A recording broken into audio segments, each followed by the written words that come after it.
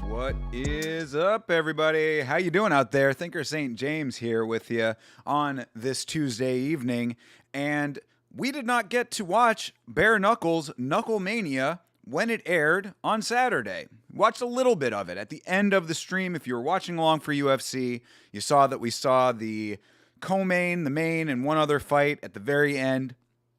So a little bit of a spoiler for me, but if you have not seen this event, we're going to watch the whole thing. I am a big fan of Bare Knuckle. I think that they have a great product over there overall.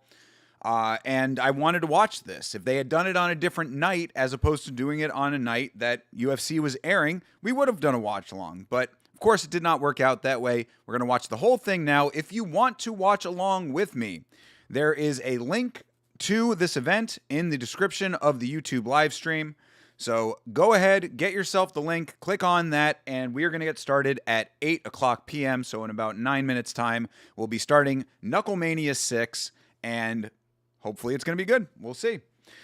Checking out with what's going on in the chat. Appreciate you guys being here early. Meat Rocket was first, he says. Yes, indeed. It looks like you were, sir. Congratulations, and thank you for being here, Meat Rocket. Hope you're doing well.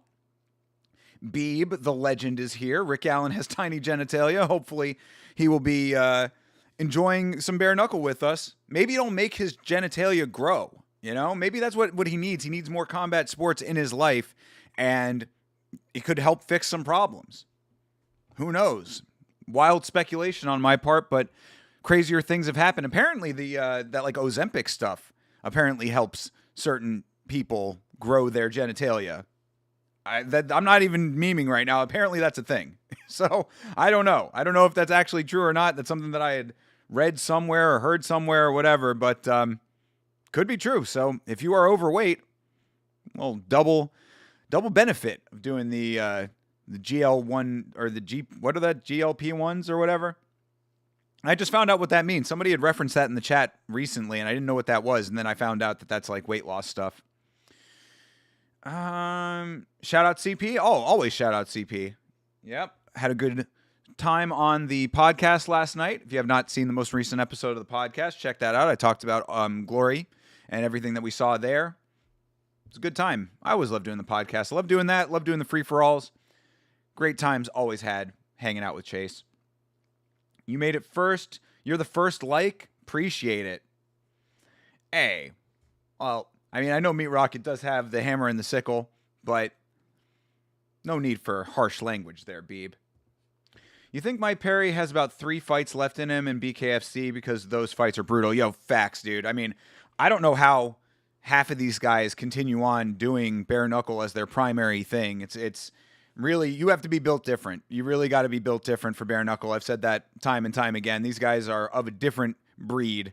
So, but Mike Perry doing it. I mean, Mike Perry is like so involved in the organization now. I don't even know if he needs to be doing actual fights anymore. But if he wants to, well, first of all, I will say I don't know if they're going to talk about this on the broadcast. But before we get started, speaking of Mike Perry, if he's going to be doing fighting, he should probably be doing it inside of a ring or a cage as opposed to in the crowd. Because at this event, there was video that came out. Apparently, him and Eddie Alvarez got into a fight in the crowd at BKFC KnuckleMania VI. I don't know what they were beefing over at that specific time, but apparently Mike Perry and Eddie Alvarez got into a little bit of a kerfuffle on the floor at BKFC. So, like I said, if Mike Perry is going to be doing any kind of fighting, perhaps it should be inside of an enclosure and sanctioned by a governing body. But either way, we'll see what ends up happening if he does take any more fights. John Dong is here. Hello, John. How are you, sir? How do you think Bautista versus Talbot goes? That was actually, we were talking about that not too long ago. I don't remember. It wasn't on the, I think we were talking about it on the actual watch along for that event. I think that that's a great fight. I think that's a great fight. I think that Talbot probably has more. I think Talbot probably has more versatility and tools in his arsenal, but I've been a Mario Bautista fan for a while, man. I know that he's not the most popular guy to a lot of people, but I think that he is extremely skilled. I think Mario Bautista is two things. He is extremely good at what he does best. He like plays to his strengths, and he's very professional. So, you know, that, I mean, and like professional in the sense that like he takes his fights seriously. So like he always has a winner's mindset, I would say. So that all being said, I mean, I do still think that Peyton Talbot is a little bit more versatile than he is. I think he probably has a little bit more of a well-rounded game. But Bautista's a tough customer, man. So I think that would be a great fight. I like that fight. Oh yeah, Mike Perry got beat up. I mean, it was hard to see from the clip. It was hard to see exactly what happened in the fight from the clip. Like the dude was kind of following a couple of different people, and it was sort of hard to key in to any of like the one thing that was actually happening. And I was like, because I watched it several times to try to like figure out exactly where Mike was and where Eddie was and all of that. And like, you only really see Mike clearly at the very end of the clip. So hard to say exactly what happened there. Apparently there was it's Philadelphia, you know, where this event takes place. So apparently there was all kinds of crazy shit going on with with people getting rowdy, because there was also a video that came out earlier of a dude not inside the actual like arena area, but like inside the arena, but not in like where the actual fighting takes place, like not in the stands. It was in the like in the surrounding area where like you would get merch and stuff like that, like where the bathrooms are and concessions and all of that kind of stuff. There was a dude who like apparently was just causing a ruckus, and he ends up getting tased and didn't go down off the taser. Bro just ate the taser like a champ. I was like, that's a real Philly guy right there. Can't even tase him. God damn, dude gets hit with the taser and just walks his way through. That's some wild shit. So, yeah, Philly gets rowdy. That is definitely facts. Chris Mutino is fighting in a couple weeks. Hey, shout out to the legend Chris Mutino. How much are you going to bet against him? Who's he fighting? I don't know who he's fighting. I'd have to look it up. I'm so busy lately that like I have very little time to actually like look into the cards like ahead of time. Like I need to be better about being more informed about the cards, but also I don't really like care all that much about the cards until they're actually like locked in and solidified, because shit changes so much that it's like, what's the point of me really like paying too much attention other than to relay it to you guys on the show? And thankfully Chase is better about that kind of stuff. So that's another good reason that me and Chase work so well together, is that, you know, he picks up the slack that I have and vice versa. Perry gave Eddie his chain and watch. Eddie didn't take them. Let's make that perfectly clear that Perry allowed Eddie to go into his pants pocket for spare blue faces. That does not seem like how that went down to me, but I would think that is not the actual case, but that is very funny. Mike had it coming because Eddie seems like a nice guy overall, but very disrespectful character in MMA. Eddie Alvarez? I think you're memeing right now, Beeb. If anybody, I think it's Eddie's wife who's the bigger character than he is when it comes to MMA. I mean, Eddie was a little bit of a talker, but like I never really found him to be like super disrespectful. He is a very respectful character in MMA. Yeah, no, okay. Well, I mean, as far as that go, like I just don't know. Like it's hard to know what actually happened. Is all I'm saying. I don't know what the details are one way or another. So, you know, it just like it picks up. It's like any one of those fight, you know, like randomly caught fight footage videos. It's like it picks up in the middle. You never know the context, and then it ends before you ever really figure anything out. So. All right, we got about 2 minutes before we're going to get this thing started here. So again, if you do not have the link, I will post the link in the chat for you right now. It is also in the description of this live stream. But there is the link. It should be coming in to you at any moment. And what I am watching, I am at 000, and I am seeing Dave Feldman, and there is a dude next to him with a Burger King crown on. And some dude on the other side looking at the guy with the Burger King crown on. Is that Crazy Horse with the crown? That might be Charles Bennett. I don't know. It's hard to tell from the angle that his face is at right now, but actually, I think it is because aren't those all of his mugshots on his shirt? Maybe not. Actually, no, yeah, because it's a Fight Circus shirt. Yeah, that's probably Crazy Horse right there. That's funny. But either way, we're gonna get started here in a couple minutes, and if I can do this correctly, I will be able to give you a sync point, and we will rock. And then we've got 5.5 hours. Again, guys, this is a low stakes sort of thing.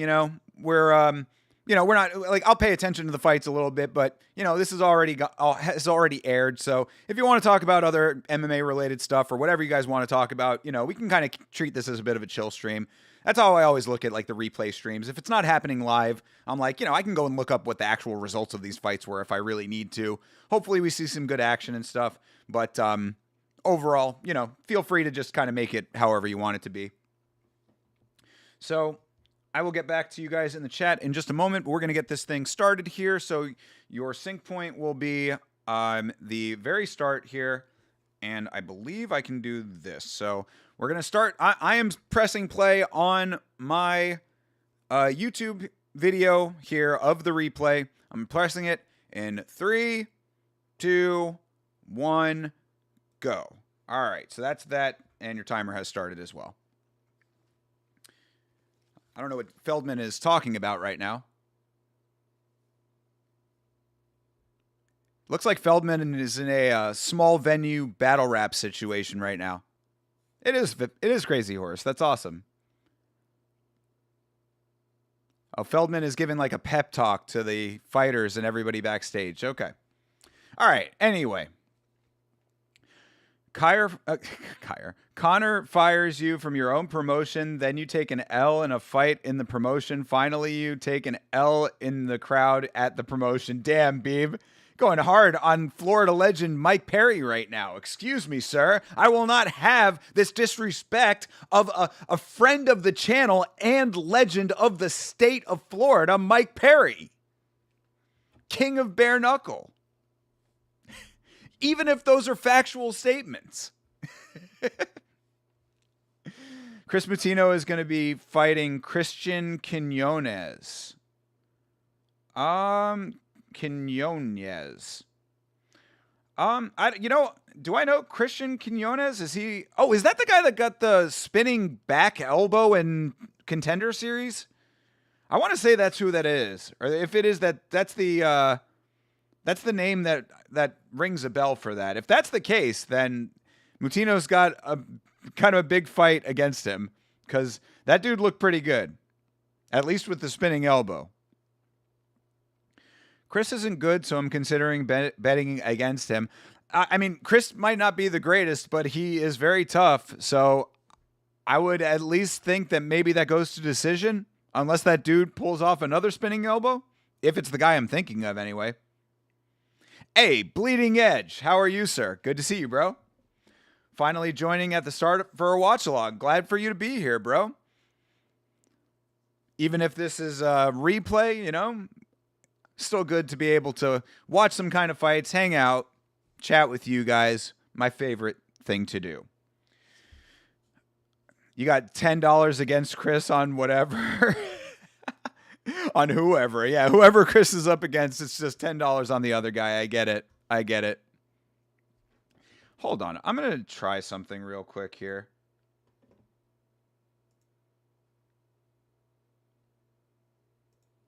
Let me see if this is a little bit better for me. I don't know. I've been having a problem with there's a weird delay with the monitor for me, my ears, like when I'm listening to myself. And I realized that I don't have the monitor when I'm on the podcast with Chase, and I do just fine with that. So I'm gonna try it without the monitor for a little while and just see if this feels better. Anyway, if I recall, I'm pretty sure Chris was the favorite against Guido Canetti. I should have bet on Guido. I knew Guido was going to smash him. I mean, it's unfortunate because Chris Mutino, he kind of achieved legendary status, in defeat. You know what I mean? like, you should never gain like legendary, like you should never gain a status off of being like a really tough punching bag. That's not like, that's not why you want people to remember your name kind of thing in the sport, at least. Like, you can have that as the thing that is your like main talking point, but then you got to go out and win other fights to change the narrative. And he didn't do that, unfortunately. So like, I like Chris Matino because I do think that he's a tough guy, and he does not give up on himself, and those are admirable qualities. But as far as betting on him to win fights, I think that the thought process is probably correct as to how you're looking at it. But I gotta find out who Christian Quinones is. If it's the guy that I'm thinking of, then he was not the greatest in his fight before he landed that elbow. But again, I gotta find out if this is actually the person that I'm thinking of here. Hold, please. Let's see. Christian Quinones. Problema. With a whole hell of a lot of tattoos on his chest. Wow. Can't really tell what it is, but the ink looks nice on this guy. Let's see. Oh, no, he's definitely not the guy that I was thinking of. He lost to Harney Barcelos, and he lost to Kyung Ho Kang, both by rear naked choke. He's been around the organization for a while, huh? He won a unanimous decision on the Contender Series in 2021 against Zhao Long. Then he beat Khalid Taha by knockout in the first round, and then he has 2 rear naked choke finishes. Like against him, he's lost by rear naked choke twice. So basically, if Moutinho has any kind of ground game, now would be the time to show it. Gonna go to BJJ practice. See you guys. Hey, John Don, good to hang with you, bro. Have a good time at practice, man. Go out there and show those guys what's up. Roll with the best of them.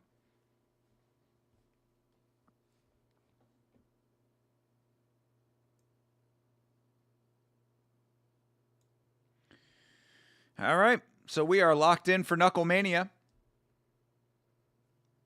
But yeah, now that I know that Christian Quinones is a different person than I was thinking of, that kind of recontextualizes this. I don't remember Chris Moutinho having any kind of real ground game, though, so he's really much more of a striker, and that's about it.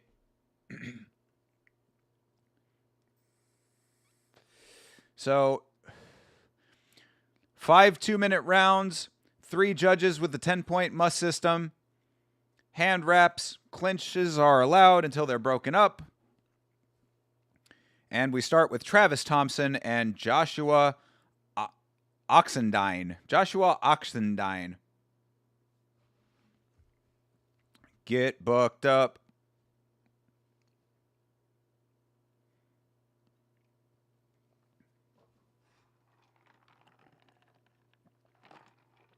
I like that they have fist size as a piece of information, as a data point on the tail of the tape. The size of the fist, more surface area for the beating. Josh Oxendine walking out to potentially to Bad Bunny, who we just saw on the halftime show. Did not talk at all about the Super Bowl on the podcast, of course, but I will say that, man, the best part of the Super Bowl was really Green Day performing beforehand. I liked the halftime show. I thought Bad Bunny was pretty good. I thought the presentation of it was interesting. You know, a lot of like movement into different areas. I thought it was kind of cool that couple got married mid-performance. That was interesting. And, the music is pretty good. I mean, I never really have heard Bad Bunny's stuff before, but I can understand why it's popular. It's certainly got a beat and you can dance to it kind of thing. The game itself was really shit. Like, I did not enjoy it. But again, I'm not a football fan for the most part. So I only really watch like 2 or 3 football games per year. Sometimes I'll be hanging with people and they'll want to watch a football game. So I'll watch a game sporadically throughout the year. So I saw I think 3 games this entire year, and the Super Bowl was possibly the worst game of them. But it was still nice to be hanging with the fam and stuff. So I enjoyed it. Actually, really, what I would more want to say about the Super Bowl is not even about the music or the game. It's really more about the advertisings and how bad the Super Bowl ads were this year. I mean, they're always bad. Like for the last, I would say, like probably maybe at least 10 years, they've been like real bad. But this time it was like there was no real variety to the types of advertisers that they had. So like it was like fucking medical supply stuff, AI, and I mean that's really about it. I mean like a couple of different things, but like that's the majority of it was like AI and medical, fucking like pills and stuff, medications. Um and there really was not a lot of cleverness. Like I'm so sick and tired of the formula that they have for Super Bowl ads at this point, people. Like I cannot stand the fucking it's such a like you remember in South Park where they like made fun of Family Guy and they were like, it's just take this and slot this into here and then cut away to this and like, they like broke down the formula. Like Super Bowl ads are so formulaic, it's disgusting at this point. It's just take a celebrity or a show that you know from the past, a face that you're familiar with in some way, add it into an out of context situation, and then add a song that you are familiar with words that are updated for whatever the product is. So, fucking Ben Affleck in a supermarket with Sweet Caroline updated for DoorDash lyrics. You know what I'm saying? That's really like that's the formula right there. And I cannot stand that. It's so predictable and not entertaining in the slightest. That's the thing that like I really think has been lost when it comes to large scale mass advertising is it does not stick with you. Like I remember jingles from when I was a child because it was like well produced advertising that actually resonated with you and like stuck in your head, and the ad was well done. So it's like it wasn't like a bad thing to be thinking about the ad. Because people, I don't want to be advertised to. It's like, I am okay with being advertised to. I work in marketing and I like advertising in general. I like commerce. I like people to be spending money. I like people to be buying things. As a person who has a company, I want people to be buying things from companies. So, that's how the economy works. So I don't mind all of that, but like I like quality when it comes to that. And I just feel like quality has been completely thrown out the window. Also, somebody that I was with mentioned too, where was Doritos this year when it came to the Super Bowl? Like no Doritos commercials. I didn't seem. I think we had some like Lay's commercials, but like Doritos and PepsiCo used to be a huge advertiser on the Super Bowl. It feels like everybody just dropped out. No real car commercials. I think that there was like maybe Toyota, but that's because they sponsored the halftime show. So yeah, things were very different this go around with the Super Bowl, it seems. And I'm not just talking about watching the Kid Rock Turning Point USA halftime show. Although if you did that, I question everything about you. All right. All that being said, we've got fights incoming here. Oxendine versus Thompson. What happened in the audio? It cut out. Oh, does he started cursing? Oh, yeah, I guess he must have. Ha. He is. Oh, yeah, they tried to bleep out the cursing and they couldn't catch it. Because he was just cursing up a storm right there. Why would you ever try to bleep out cursing in bare knuckle, dude? Like, who are you trying to make this family friendly for? Bare knuckle fist fighting? I don't think that there's ever going to be. I don't think there's ever going to be this on like. Well, actually, I think Fubo just got bought by Disney, so technically, because yeah, this is airing on Fubo Sports, or like did air on Fubo Sports, so like technically this is airing on a Disney product, I guess. Kind of wild to think about, but either way, fight number one started. Travis Thompson in the blue, Oxendine in the red. I appreciate that they just go off of the wrap color.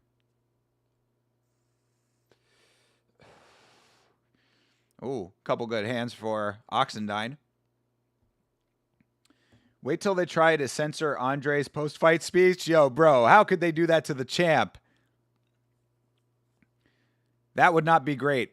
Especially since from what I saw, I mean, I specifically turned it off when we were watching on Saturday because I was like, I knew that we were going to do this.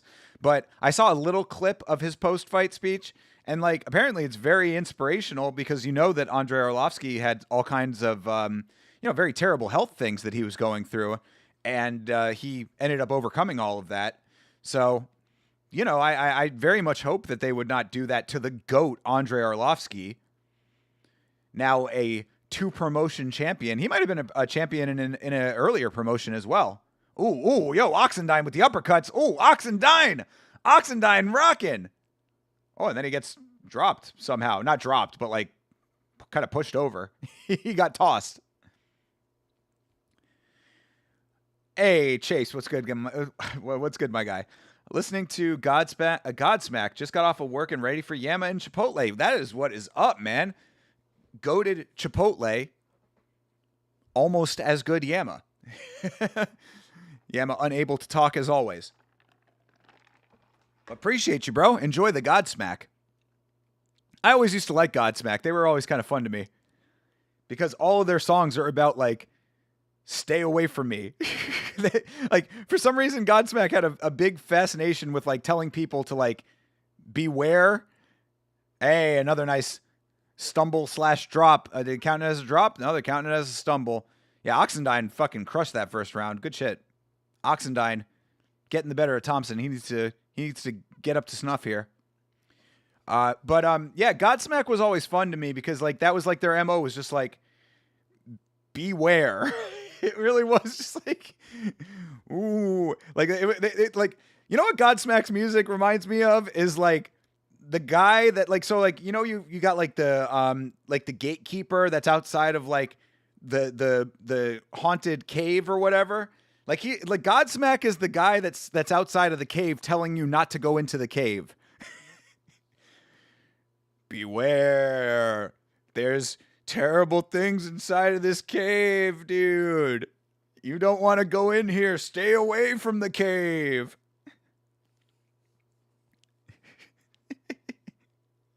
That really is like Godsmack's MO, or it was at least on that first album. I mean, I never really listened to them past the first record, but I really liked that album, actually. I listened to it a good amount back in the day. Better fucking go away. Stay away from me.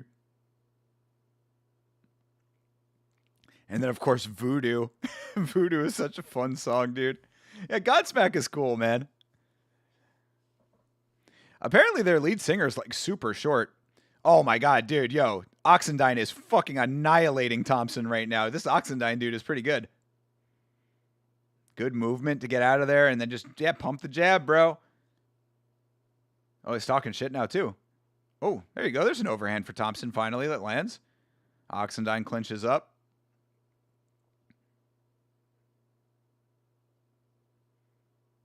Oh, what's he complaining about? You get hit in the back of the head or something?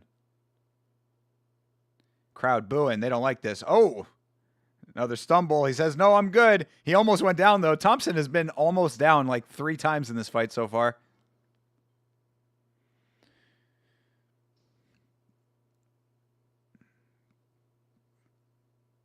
Ooh.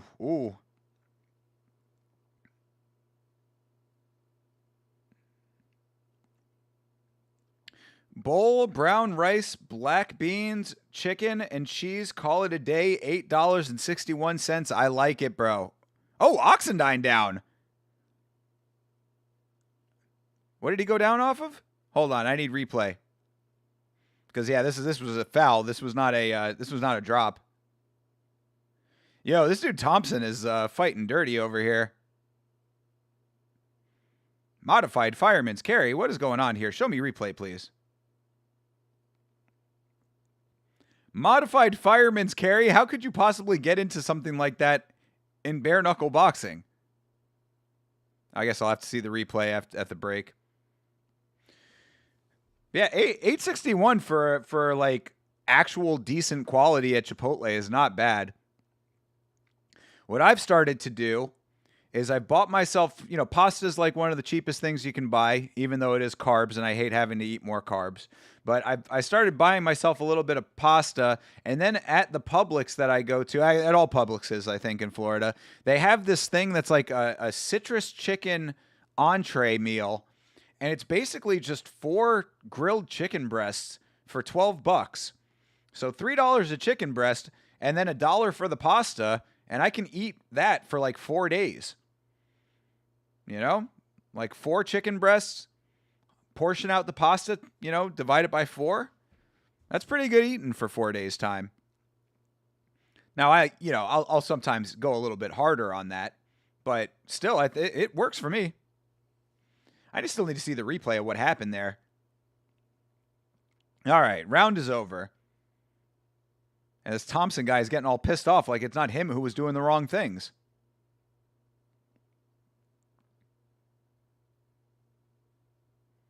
All right, show me a replay of what happened here.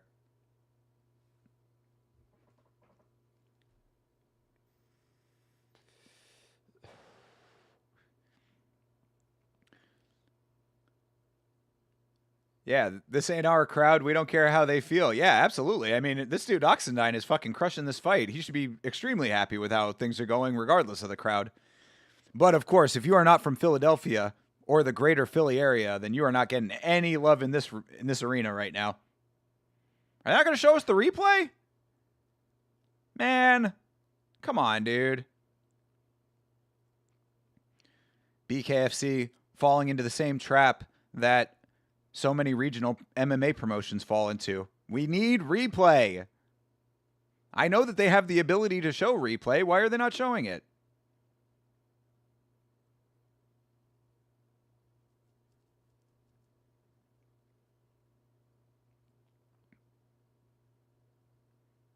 All right, round 3. Oof, another good shot lands for Thompson.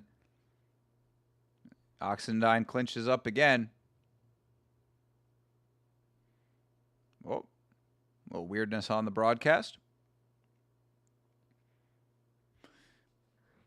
All right, Thompson trying to hunt him down.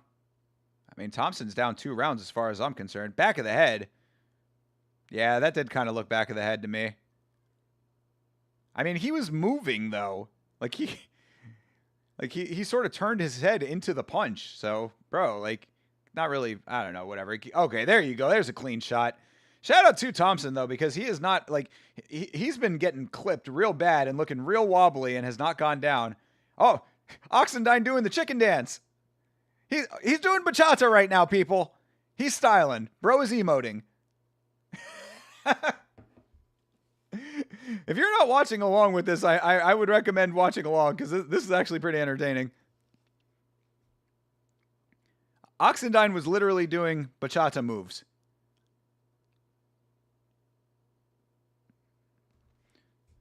White rice looked more fresh along with pinto beans today. Oh, I mean,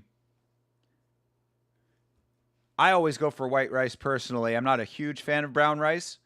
But the hack that I always do when it comes to Chipotle is I go half and half on the beans because I like black beans and pinto beans. So you go half and half on the beans, white rice. I'll tell you my Chipotle order. I know that you guys want to know this. This is the important stuff that you come to the stream for as this fight ticks away here into the last 15 seconds.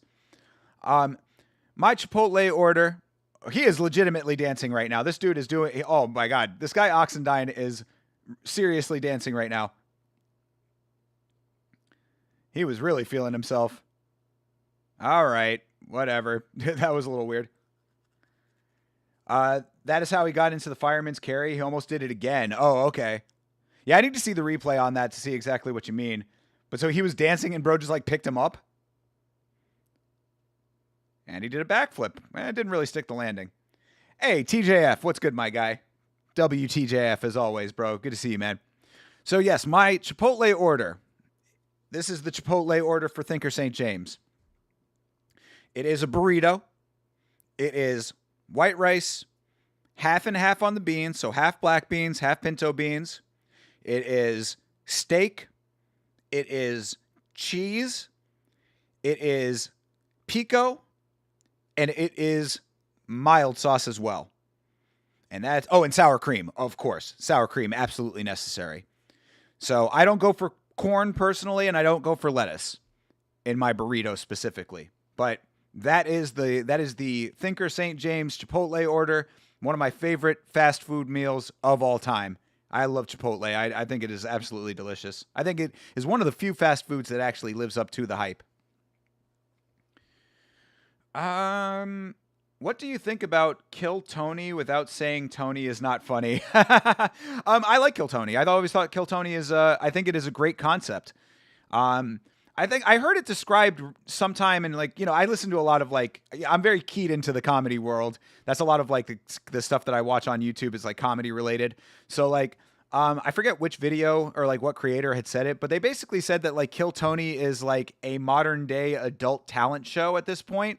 And I think that that's actually a pretty accurate way to describe it.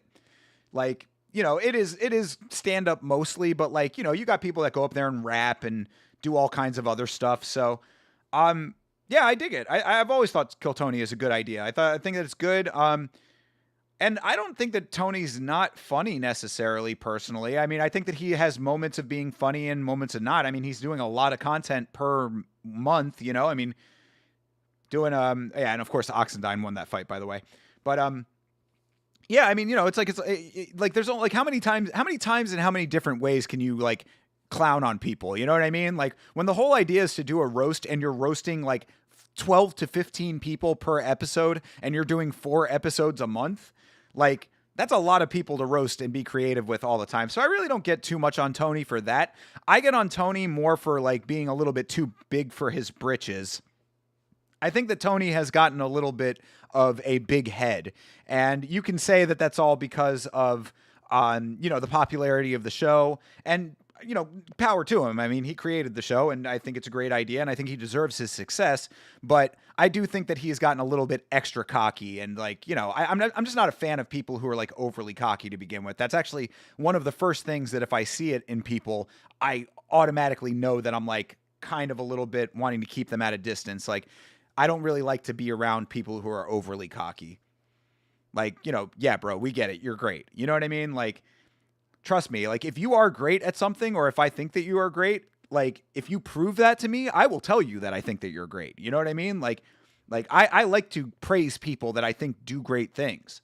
But, like, I don't need you to tell me that you are great. Same reason that I feel that way about Chappelle. Chappelle is an amazing comedian, and he is possibly one of the greatest comedians that has ever worked. I think that he is among the best comedians of all time for sure. But I don't need him to tell me that.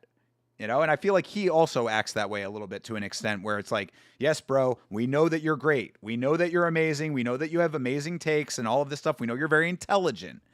I can come to that conclusion on my own. I like to listen to it at work because it's like 2 hours each, but it's not too bad with good guests. Yes, yeah, the guest is very important to it. I used to do that myself, actually. When I used to have an office job, I would listen to Kill Tony a lot at work. I used to listen to Kill Tony. I used to listen to The Dick Show. That's how I got into Who Are These Podcasts, even though I'm not, like, the hugest fan of that show. I do enjoy it, though.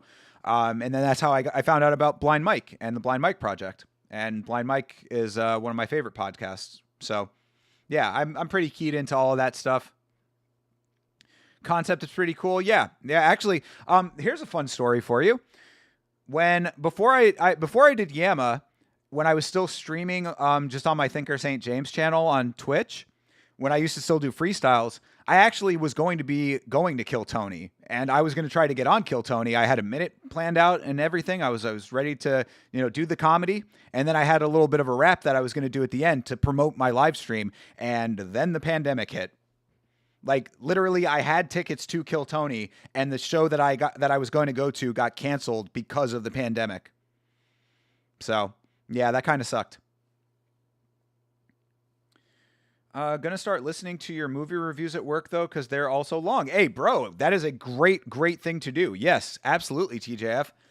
Enjoy them. Because really, like, I think that the good thing about the movie reviews that we do is, like, if you've seen the movie, then you'll definitely know what we're talking about. But if you haven't seen the movie, you basically are getting the entire movie explained to you in, like great detail.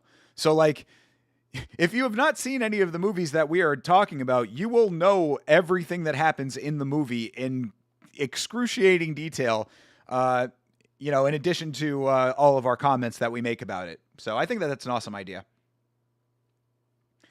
If you've got any pod recommendations, I need them. Oh, yeah, the Blind Mike Project would be a podcast that I would recommend. Granted that they cover a little bit of the Dabbleverse, so if you're not interested in the Dabbleverse or don't know what that is and don't care what that is, then maybe that might not be for you. But I would recommend the Blind Mike Project would be one. Also, Jim Norton Can't Save You, I think, is a really, really fun one. I'm a huge fan of Jim Norton. I think he's hilarious.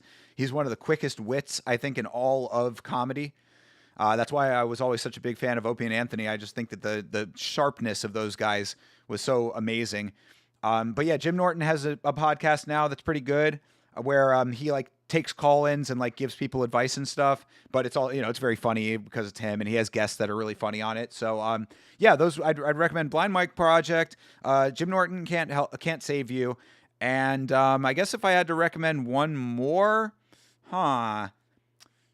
I would bro, honestly, like if I were in your situation, if you have the ability to just put YouTube on and just listen to it, I would actually just listen to Game Grumps personally. Like I a lot of times, like, Game Grumps is my favorite YouTube channel, and like I'll just put Game Grumps on in the background and just listen to it like it's a podcast. I really enjoy Game Grumps. I think that those guys are so funny and very relatable to me. I mean, I know that probably for you guys, maybe a little bit younger than me, so maybe it's not exactly the same, but like between Aaron and Danny are like, if you had a Venn diagram of the two of them, like I am right in the middle. Because like Aaron is from Florida and he's the same age as me. Danny's from up north and a little bit older, but like my family is originally from up north, like in the same basic area where Danny Sexbang is from. So like like there's a lot of overlap between those two guys that like equal up for me. Aaron from Florida, a guy who had some connections to to themed entertainment. Danny, of course, is Jewish. There's a little connection there, so I always know the Jewish stuff that he's talking about. And again, being a little bit older, but like kind of operating in a younger world, I think is something I can relate to an extent. So, yeah. Bet, thanks. It's kind of hard to find a decent podcast that's entertaining to listen to for a while. I agree, bro. I agree. Could listen to last week's fights.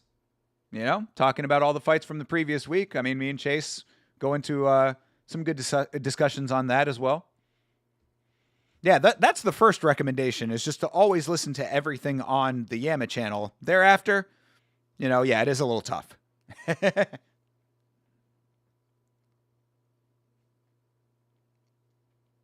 Oh, Showtime, apparently. Dude with some dreadlocks.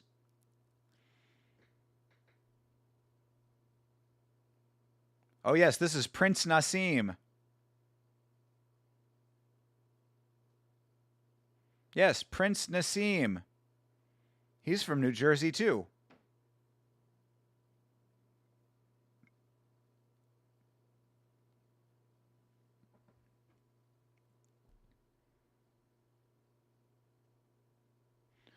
Wow, so this dude that is fighting right now apparently went to a BKFC tryout and like did so well that they put him on KnuckleMania. That's pretty cool.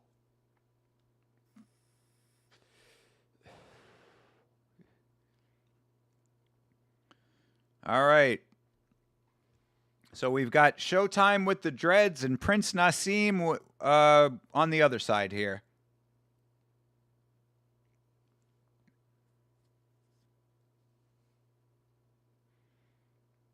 Ooh. Uh-oh. Showtime starting off strong. They break up. Let's see. So show me the names again. I want to make sure that I'm actually calling these. Oh, so Nassim and Schoenfeld. Schoenfeld. I know you guys talk about next week's fights, but who do you Who do you think between Hernandez and Strickland? Oh, Fluffy all day long, bro. Absolutely. I think Fluffy is going to annihilate Sean. I think Sean is proven to be good, not great, and Fluffy Hernandez has proven to be built different than almost everybody else in middleweight right now. I think the only guy that possibly is going to beat Fluffy is probably Hamzat. But, of course, we're going to do an entire episode next week about that exact subject, as you said. So, of course, tune into the podcast for my full thoughts. Ooh. All right, Schoenfeld getting a little sneaky uppercut in there on the break. Yeah, I'm also a huge fan of Fluffy Hernandez's style, man. I think that he's amazing. That guy, like, drag him, make him stand up, punch him a whole bunch, drag him again. Brandon Allen is the dark horse of the division. I have heard that Brandon versus Strikas is actually getting firmed up. Like, because we were talking about that before, that was like rumored, and then everybody was saying, oh, it's just rumors. But I've been seeing a couple of other like tweets that say that that's getting solidified. Of course, I won't believe it until it actually gets reported by a reputable outlet. But I'm seeing more and more that is the rumor. So I don't know if there's anything to any stock to put into it more than what's already being put in. But if that's the case, I like that fight a lot, and I would like to see what happens in that because, yeah, you're right. Brandon Allen is a dark horse, and he's a tough customer, man. I mean, he's not the greatest, but he is great, and he can certainly hang with the greats.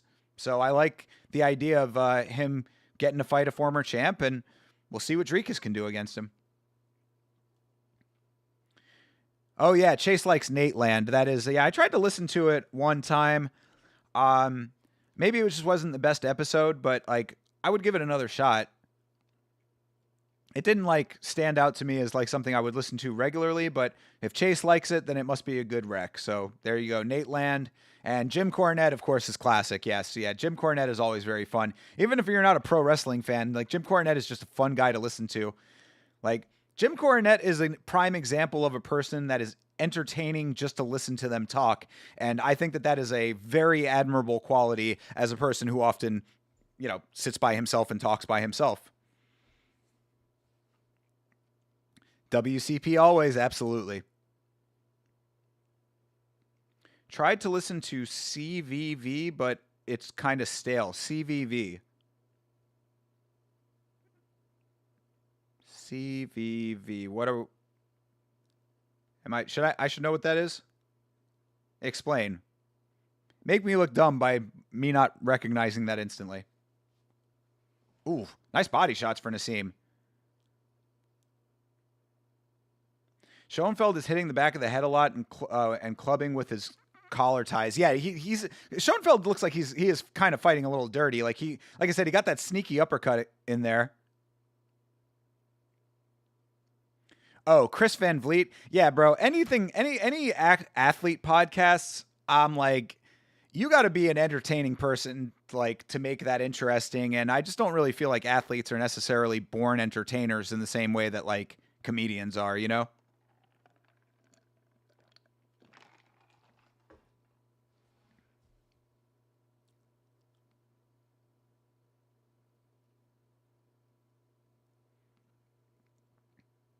Yeah, Schoenfeld keeps getting into the collar there, and he is like, you see him doing that overhand headlock that he's doing too. Like, he's like dragging with it. Like, generally people will do that headlock to initiate the clinch, but he's like moving the position with it. Yeah, crowd not happy with the way that this is going right now. I kind of like Nassim, bro. I want him to win. I like his story. I like that he got the golden ticket to be on this event. And he's fighting a lot cleaner than the dreadhead over here. So, yeah, get it, Nassim. Needs to protect his chin a little bit. He's getting his head moved all over the place at the end of the round. But looks like Schoenfeld is bleeding a little bit. Crazy good podcast that has 2 former champs on it. I heard Bilal went on and slapped the host. Has anybody ever actually listened to their show? I have not heard one actual episode of that show. I've seen clips, of course, but I've never actually like paid attention to a legitimate episode of the show, like, and actually sat down and listened. I thought that Dom Cruise was okay, but like, I would not listen. Like that's, again, this goes back to what I said when we were listening to Dom Cruise's podcast. Like the fighters, and really this extends to athletes in general. Like the fighters and the athletes are the fighters and the athletes. Like go do that. Like when it comes to the talking, let the talkers do the talking. Like I'm not mad at them for like leveraging their platforms and like doing more with it. Like, especially for fighters after their career's over and stuff like that. Like, get the bag however you can get it. But like, just know that you are not like, just because you were good at fighting does not make you good at talking. And, I don't listen to a lot of them for that exact reason. If there was any podcast that I would listen to, I probably would try to listen to the Overdogs podcast. Hey, there's a drop for Van Fleet for Nassim. That's an actual drop. Nassim gets the drop. I like Prince Nassim. Get this win, brother. But yeah, I would listen to Overdogs because I think Mike Perry is funny. Mike Perry is actually a person who is legitimately entertaining, even if he's a wild, crazy human being. TJ and Rampage are popular for their pods. Not my cup of tea, though. Yeah, no, the fucking Jackson podcast is not it, man. I do not like the Jackson podcast. And you talking about TJ Dillashaw has a podcast? I have zero interest in hearing anything that guy has to say. So, yeah. I mean, again, find the people that you like, people that resonate with you. And you give them a shot, but I can certainly understand not resonating with certain things. And if you don't find it entertaining, then don't consume it, because there's plenty more out there. Chael is entertaining if you turn your brain off. I feel like more recent Chael is not as entertaining. Like he'll have his select moments. Like there are like certain videos that I'll be like, oh, that was kind of funny. But overall, it's like kind of just Chael sort of doing his thing and then talking about whatever, having really bad takes. It's like, it kind of wears its welcome. Oh, Prince Nassim the Dream. He laid him out. Wow. Yeah, that dude, Schoenfeld was gone, bro. Well, Prince Nassim getting the job done. Hell yeah. That's the end of the fight, right? That was 3 rounds? Yeah. Prince Nassim with the big drop at the end of the round there. Or is that round 2? If we still have another round of this fight, bro, then Schoenfeld is fucked.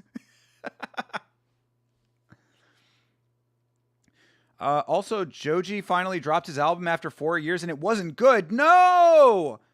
Oh, no! Joji's album wasn't good? Why was it not good?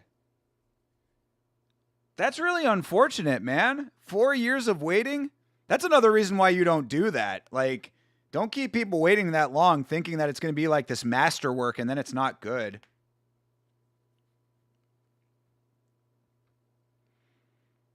TJ, yes, TJ is on Jackson as well. That is true. Yeah, I don't need to listen to either of those people. I don't care about their opinions about anything. Rampage lost all credibility to me with the Raja situation, and TJ lost all credibility to me just doing what he does. It'd be clutch if Tito had a podcast. It's very surprising to me that Tito does not have a podcast. Maybe a rare moment of self-actualization, or like a self-awareness, I guess I should say. Actually, you just watch Bryce Mitchell's podcast? Bro, yeah, listen to the reviews that I did of it. I got to do another one. We'll have to do one of those soon. Yeah, Bryce, we got to get Bryce back on the channel. I like to space them out a little bit, I don't like to like bunch up the content, but yeah, we'll definitely get another Bryce review in here.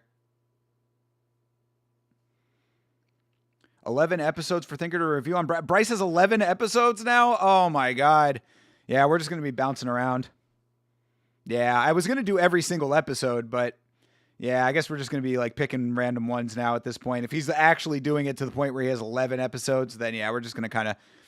Does he have any ones that are specifically about Jews? Like, does he have like a Jewish centric episode? Have we seen him in the Hasidic Jewish costume at any point yet? Because you know that he's been doing costume changes on his show recently, and I know that at some point you will see him with the little curly cues and the big hat and a big beard, the Jewish version of blackface.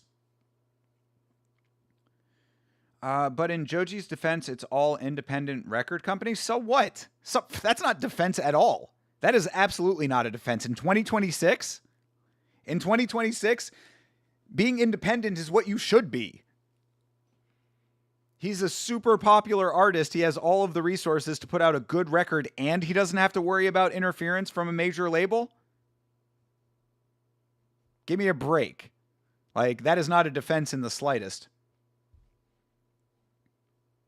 Spoiler, episode 11 has the same talking points as 1 through 10. That's another reason why I like to spread Bryce out a little bit. Pause. But, I like to spread out the content when it comes to Bryce Mitchell because, like, it is so samey that I'm like, what am I supposed to be doing here? I'm going to just be yelling about the same shit over and over the same way that he is yelling about the same shit over and over.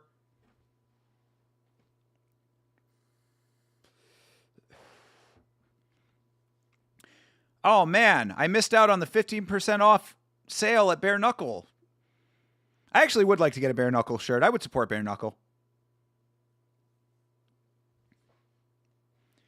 Jewish flag. It really is, though. I mean, like, look, am I saying that I'm offended by it? No. I mean, like, is it offensive? I can see why, yeah, I mean, it is offensive, but, like, it's not a thing I would make a thing about, but, like, you got to know that is what you're doing. Again, this is always what it comes back to when it comes to that kind of stuff. Like anybody can say whatever they want, but do realize that, like, you are causing problems with that. You're being, problematic, whatever. You're being toxic with that kind of behavior. And sometimes that behavior does have unfortunate real world consequences. I always talk about how, it was kind of a surreal feeling walking by that synagogue in Pittsburgh when I was up in Pittsburgh, knowing that synagogue had gotten shot up, You heard about what happened at Bondi Beach out there in Australia. So I'm just saying, the memes are cool. It's funny. I can laugh at this stuff, whatever.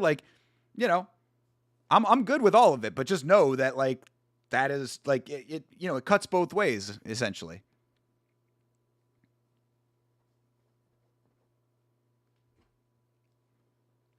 Which I guess is kind of the point for some people, but I don't even think that this, like I said, Bryce is too dumb to realize that.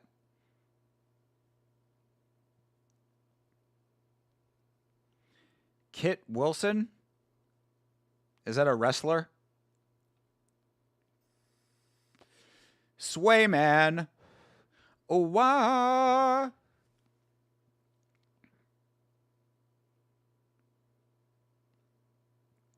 Dude has a Boston Bruins jersey that says Swayman on it, of course.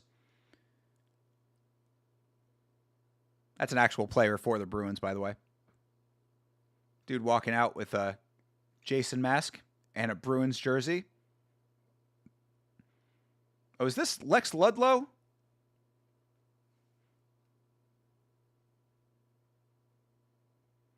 Kit Wilson is your favorite of all time? Yeah, is he a wrestler? I don't know the name.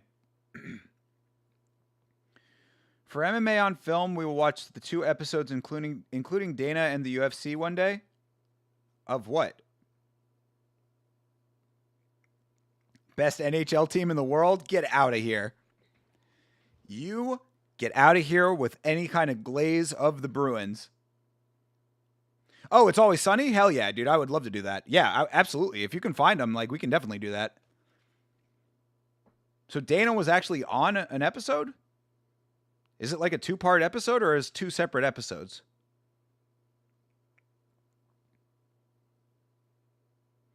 That would be a fun one, actually, because that would be a nice one. Maybe we can do that after Bloodsport. Because, that would be a nice one because it'd be, a smaller one, if it was just 2 episodes of a 30-minute show. Like we could just break down everything that happened, do it the same way, but like we can do it in one episode and then kind of just make it like a smaller one. That would be nice. 2 separate episodes, Dana, Cowboy, and Felder. Right. I remember seeing the clip of Cowboy and Felder. But I didn't know that Dana was on it. All right, cool. Yeah, I'm definitely down. That'd be fun. Got a bag from the Stanley Cup where they lost to the Blues. Nice. Well, good. See, so then you got it when the right team won. So all good. I like the Blues though. I was a big fan of Tarasenko when he was on that team. Dana is on stage and he's speaking lines. Oh no.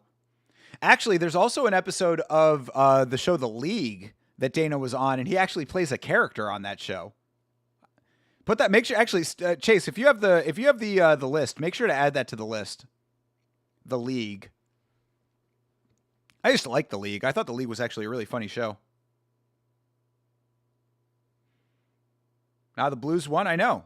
Like I said, the right team won.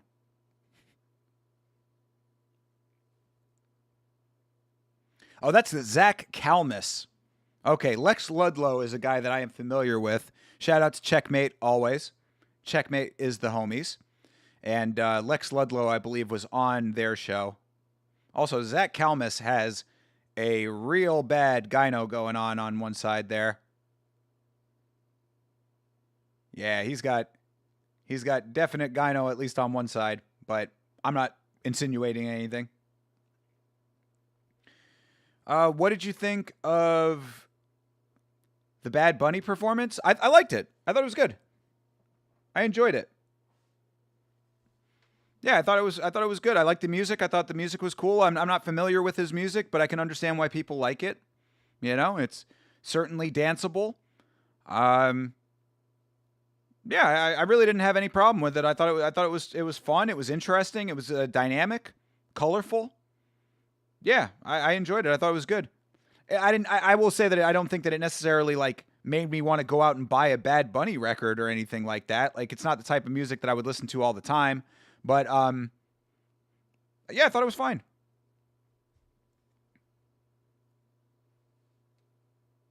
Oh, Lex Ludlow coming in hot. Oh. Ludlow trying to finish this thing early.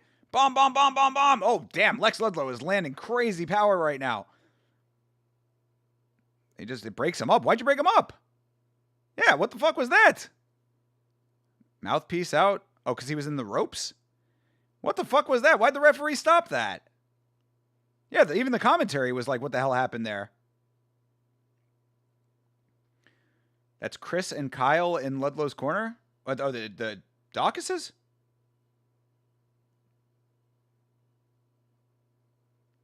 Ooh. Yo, Lex Ludlow with the uppercuts. Yeah, Chris Kyle, the American Sniper. I was like, wait a second. I don't think he could be in their corner anymore. All right. Bro, Kalmus is super slow right now, and Ludlow is landing all of the power. This dude, he wants to finish this fight for real. All right, now Kalmus swinging back in the clinch. Yo, this referee sucks, dude.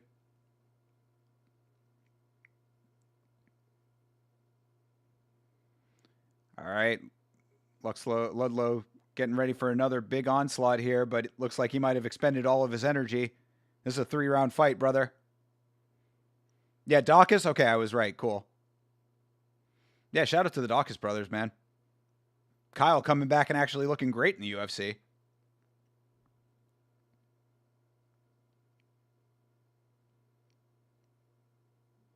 Yo, Lex Ludlow is crushing right now.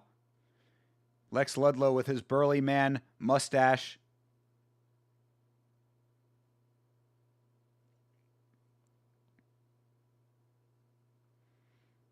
All right, coming to the end of round 1 here. Kalmus trying to land anything. That was a 10-8 round, man. I mean, Kalmus did land a couple, so it's not, but close. It was trending like it could have been a 10-8 round. When y'all say blues, I only think of Blues Brothers from Drake and Josh. There's some SNL skit before that or something. Blues Brothers from Drake and Josh? Oh, okay. So wait, Drake and Josh did a Blues Brothers thing? Go watch the original Blues Brothers movie. One that I actually do think is slightly overrated, but it is still a classic, though. We're on a mission from God.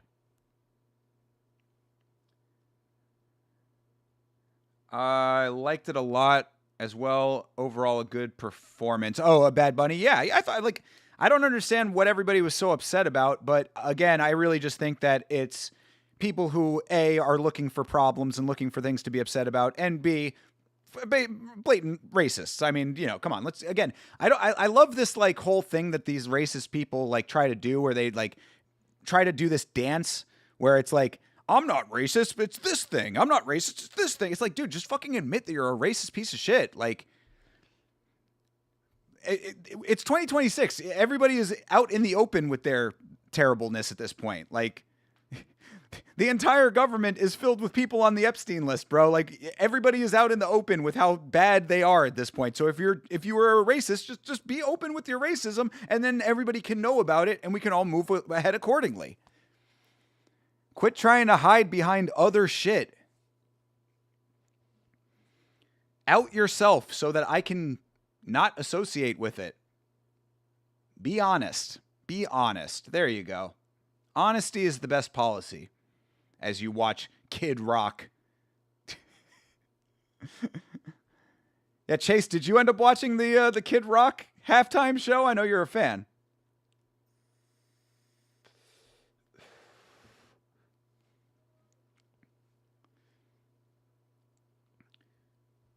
All right, significantly slower in round 2 here, but Ludlow still on the attack. Is he grabbing the hair?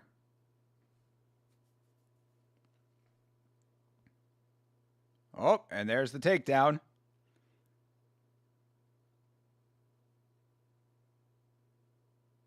All right.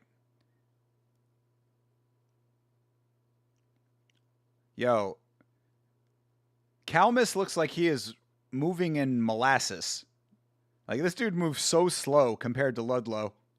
Ooh, there's some good connections for Calmus, though. Calmus' face is all kinds of puffy and fucked right now. All right. 2 rounds down. I mean, I think that Ludlow is walking away with this thing, but we'll see what happens in the 3rd.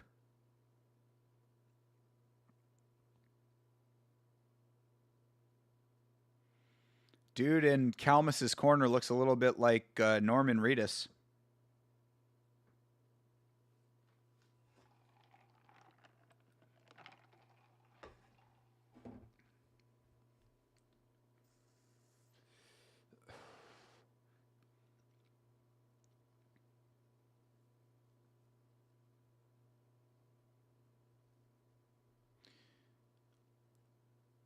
Keep your range. That's a very lovely ring girl.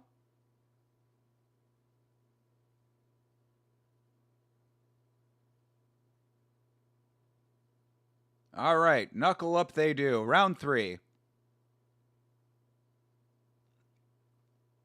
Ludlow's still moving nicely. I want to see Guilherme fight again. Oh, Calmus goes down.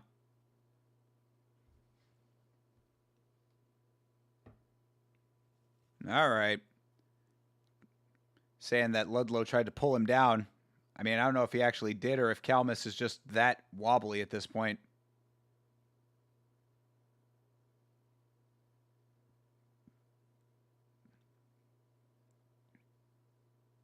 There you go.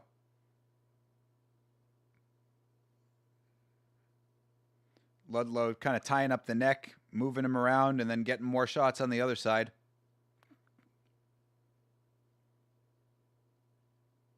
Ludlow kind of entering with his head there. Bro, Calmus is swinging like, Bro looks like he's in slow motion. Oh, there's a drop. Oh, come on. That man, they ever gonna rule anything a knockdown? That like he dropped him and then like he kind of like was in the position there it looked like he could have been pushing, but I don't think he actually pushed him. I think he just went down. Yo, this dude fucking Calmus is all kinds of a mess. This is the second time this mouthpiece has gone flying.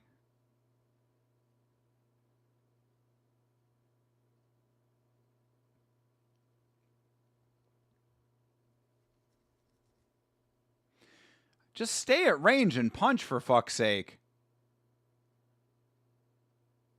I think Ludlow's just getting tired. Like I said, I think he tired himself out in the first round. There you go. Okay. There's a little flurry at the end there. Calmus just trying to box his ears.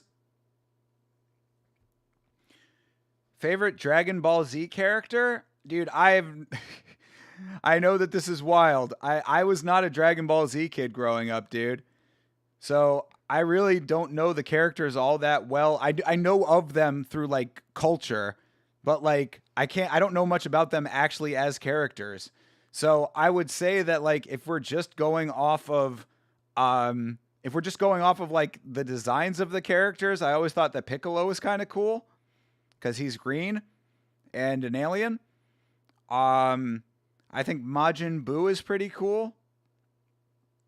But again, I'm just going off of strictly like how they look. Did you know that Super Saiyans are born with tails? Yes. Well, the funny thing is that I didn't watch Dragon Ball Z, but somehow, some way, I actually watched a little bit of the original Dragon Ball series. And they had tails in the original Dragon Ball series. So that's how I know that. I only watched a little bit of it, though. Like, I was never big into any of those shows in that series, but like I watched a couple of, I'd catch it like selectively. So like if it was on Toonami late at night, that was the Cartoon Network anime block back in the day, I would see a little bit of that. But like when I finally started getting into certain animes, like I seeked out the ones that I really wanted. That's why on the big shelf back there is every episode of Cowboy Bebop, because Cowboy Bebop is my favorite. It's one of my absolute favorite shows of all time, anime or otherwise.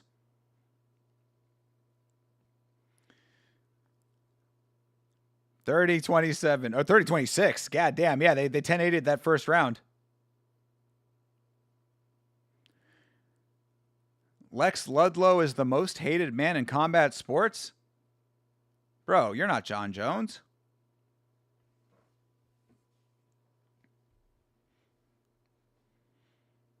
Yeah, I have on the big shelf, I've got Cowboy Bebop up there on the top. I've got XL Saga. That's a very funny one that I enjoy. And I think that those are the only... Oh, and I have Macross. I have Macross Plus on there as well. If they don't get their tails chopped when a full moon hits, they become kaiju-sized apes. Really? Oh, interesting. I did not know that was the lore.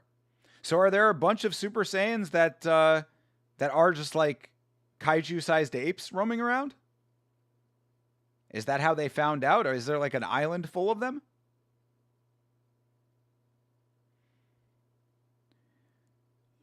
UUB?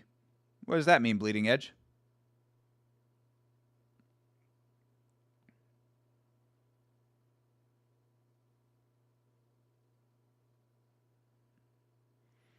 Bro, they need to update this guy's ad. This dude who does the podcast for Bare Knuckle, like he's had the same advertisement for years, bro.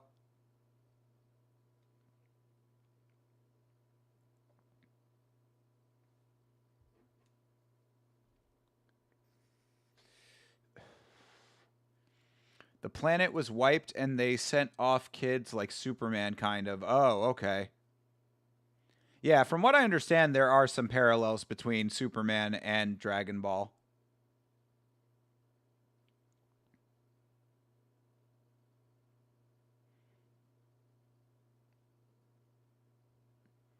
But yeah, no, that's cool. I got nothing against Dragon Ball. I always thought the characters looked really cool, but anytime I tried to watch it, I was always like kind of, I don't know, I never really got into it. I never really saw what everybody else saw in it.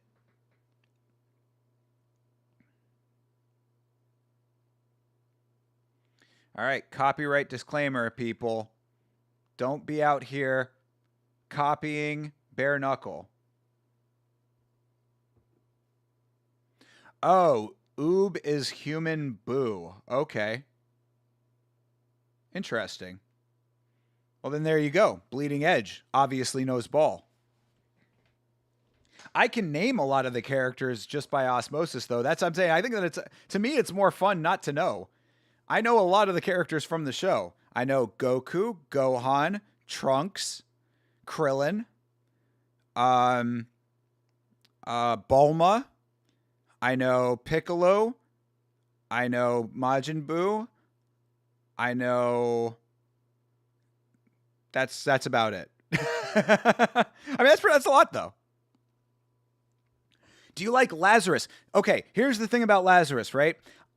A friend of mine who knows how much I like Cowboy Bebop, he showed me an episode of Lazarus, but I was at his house, and this friend of mine, one of my absolute best friends in the world, he has this funny thing to have to describe. He has this large, he calls it the love sack, okay? It's this like, it's not a bean bag, but it's like, it's the shape of a bean bag. It's a big fluffy ball that is like essentially like a chair that you sit on in the center of his living room. And anytime that I sit on the love sack, I instantly fall asleep because it's so goddamn comfortable that it makes me fall asleep. So we're trying to watch Lazarus, and I'm trying to get into it because I can see the parallels between Lazarus and Cowboy Bebop. So like what I will say is that like I liked what I saw of it, but I need to go back and actually watch the whole thing. So I have not seen enough of Lazarus to give you a full assessment of it, but I know that I want to watch it. Characters confuse into each other and become other versions of Trunks, and Goten became Go Trunks. Oh, I think I did know that. Yes, Bleeding Edge is not a beanbag. This is not a sit him on the beanbag moment right here. This is not champion status, because I do not believe that there are any beans inside of it. Trust me, if it was a beanbag, next time I'm at his house, I'll take a picture of myself on the love sack. But we know the goated beanbag, bro. We need to. I really got to see if at some point, like if the money is there, I got to get myself one of those Ryzen beanbags. And then when there's like a really good knockout, I'll just go and sit on it. Oh, Vegeta. That's one that I knew too. God damn it. I can't believe I forgot Vegeta. Golu and Vegeta became Gogeta? It's full of love, not beans. Yeah. Well, whatever it is, it definitely is something that puts me right to bed, because every time that I sit on that thing, man, I just instantly knock out. That's why I hate watching stuff over at his house. I'm like, bro, anytime you try to show me something, I just fall asleep because this fucking thing is so goddamn comfortable. Kills me. Although this friend that I'm talking about, his wife is like, she has such an eye for like interior design. I've always said that if I ever got like a house, I'm going to have his wife like decorate it. Cause like this dude's house looks so awesome on the inside. I don't have it on this phone. I got to take a picture of it. I'll show you guys. I'll post it in the Discord.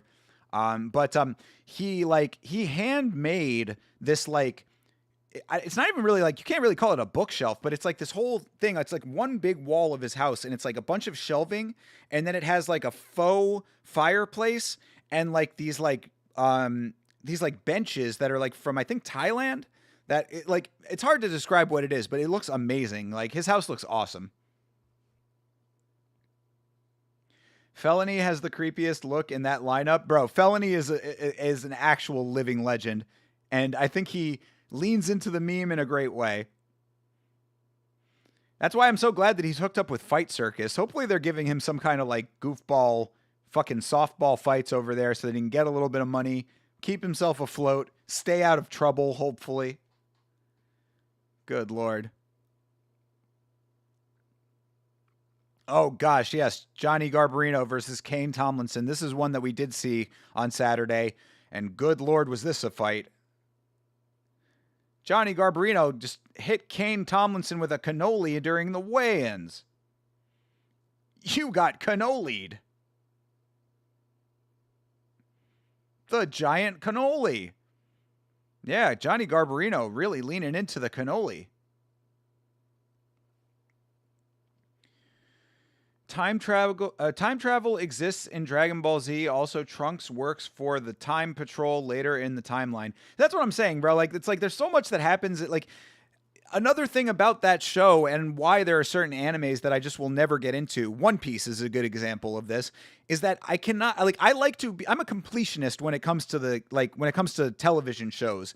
Like, I want to see every episode of the show. So like, I can't get into a show that has 500 plus episodes. I know that I'm not going to be able to watch all of it.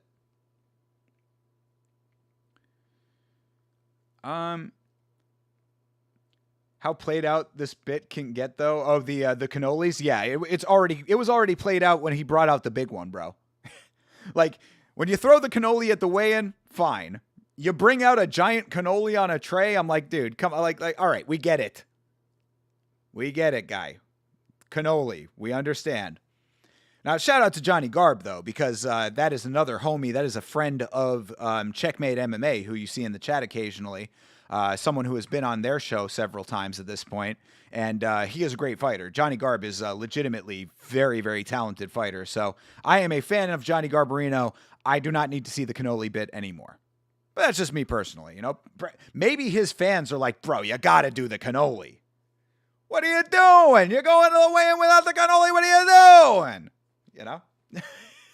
Maybe that's a thing. Have a fungul without the cannoli.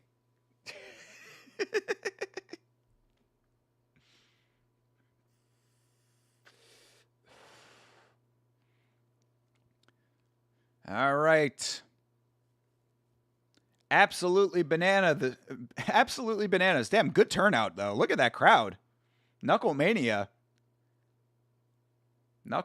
with a lot of asses in seats out there at the arena. Even up in the rafters a little bit. Like, you can see that there are definitely open seats up high up, but like, yeah, this is not a bad turnout for BKFC.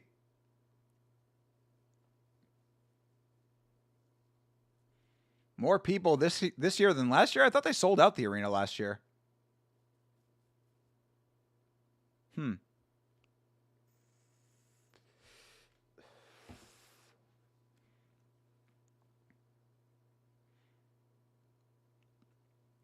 All right.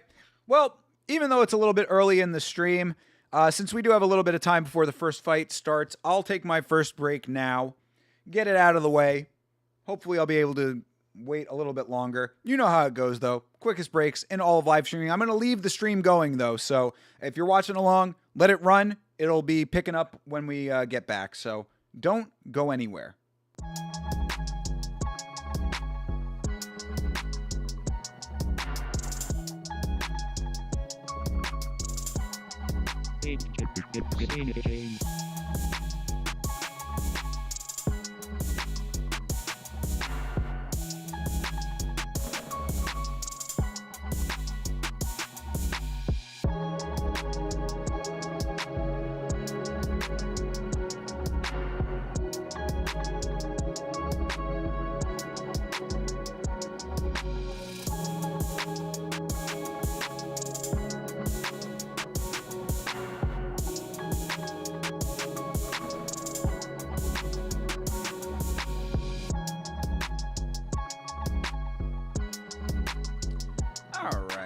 Just like that, right back. Zedekiah Montanez. Yeah, Zedekiah Montanez versus Brandon Meyer. Brandon Meyer with an interesting stance in that tail of the tape picture. They did, but they opened more seats for this one. Got you. Okay, yeah. That's always how you can like kind of trick that. And I'm not no shade on BKFC. I mean, you know, the selling out an arena with any capacity that you have is a very impressive feat when you're not the UFC, basically. But that is one of those like tricks of the trade when it comes to event production. It's like, we sold out the venue, except half the seats were not open for sale. But again, no shade for that. That's been a tactic forever, time in memoriam. So good for them. Good for them for selling that many tickets. And like I said, even if you didn't sell out the venue with this, I mean, you see how many people are there. This is a great turnout.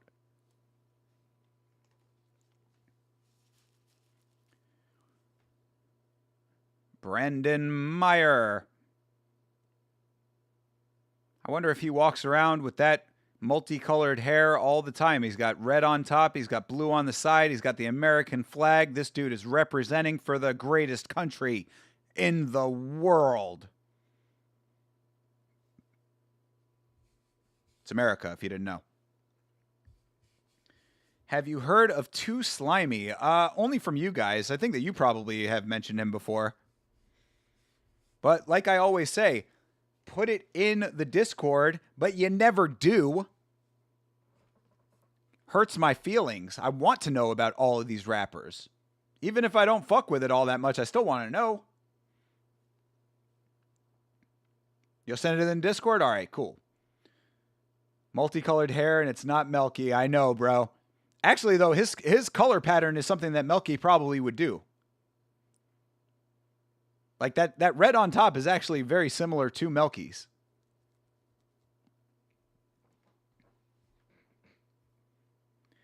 They put out some pretty inflated numbers on this, though.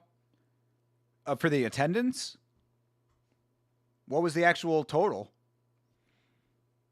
Again, I don't really care too much about that. Like, again, it doesn't really, like, the only time that it bothers me is if you can tell that it's not, like, if they say that there's like 40,000 people there and you can tell that there's like 1,000 people there, that's when it's like, all right, bro, come on, who are you trying to fool? But like, if it's even close, if you got a full arena like this, I mean, you can see that there's a lot of people in this place. So it's like, if it's actually 30,000 and they say it's 35,000 or 38,000, like, I'm like, all right, whatever. I mean,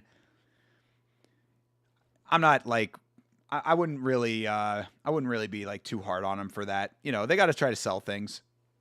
It's just a little fib. It doesn't hurt anybody. Oh, and viewership numbers too. Yeah, I did see some kind of crazy number about that because they had said that I think that there were like 5.5 million watching UFC, and then they said that there were like 2 million concurrents watching this. And I had stopped in at the live stream. Of course, we watched the main event of this, and you'd think that for the main event that it would be pretty heavily viewed. And like, I think that the number that I saw was like 250,000 concurrent. So I don't know if they meant like maybe 2 million total views or something like that. But right now, the total views on this live stream is only 218,000. So of course, that's after the stream is already concluded. So I don't know. I don't know what to think about all that.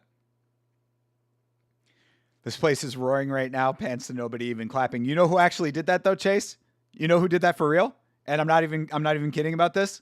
PFL. I felt so bad, bro.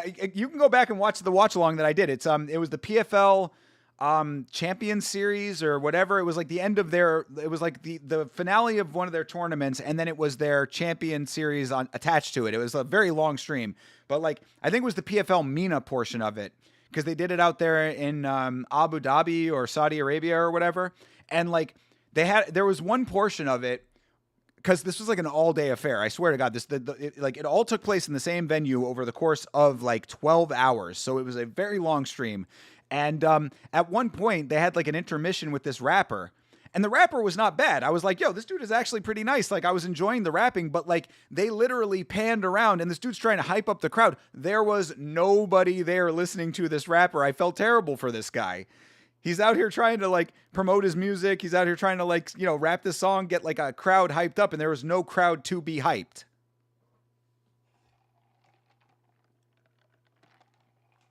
They turned it into an all-day fighting affair, and unfortunately that rapper got the brunt of it. All right, Meyer versus Montanez.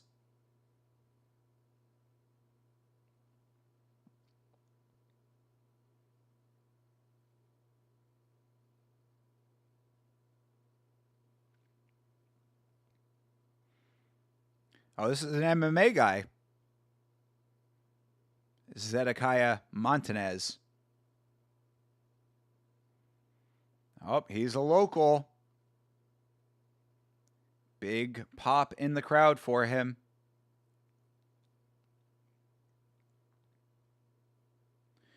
No meme shit. Do you know BLP Kosher? No. No, I don't. I know Kosher Dills. He's a rapper. But yeah. I mean, I'm not necessarily specifically hip to the Jewish rap scene, if such a thing exists. Ooh, all right, Meyer with some nice shots early. Overhand lands. BLP used to be so fired. What, did he drop off? You sent it in the Discord? All right, I will check out Too Slimy. I'll put it on in the car.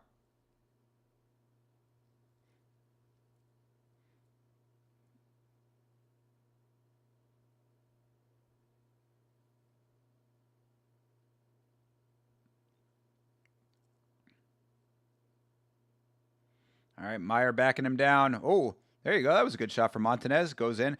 See, that's the problem with these MMA guys, though, is that he bombs the overhand and then it just immediately goes for the clinch because his instinct is to hit the double leg.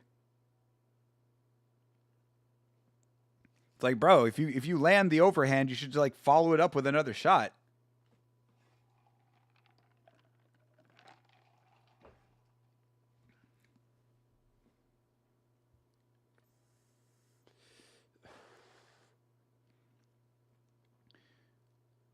All right, a little bit of a slower fight so far, but a couple shots landed on either side there. Ooh, that's how you turn up.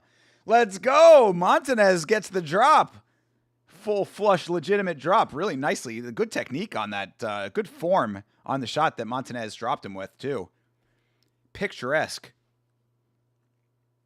Very nice. All right, Montanez swinging the round with a nice solid drop, and there's the bell. Good deal. Let's go. Purdue wins. Upset alert. Is that basketball? Purdue, I know that they make chickens.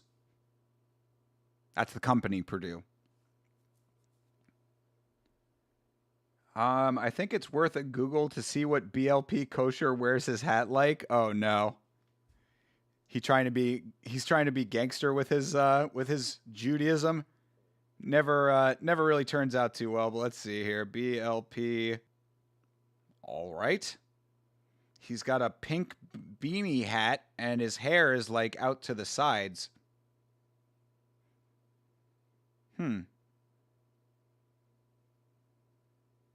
Yeah, he's got, like, his hair goes out to either side, like little, like, downward horns.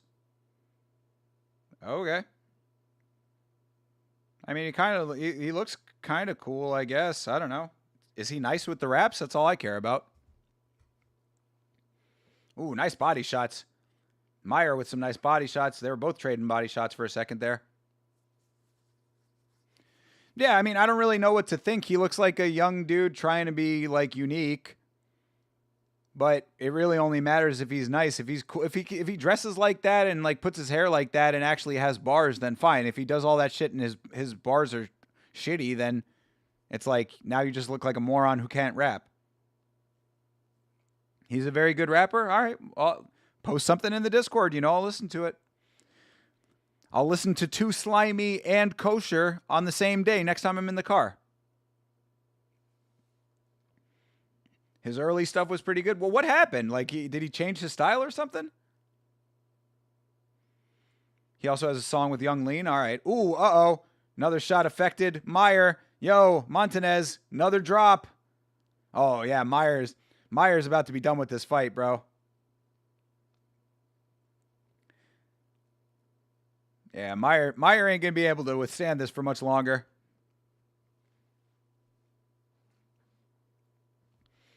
Yeah, the commentary saying that Montanez needs to go for the finish. I would suspect that that is absolutely the case. The dude is super compromised right now. Oh, another nice combo from Montanez. He's got really nice form.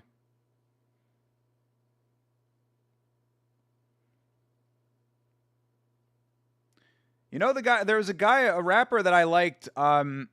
Ooh, there it is. Knockdown number 3. Yeah, Meyer might be down for the count, bro. Count it out. Yeah, they ring the bell on it. They're done. Over. Fight's over. Nice job, Montanez. There you go. There's a finish. Yeah, good shit. Montanez, dude, he looked really good in this fight, honestly. Like I said, his form was really nice. The song I posted is called Jew on the Canoe. Surely you won't miss it. Jew on the Canoe. Okay. All right. I guess he's got a gimmick. Jew on the Ski-Doo. He's got multiple different songs about Jews just being on things. Okie doke.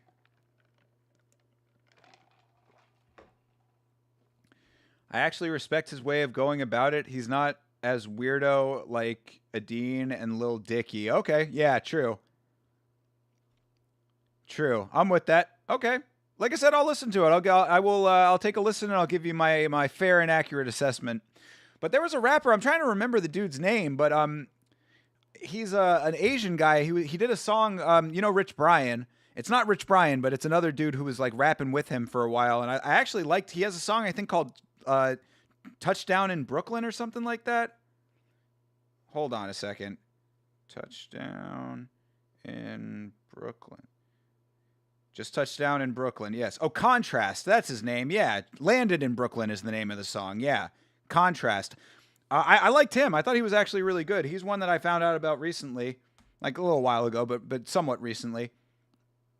And I was like, man, this guy's actually pretty good. So yeah, if you're looking for something else new to listen to, yeah, Contrast. He spells it kind of weird. It's like Khan something. Khantrast.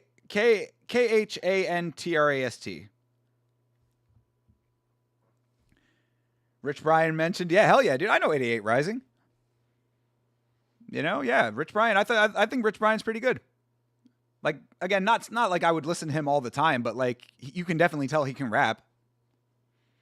And I thought Contrast was pretty good too. Yeah, that song that I just mentioned is not bad.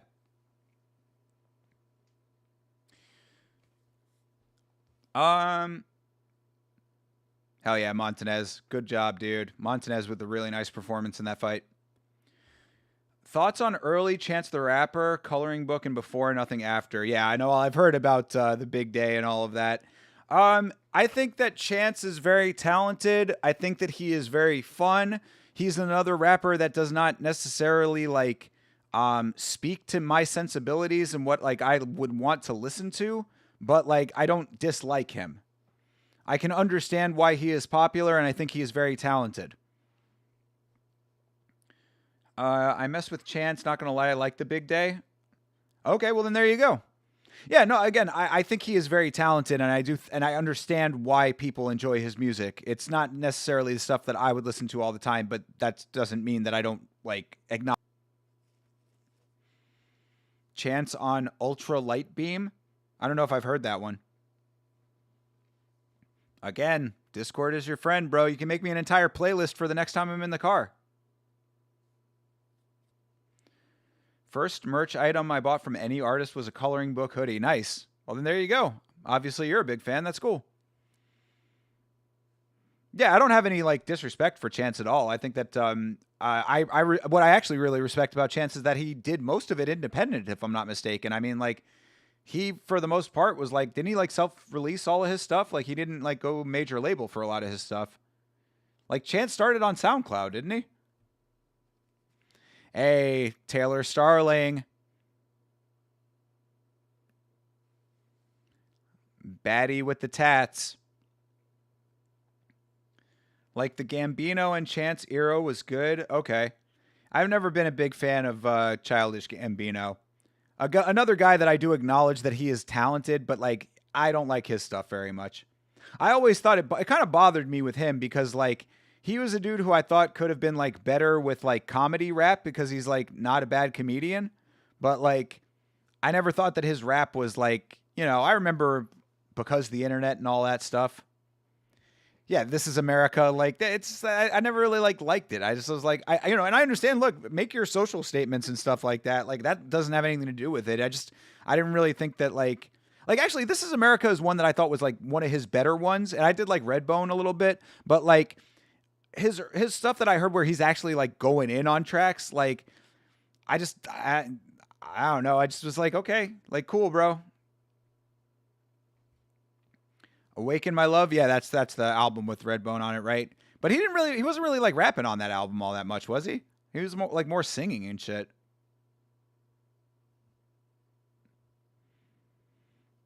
Yeah, I don't know. Like I said, it's just not like he's not. To be perfectly honest, and I know that this might be a spicy take for some of you guys, but I just really don't like him personally very much. I've always thought that that the dude, I forget his name off the top of my head, but dude who was on Community or whatever, like, Childish Gambino, the guy. I think that he's a little bit like overly cocky, and I don't really think that he lives up to his that level of talent. But either way, like again, not a person that like I specifically don't like, but like I don't really like fuck with him all that much. Hot take, Bruno Mars was one of the best male singers before he went into the BS Uptown Funk phase. Bruno Mars is great. I've always been a fan of Bruno Mars, even with Uptown Funk. I think Uptown Funk is a great song. And Mark Ronson is a seriously talented producer. But yeah, actually, a fun fact about Bruno Mars.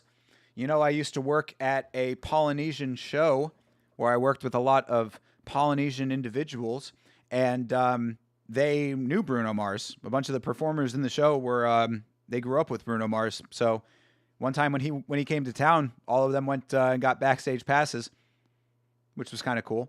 So yeah, Bruno Mars, technically friends of friends, if you want to look at it that way. Uptown Funk in later 2010s was a miss for me, but his new stuff is quite good. I really like the song Treasure. That's my favorite Bruno Mars song is Treasure. So whatever era that's from is when I liked it. But I liked Uptown Funk. I thought that was a great song. Harkens back to a classic era of funky music that I enjoy very much. It's super weird to have Starling asking questions like a reporter as a competitor. Yeah, I know. That is kind of weird. Is she actually? She's on this card?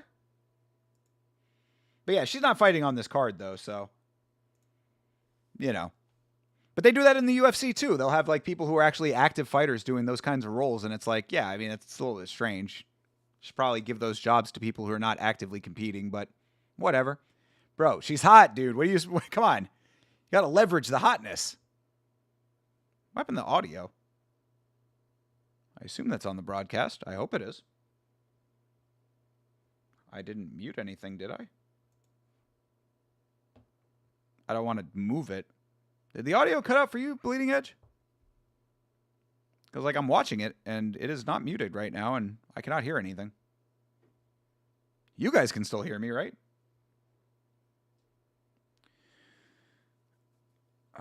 Are they censoring the... Oh, they might be censoring the walkout song. That's actually... There you go, Bleeding Edge. That's probably... Yeah, good call, my guy. Good call on that.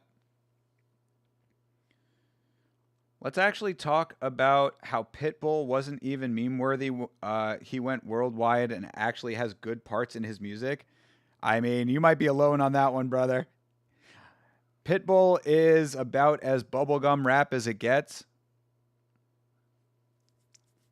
But I don't hate on Pitbull. I just take Pitbull for exactly what he is. Pitbull, again, working in live entertainment, I know a lot of people who work with the national acts, and apparently Pitbull is one of the most professional musicians ever. Like as far as like his live shows go, he is extremely respectful to the crew. He is insanely professional when it comes to getting on stage, doing his thing, and you know, making the show run properly. Like Pitbull is a legitimate like performers, like a crew member's performer. Like he's the type of performer that you want to work his shows. But as far as his actual music, though, I mean, it's, you know, I'm not the hugest fan, I would say. It's again, it's bubblegum rap, but it's not bad. I mean, it's really more, I put Pitbull more in like the dance music category than like the rap category now, you know? Because like, yeah, you know, Fireball is a fun song. Do, do, do, do, do, do. Like, yeah, I can bop to this, you know? But like, I'm not going to listen to it. I'm not going to sit there and be like, yo, dude, have you heard the new Pitbull though? Bro, this is what music is all about. They've cut out a few times for music. Okay, I did not realize that. Good on them, you know. Obviously, censor what you need to censor. We actually had to do that on the real cage fighting clip that I have on the channel. There are a couple times where I had to go through and censor it. Unfortunately, but got to do what you got to do.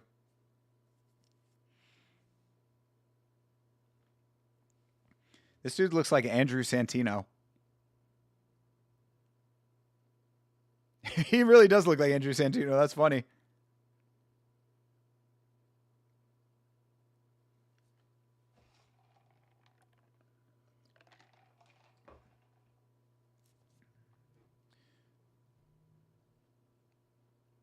I like this announcer too, by the way. Jeff Houston, I think his name is. It's amazing to me that like the only announcer that I can think of that I really don't like is in fucking PFL. Why can PFL not do anything right? The fights are mid. They cannot keep a structure. They take away their tournament system. They drop the amount of money that the tournament system gets and then take away the tournament system. They can't do anything with Francis Ngannou properly. They have the worst announcer in the game. Why can PFL not get their shit together? Fucking insanity. You've never watched the show Dave? No, I've not. I have heard it's funny, though. I talked to Vitz King about that. I know Vitz King is a big Little Dicky fan. For the most part, the raps and songs in the show are really good. Show is a little interesting, though. Okay.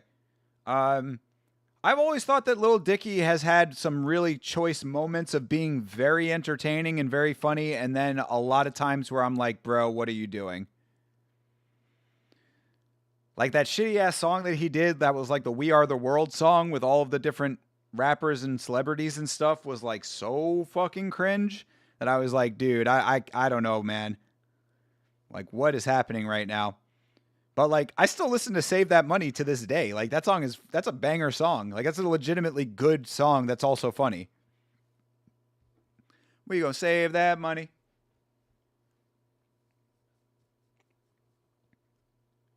I had that song play in a strip club one time.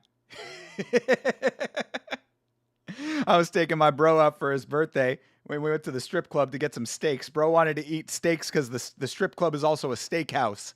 And apparently the steaks are like super high quality. You know, I thought they were good and definitely pricey. So obviously it was like legit steakhouse prices plus some titties in the middle of the afternoon. But since we were there, you know, had to partake in a little bit of the culture. So they asked if we wanted to play any songs, and I said, yes, I do. I would very much like you to play a specific song. And that's the song I chose.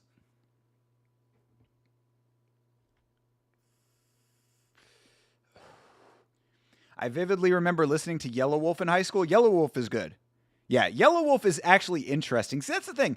This is what I would say. And like, this is the philosophy that I always brought to my own music when I was doing stuff, is that like, in addition to being talented as a rapper, I always want the music that I listen to be what I consider audibly interesting. Like, it's not enough to just be a good, proficient rapper to me. Like, and I'm not like, Go out and do it. Like, for other people, if that's what you like, then that's fine. But for me personally, my own personal taste, I need the music to also be like something that resonates with me, that has something that like compels me to listen to it. And Yellow Wolf did that, I think. I enjoy Yellow Wolf. I think he's very good. He's got a unique style. His production is good. I would say that like Action Bronson has like flecks of that at times. Like sometimes it's not always the case, but sometimes Action Bronson's production sometimes is really, really good. Fucking Easy Rider. I don't know if you know the song Easy Rider by Action Bronson. That the beat to that song is fucking fire, dude. Yeah, old Yellow Wolf. I remember. Like, actually, I saw that Yellow Wolf was touring again. I was considering going to see him live. Like, I definitely fuck with Yellow Wolf.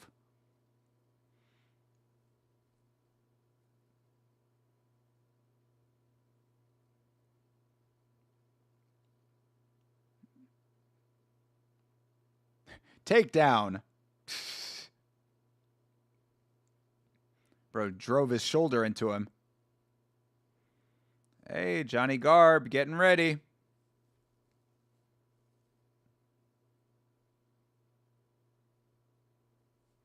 Let's see some actual carnage on this card. We got a little bit of it in the last fight.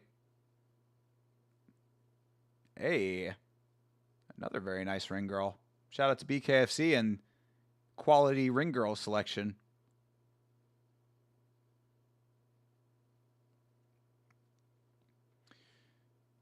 All right, round 2. Ooh, that was a good shot there. Aiken. Aiken versus Russell is the fight that we're watching currently. Oh, why can none of these guys keep their fucking mouthpieces in? Thoughts on American Boy by Estelle featuring Kanye West? That song is great. I think Kanye's verse is like not the greatest, but it's fine for that song.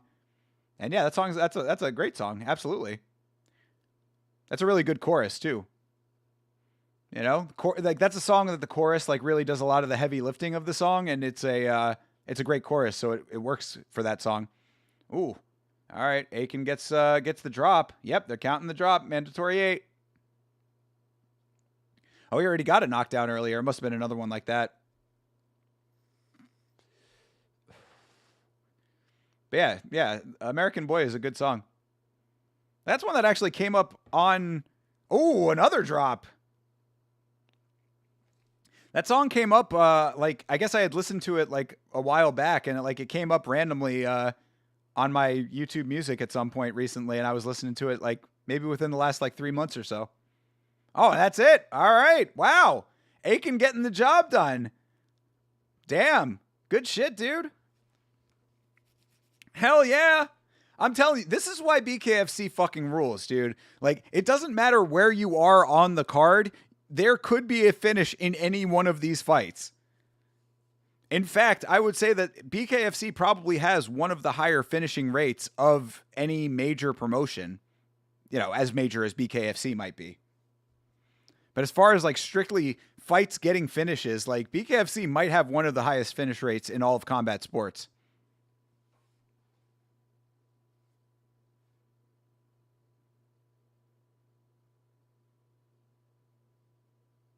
Oh, hey, Godsmack on the broadcast. Ah, stand alone. We were just talking about Godsmack. Ah, stand alone.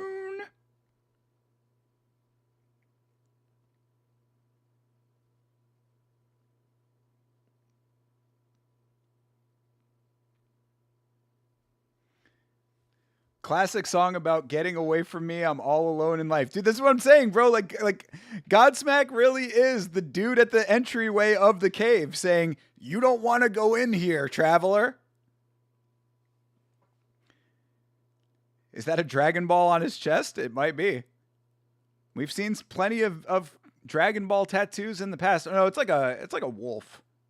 Yeah, I think it's like I think it's a wolf. I've never been a fan of like the tattoo breaking through the skin design. That's always been kind of kind of... Oh, it's a lion. Okay, it's not a wolf. It's a lion. But, you know, it's a lion breaking through because he's underneath his skin is a lion. But it's like a tiny lion. That's the thing. He's got a tiny lion behind his skin. That is kind of funny to think about, you know, because if that was actually real life, the whole idea is that it's breaking through his skin because underneath he's got that thing in there, right? But like, if that was real life, he'd have a tiny little lion in there. That or he's a bowling fan. You think it's a bowling ball?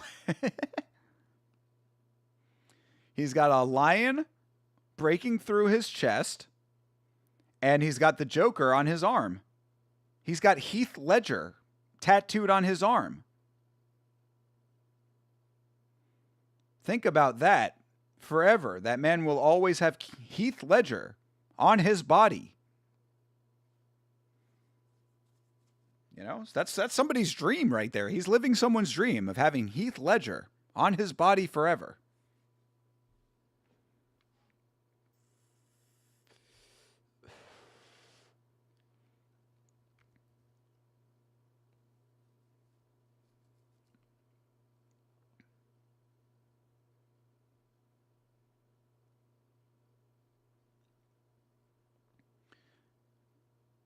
Yeah, Cody Russell. Cody Russell, the man, getting a TKO finish. That's definitely someone's dream. Yeah. I don't know if I want to know those people necessarily, but, you know, to each their own. At least they're not feet people. Hey, there's another lion. Dave Mundell has a lion on his chest, too. So many lions.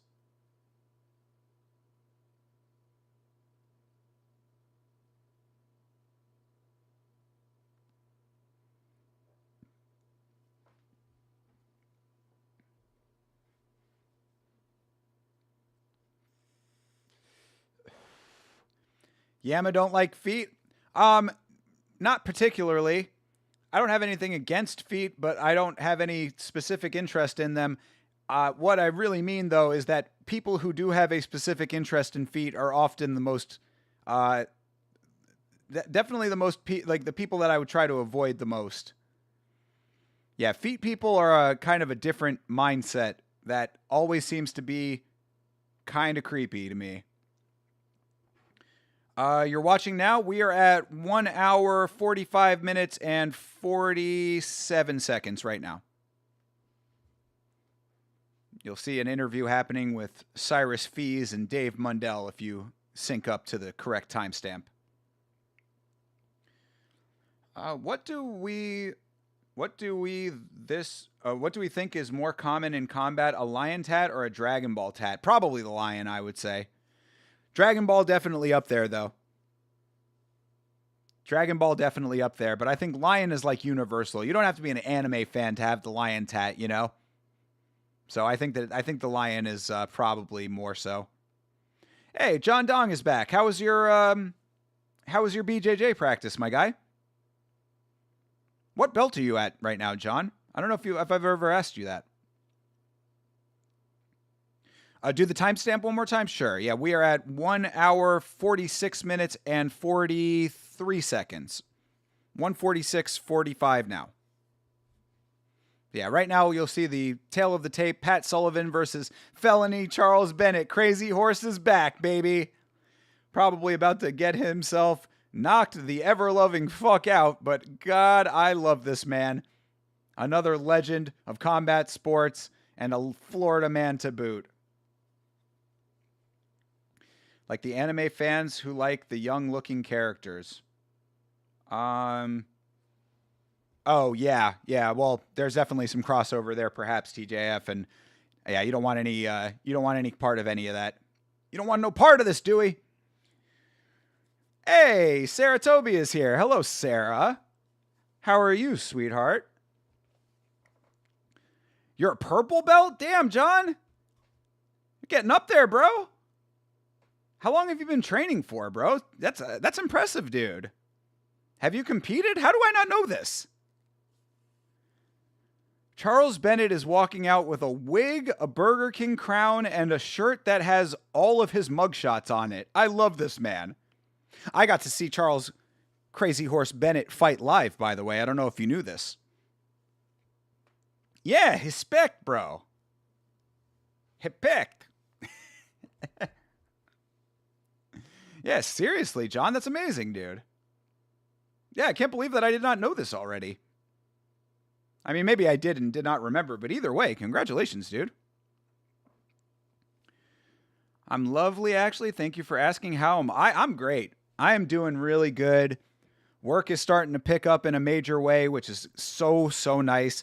You know, I said to one of my clients today, I was like, you know, what we're doing right now with his company is like, it's one of those times. It's so rare in life. It feels like this ever happens, but like when you actually have a plan and then things go to plan, like when you think that something is going to happen the way that it's like when you have an idea of how something is supposed to happen and then it actually happens that way, like that is an amazing feeling. So that is starting to happen more and more with the companies that I'm working with. So things are going really good right now. I'm very happy with that. I'm happy in general, to be perfectly honest. Things are going great with Yama. Things are going great with work. All I need is a little bit more money to be coming in, and your boy is going to be sitting pretty. I'm going to be very happy with everything. Thanks. Yeah, I don't really talk about it unless I'm asked. Oh, yeah, well, I mean, bro, we talk about martial arts in here, bro. I mean, yeah, you're more than welcome to talk about it. That's really cool. You've been training since early 2020. Funny enough, I have never once competed. Oh, okay. Well, I mean, I think that you probably are going to have to at some point if you're going to be a black belt, right? You can't be Derek Moneyberg, my guy. We can't have a Derek Moneyberg in this chat. We need to get you in some competition. I should have competed at least once, but I just got too busy and don't want to risk getting injured. Okay, well, fair enough on that. But I mean, if you're going all the way to black belt, like, we got to get you in a competition, bro. And you know this, John Dong. You know this. Take the headphones off real quick for this one. If you are competing and it is anywhere on the internet where I can watch it, you know that I will be watching it and you know I will be cheering you on. So you let us know if you are competing in BJJ and it is anywhere being broadcast, we will be here to cheer you on. Yama supports its own, and John Dong has been here for, like, John Dong is like an OG of Yama. Like, you've been here for a long time, bro. So I really appreciate you, man, and you know I support your endeavors. Love to hear that. 2026 is going to be your year, my guy. Calling it now. Appreciate you, Sarah. Well, hopefully, if you're calling it now and what I was just saying happened to me, then hopefully that happens for you too. You call it here and it actually happens, then we're all happy. And I'll be coming over to your stream and requesting more songs to force you to listen to. I think I've been pretty good about the song selection over there. I think I come in with some pretty good songs. Yeah, you can still get a black belt and never compete, but a black belt who competes is much more than a black belt who never competes. Yeah, I mean, right. Well, obviously we have seen with Derek Moneyberg that you can get a black belt without competing.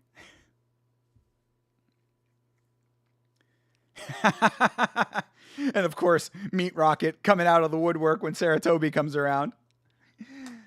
Saratobi brings all the boys to the yard. That is, of course, the truth.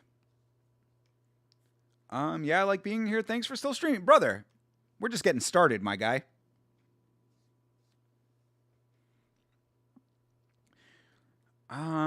You've been jamming that one girl's music that you showed me. She's so good. 10 out of 10 song requests. Yeah, Nina Geraci, absolutely. I'm glad that you liked her. Yeah, she's one of my absolute favorites that, like, artists that I've heard, like, in the last decade, I would say. Like, I'm like, her music impresses me. You want to talk about audibly interesting music, what we were talking about earlier. Like, her music it's quality music and it's audibly interesting on top of that. Like, it's actually stuff that's compelling to listen to. Catchy, singable, and it's got all that glitchy stuff in there as well. It's like glitch pop mixed with like some future funk and like EDM. Like, it's really it's good stuff. It is really good. I'm so glad that I got to go see her live. You want to be a Moneyberg black belt? Well, Meat Rocket, go and hang out with what's his name? Not Tim Kennedy. You know who I'm talking about.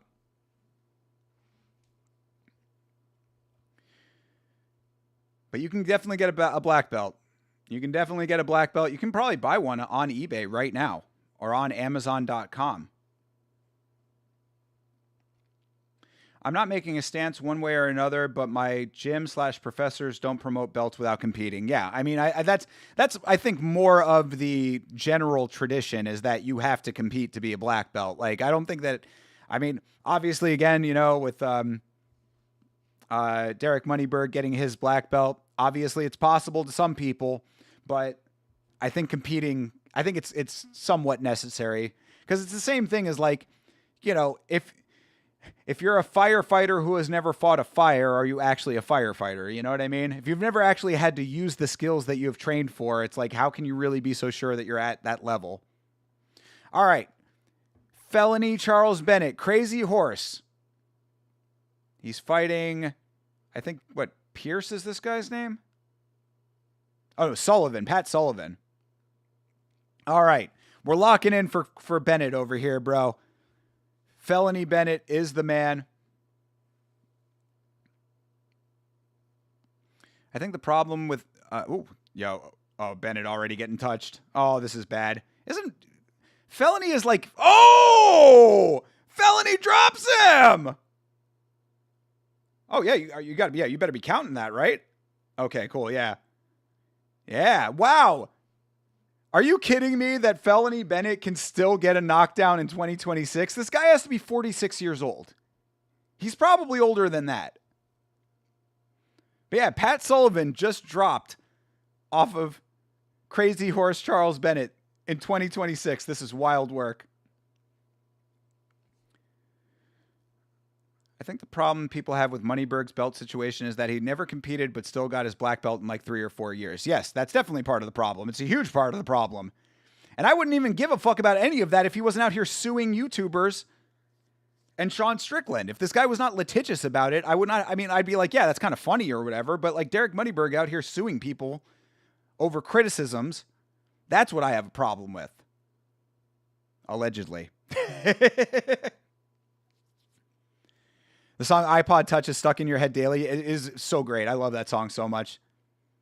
Yeah, that and Delete are like two of the best songs I've heard in so long. I'm such a huge fan of Nina. And again, for a debuting artist, for that to be her first album, she's just going to come out with some bangers like for so many years. Like I'm so glad I got to see her on this tour specifically because I just think she's going to be huge. And she's just getting started. So shout out to Australia. Because she is from Australia. Transcending Australia, going worldwide. All right. Good first round for Felony Bennett over here. He got the drop.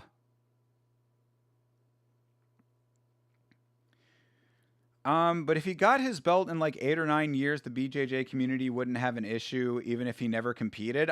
They still might. But the time frame certainly is the bigger issue, I would say, for a lot of people.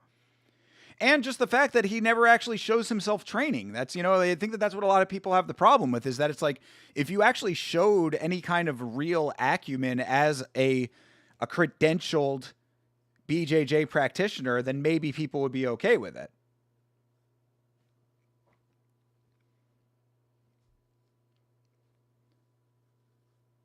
You've been making it, and that's what counts? Absolutely.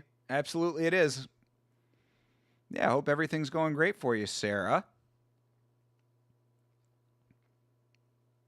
Can we get a timestamp just pulled up to the fights? Absolutely you can. Yes, we are at 1 hour, 56 minutes, and 59 seconds. So 1 hour, 57 minutes right now. Yeah, round 2 of Bennett versus Sullivan has just started. Ooh.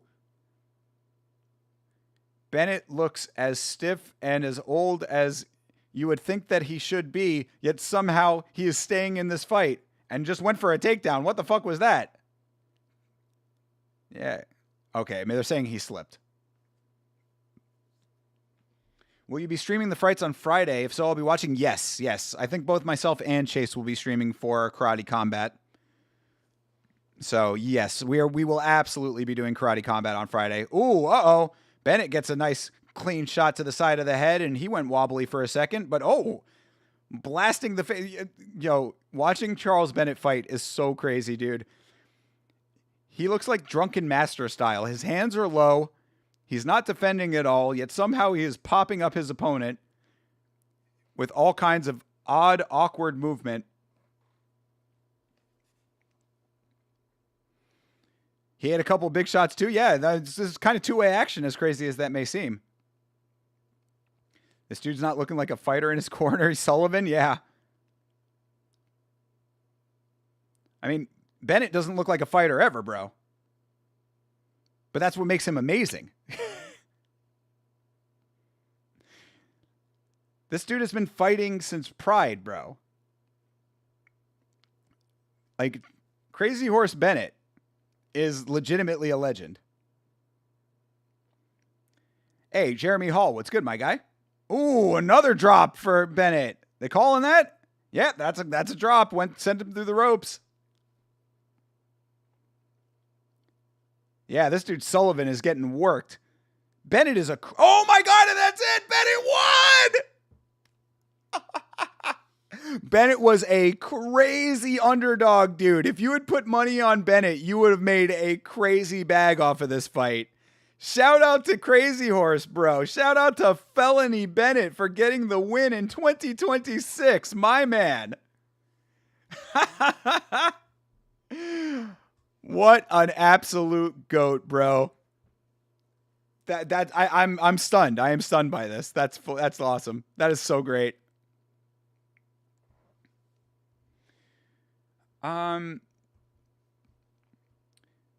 Yeah, forgot you were doing this tonight. Just got home from training. Well, welcome home from training. I hope you had a good training session, and welcome and glad that you're here, Jeremy. That is true. It's not just the time spent. You also have to show that you're learning, improving, and retaining. Exactly. Absolutely. Yes. And that I think really is what competition is meant for when it comes to BJJ. I love Crazy Horse Bennett. He was hilarious in Pride. He is the man, dude. He's hilarious still. What time is Karate Combat? That is a good question. Karate Combat. Let's see here. Let's see if it says it on the website. Website is notoriously poorly maintained. Let's see. February 28th. Oh, I don't know. Their website is let me go to their Instagram real quick. Cuz yeah, the Karate Combat website is like super ass. They never like keep it updated. But let's see. It probably says it on there. Yeah, KC59. Okay, my February 13th. What time though?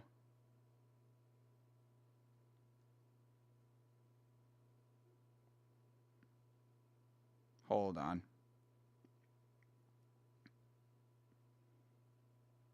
7 p.m. on Friday. Yeah, 7 p.m. So we'll be live at 7. Hopefully they don't forget to bring the pit this time. Yes, Jeremy Hall. That would be very good if they actually like had everything set up on time and we didn't have to wait 4 hours. Although, like I said, last time that we did that, it actually was kind of fun, so I was okay with all of it. But like, still, just for like their own sake, I think it would be good if they actually like put their event together in a way that made sense and actually like went according to plan. I'm sure that the average fan would much appreciate that. I haven't really been following the Moneyberg situation though, so I don't really know what's been going on with him. Something about the name Moneyberg annoys me. John Dong, if you want, you can go back and watch the VOD of the live stream that we did. It's called The Many Lawsuits of Derek Moneyberg. You will see me crashing out in spectacular fashion based on the stuff that this guy has pulled when it comes to litigation and unnecessary lawsuits. That's really like, I don't even mind. I do mind. I don't like the fact that he's a grifter to an extent, allegedly. That he's allegedly a grifter when it comes to like, these like guru things that he does. He's got like some course that he sells or whatever. People do that all the time. I don't like it, but it is what it is. I'm just more upset that like when people call him out, he like goes and like sues them. That's what bothers me about Moneyberg. Karate Combat doesn't even know what time it'll be at. Yeah, I know. I'm hoping 7 o'clock, but it could be 7. It could be 8. It could be 10. It could be 11 o'clock at night. We don't know. The fire marshal could shut it down. I'm surprised that they were able to pull off the event that started so late the last time.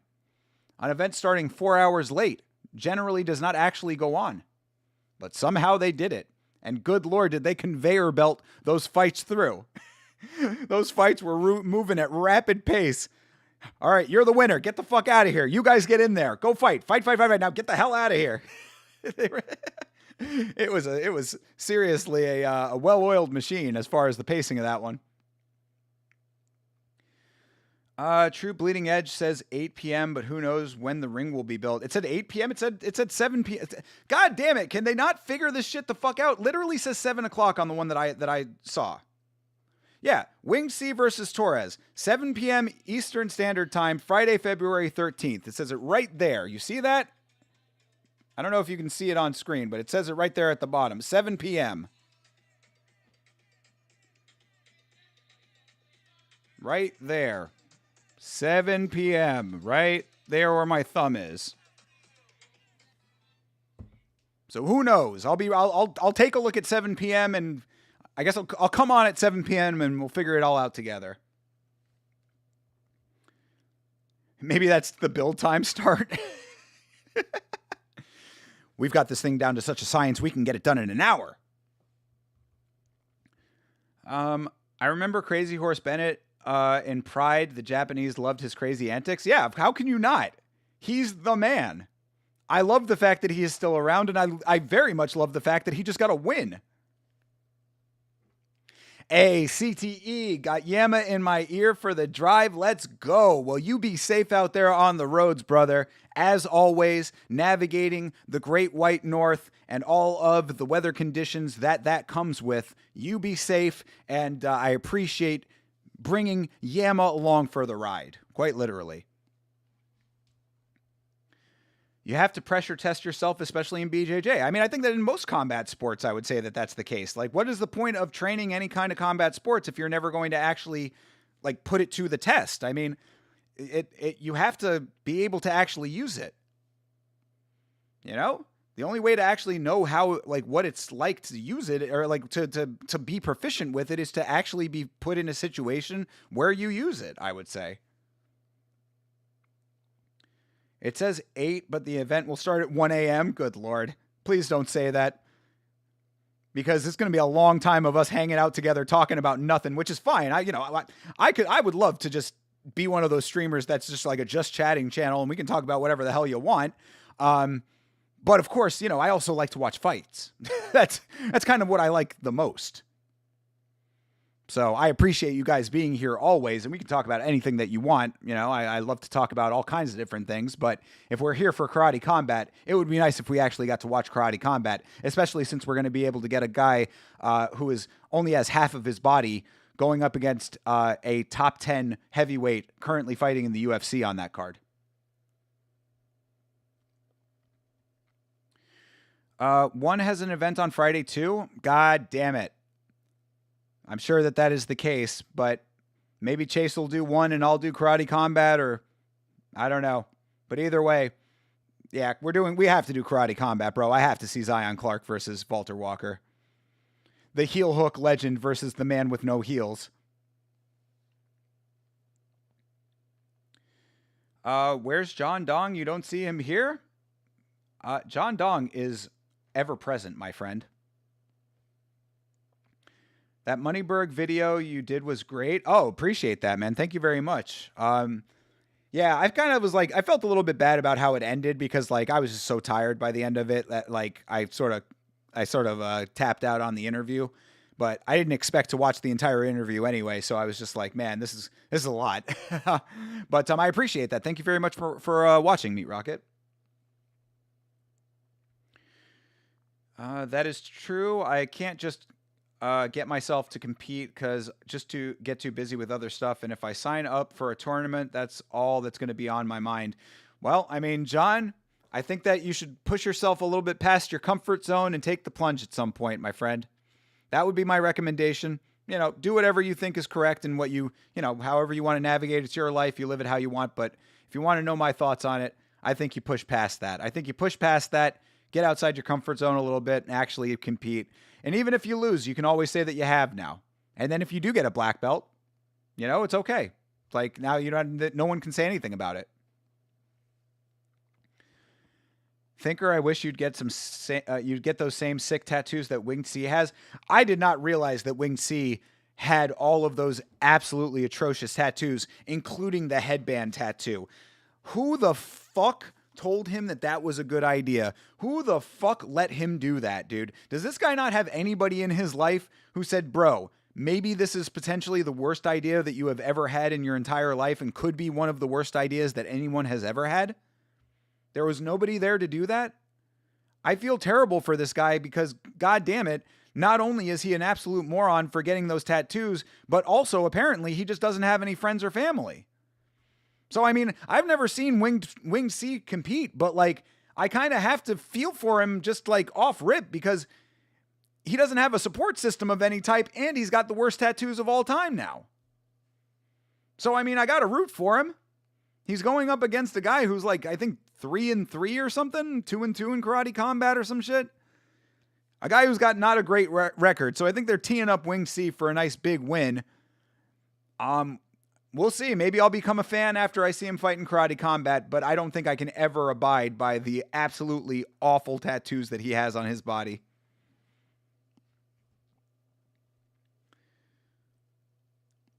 $7 p.m. is the start of Karate Art Basel. 7 p.m. is the start of Karate Art Basel featuring Winged Sea. Basel. It is in Miami. That is true. Art Basel is, it kind of used to be cool. It used to be sort of like, not underground, but like, it used to be a little bit more like independent back in the day. And you used to see some cool stuff happen there, but now it's just like corporatized fucking, it's like South by Southwest almost. One championship is on Friday night, 2 on Prime. Okay, got you. Yeah. Yeah, we're definitely doing Karate Combat though, unfortunately. I would love to watch one, but you can only, I only got one pair of eyes, unfortunately. Maybe we'll do a rewatch of one championship. We'll see. Actually, maybe we will do that. Maybe that's what we'll do on Saturday night since there's no UFC. One has an event too. Says starts at 9 and it will start. Yeah, it says it starts at 9. It will start at 9. True. 9 o'clock Singapore time. So what time does it actually start then? Are tattoo artists at fault for saying yes? No. No, it's not their fault that you have bad taste. If you're paying them money for a service, I mean, they could choose to refuse it, but I don't think that they're at fault for accepting it. It's your choice.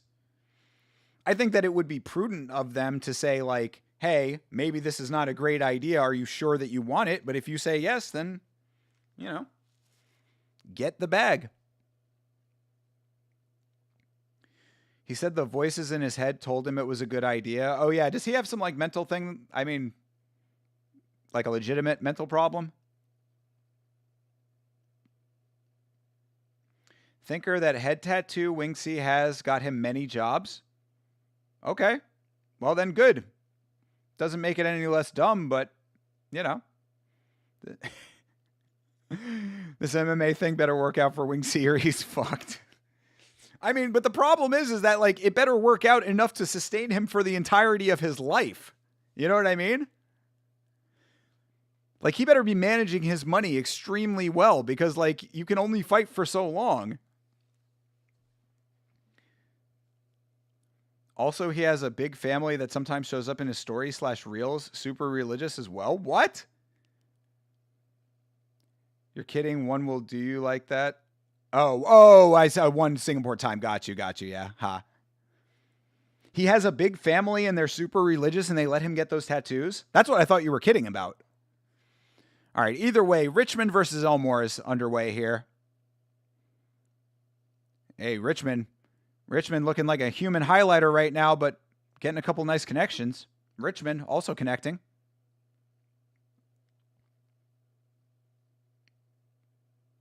I think the tattoo artist should have a say in it. Like, bro, please don't get this headband tattooed on your head. Yeah, I mean, that's what I mean. They could definitely suggest that this is not a good idea, but if you are dead set on getting it, it's your choice at the end of the day. You have what we call bodily autonomy. Ooh, nice counter shot by Richmond. Elmore is swinging big, but Richmond is staying nicely composed and countering very well.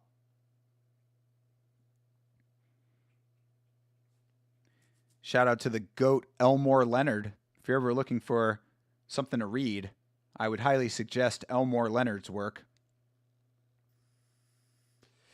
I think it was Rick Allen who was asking me some of my favorite authors, and for some reason I forgot Elmore Leonard in that conversation, but Elmore Leonard is an amazing writer. Oof. Yeah, Elmore putting out some nice body shots. Wing C doesn't strike me as the money savvy type of guy, though. Yeah, I also agree.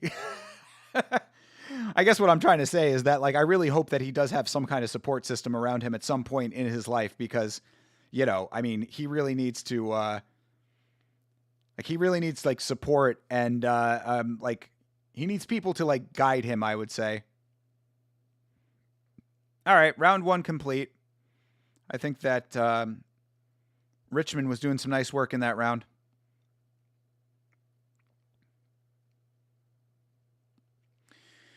But yeah, I don't know. I mean, we'll see what Wing C can make happen for himself. But, like, I mean, when you get a tattoo on your fucking forehead, around your entire head, like, I mean, I don't even think there's anything you can do about that. Like, I think that you're stuck with that, bro. Like, I don't think you could, like, skin graft that off or, like, get that removed. Because then you would just have a big-ass scar where the tattoo once was, you know?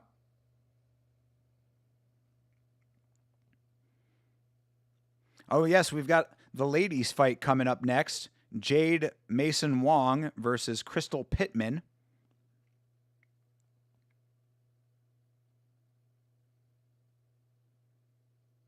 Jade Mason Wong. Oh, yeah, this is a rematch between the two of them. He has a girlfriend, too. She is seemingly in on the bit. I mean, if it's an actual tattoo, is it really a bit? But he apparently, when we were talking about it last, apparently, like, girls don't like it when he wears a headband over the, like, an actual, like, bandana or something over the headband tattoo. So it makes it hard for him to get laid. But if he's got a girlfriend, then I guess he doesn't need to worry about that. He looks like a planet. He's got a ring of Saturn going around his head. He's got something orbiting him. All right. Elmore lands. These guys fighting heavyweight, they're a little bit slow.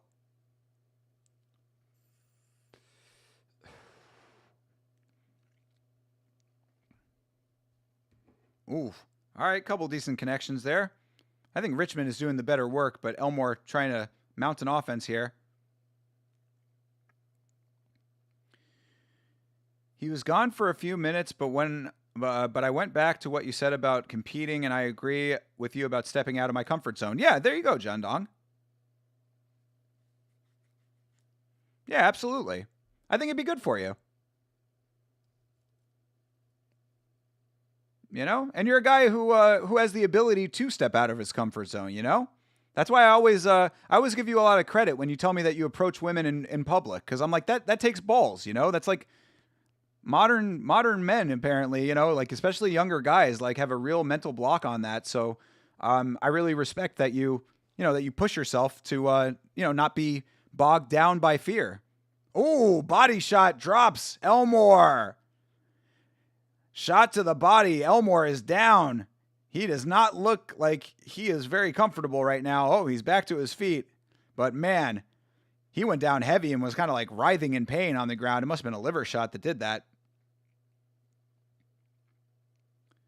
And that's the round. All right. Yep, Richmond doing the better work here. I knew a guy that got "fuck it" tattooed in huge letters across his forearm, and I thought that was a bad idea. Wing C took it to a new level. Brother, when it comes to tattoos, all right, like, I really don't know what goes through some people's minds, but a lot of times if you get a really bad tattoo, it really is just a signal to the rest of the world that you are not like a very intelligent person. Like I hate to say, I don't mean to be rude with that. I'm sure that they're very nice people, you know, some of these people with bad tattoos, but like, I really don't think that people are like they think it through long enough that these are lifelong investments that you're making. Like, that's why I'm glad that most of the people that I know with a lot of tattoos like have good ones and that like they do it right. Like CTE, Saratobi have tattoos and their tattoos look good. You know, these are things that are going to stick with you forever. Getting the words "fuck it" tattooed on your arm, like, come on, dude. Like, that's just not a good look. And it's definitely not going to be a good look when you're 65 years old.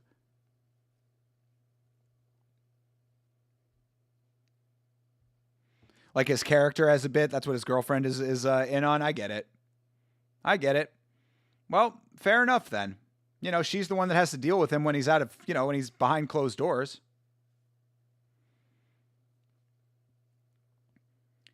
That was the most dramatic response. Yeah, true. Elmore might have him a little bit now. Oh, Elmore landing some decent shots. Two-way action. Yeah, Richmond clinching up. Why did he do all of that and then pop back up? I mean, I guess he's just built that way, bro. It's like he was acknowledging the pain and knew he had a little bit of time to recover. So writhe in pain real quick and then get yourself right because you got more fight to fight.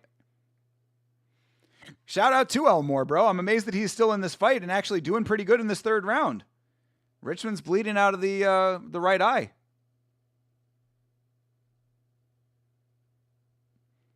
Yeah, Elmore's putting a lot out there in this third round. He knows that he's got to get a finish. Although apparently this is a 5-round fight. I guess is this a title fight? Oh, I think it is a title fight. I think they were showing the belt earlier. I don't know what weight this is though. Hold. Does it say on here?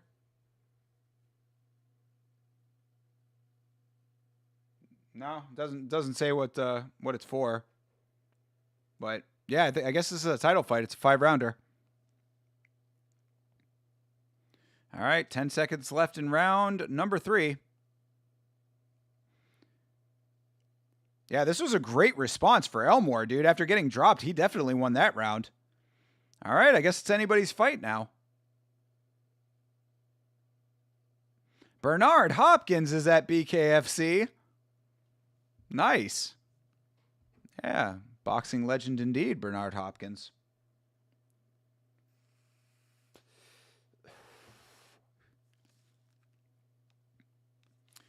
Yeah, he's definitely right. The fights usually don't last very long, but sometimes they do.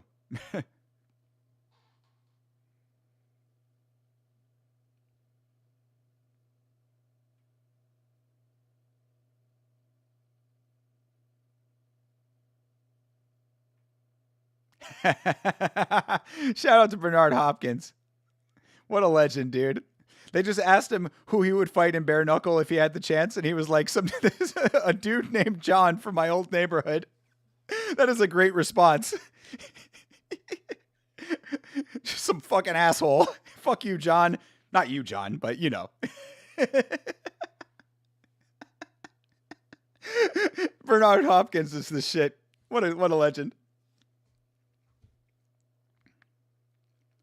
Oh, all right. Yeah, Elmore coming back with some heat over here, dude. Down 2 rounds and now turning up over here, trying to make it even. Sometimes I forget to mention, or something I forgot to mention, is that I've been to a BJJ gym that takes competition very seriously, and they have a lot of good grapplers, and I did okay against them, but overall, they'd beat me. Bro, it's not about winning or losing, though. Like, that I don't even think is really the important part of it. Like, win, lose, or draw, it does not matter. It's the fact that you actually went out and did it. You know? That you actually felt what it's like to be in an actual competition. You know, you tested yourself. That's what it's about. Because there's always going to be somebody who's going to be the better fighter. You know what I mean? There's always going to be somebody who has the edge in some way. So it's like, but you need to make yourself the best version of yourself that you can be.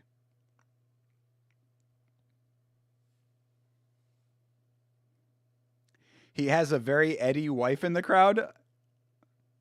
Does he? He's got somebody yelling very loudly.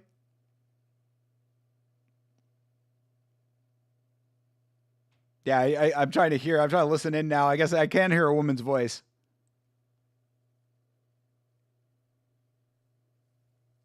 The Angels Choir. Ha! Eddie!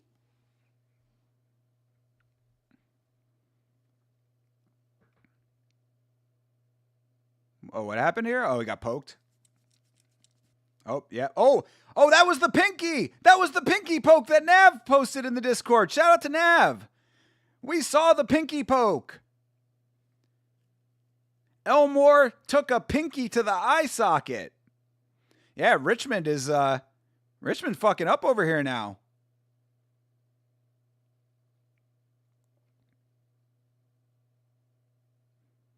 But yeah, Elmore, I'm giving Elmore some props right now. He got dropped pretty bad. Lost the first round too, I think.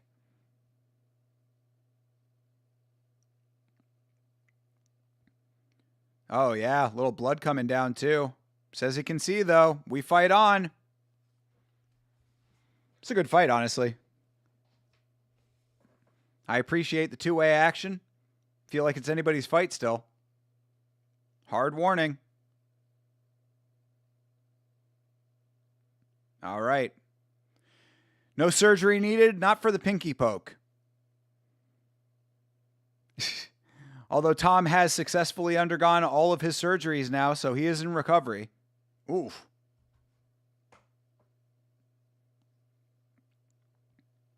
So, I mean, do you really believe still that Tom is faking after he went through multiple surgeries? Do you think that Tom Aspinall really went in and had surgeries done because he is keeping up the bit? Oh, there's the Eddie wife. Lady in red. Lady in red is dancing with me, cheek to cheek.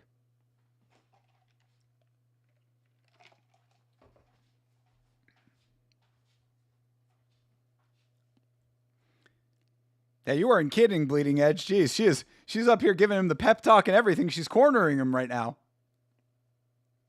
Yeah, Elmore got his supportive wife over here.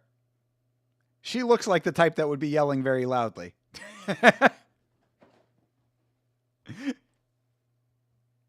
Just saying.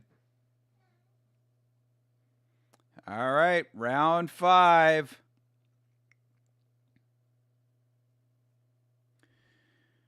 No, but it's for sure funny to question it, and has Def made a social media tour out of it. That's true. Yes, we do know that is the truth. I will agree with you 100%. Tom has made it very apparent that these surgeries were necessary. He was not in the wrong, and he now knows who his true friends and fans are. Ooh, nice counter shot for Richmond. Richmond's counters have been really nice this entire fight. Yeah, trying to put a little bit more offense out there now. I'd say it's 2-2 going into the 5th round. Whoever takes this is going to win it. Ooh, nice connection for Richmond. Yeah, Richmond's doing some nice work here. Elmore needs to channel that energy. Oh, there's a good connection, but Richmond connects as well. Oh, back and forth. Again, more two-way action.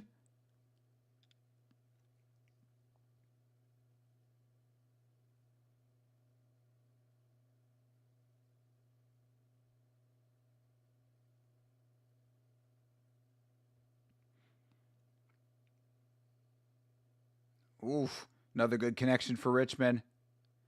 Elmore is just missing all of his shots right now.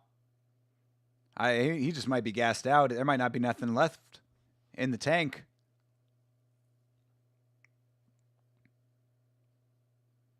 Yeah, these guys are both gassed to shit. But I think that Richmond's doing the better work, to be perfectly honest.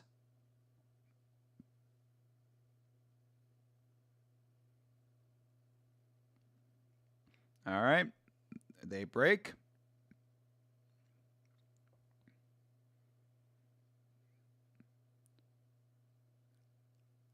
Oh, yep. Nice. All right. Hey, 10 seconds and they start swinging. They're pulling the Jalton Almeida and Rizvan Kuniev. All right. There's the bell. I don't know if I've told you yet, but I'm completely putting aside software engineering for now, and I'm going to start learning electrical engineering and robotics. I think you did mention that. That's cool, man. I mean, whatever you think is the better way to go.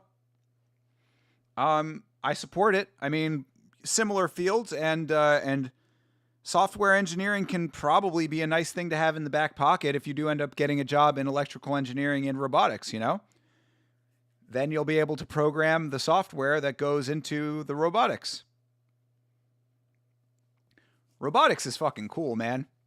So yeah, that's a cool thing to do. Good for you.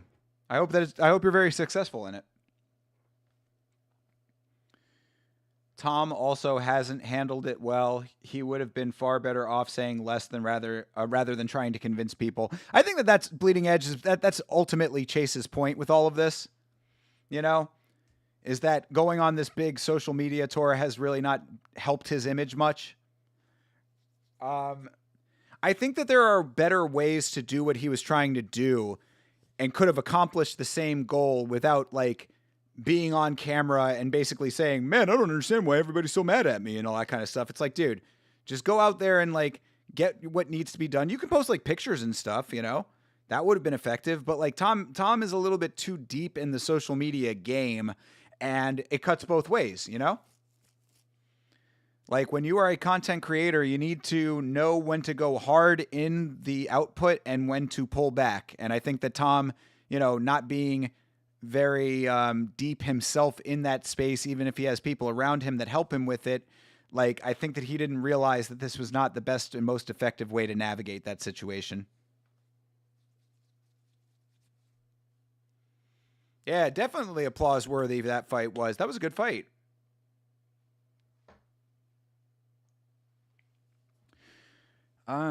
Just being in software engineering is dead to me because there's way too much competition. Companies are outsourcing work to other countries, and of course, AI can write code for you. True. Yep, these are true statements. Yeah, if you want to go into something that has a little bit more legitimate career potential without competition from AI, then yeah, anything that's actually tangible is definitely the way to go. That is very much why, like, I am. That's one of the things that I'm very happy about is that the companies that I'm working for currently, both of them do like tangible goods, basically. Like the products that these companies work like that they're the output of this company is like tangible items that AI really can't touch. So we're kind of future proofed to an extent, anyway. And then I get lucky because then I get to use AI for a couple of things with my work. But like, you know, I'm always like, if I ever use AI, I'm always like very on top of making sure that I'm tailoring it, tweaking it. And, you know, you never want to just use straight AI for anything. Like, not only is it noticeable, but it is never full quality. Wish you made the switch earlier. Well, you know, don't worry about that, John. Just do what you're doing now. Don't think about the things that you can't change. That's certainly something that I've come to understand in myself. Hey, James Bjorn again is here. Hello, sir. Guy who knows a thing or two about a tangible good. And Mike Richmond did get the win in that fight, so very good to see that. That is the right call. That was a great fight, though. That was 2 apiece going into the 5th round, and Mike Richmond deserved that win. Very good work. Richmond looks like a puffy Moicano. Yo. That's really funny. And that he only looks that way now because his face is so puffy. That's what happens when you get punched in the face for 5 rounds. In a hard-fought fight, I give Elmore a lot of credit. He deserved the round of applause. Do they do performance bonuses in BKFC? I don't know if they do that or not.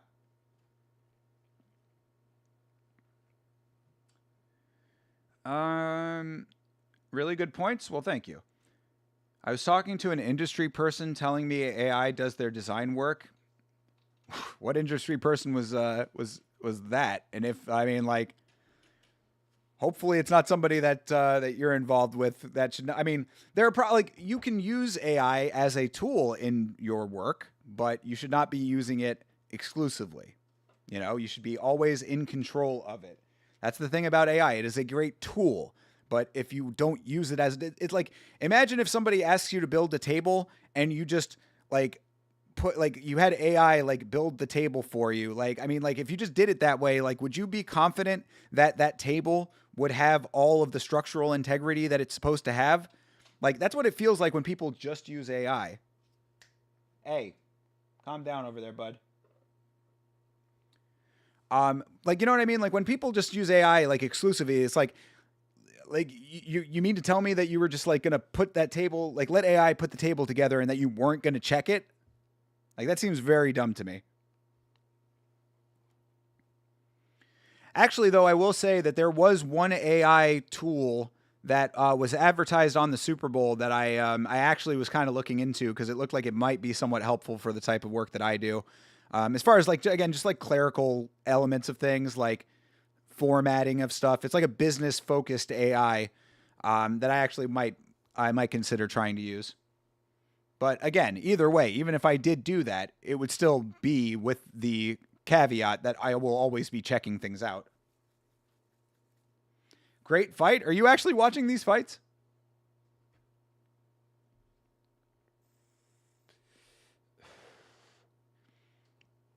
It's crazy how smart AI is. AI is not smart in and of itself. AI is smart because of the people behind AI. AI is only smart because people made it as fine tuned as it is and continue to fine tune it. So always remember that, like, behind all of this stuff is still people, even if it certainly does not feel that way after a certain point.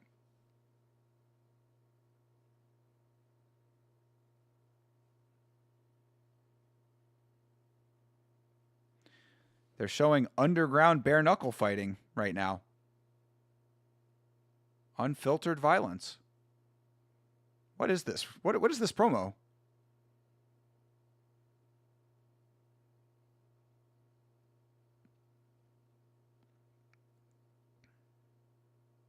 Are they doing an underground BKFC?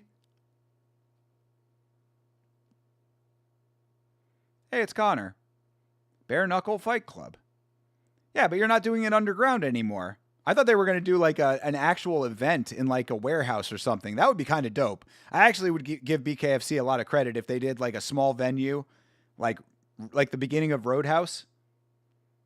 You know, that would be kind of awesome.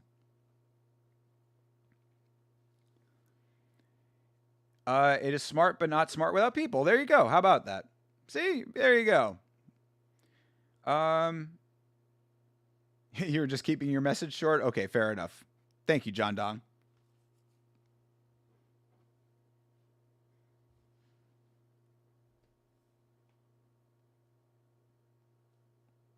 I'm trying to keep an eye on the crowd for when the Mike Perry versus Eddie Alvarez fight broke out.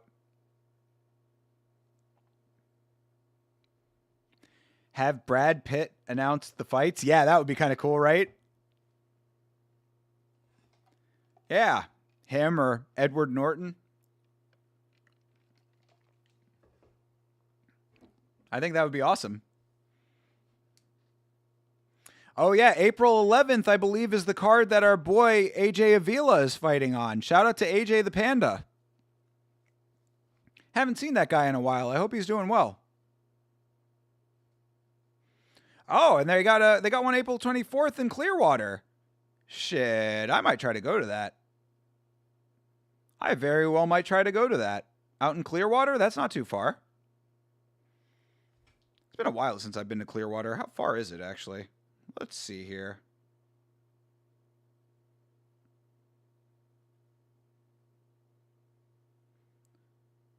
Yeah, that's a 2-hour drive. I might actually go to that one. Yeah, we'll see what's going on in April. All right. Battle of the Baddies over here. Jade Masson Wong versus Crystal Pittman.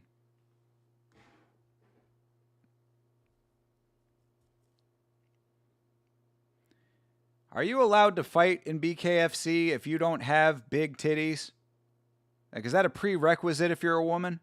Because every BKFC fighter that I can think of that's a woman has big old titties.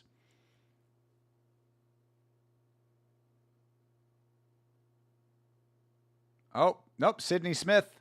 They're showing the the replay of Sydney Smith getting finished, and she does not have big old titties, so that's why she lost.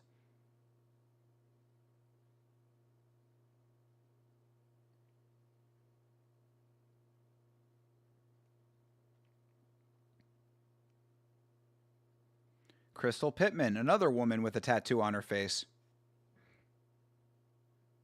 The Queen of Violence? Talking about Joanna?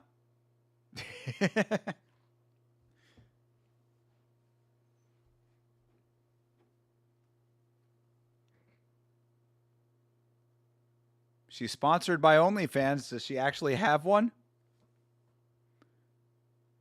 What's wrong with big old titties? There's nothing wrong with big old titties.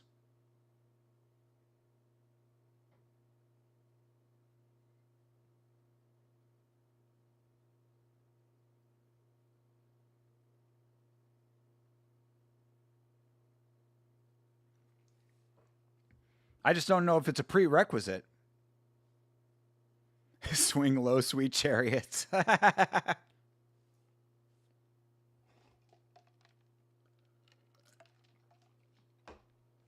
I mean, nothing wrong with it, but I'm just curious if it's a requirement.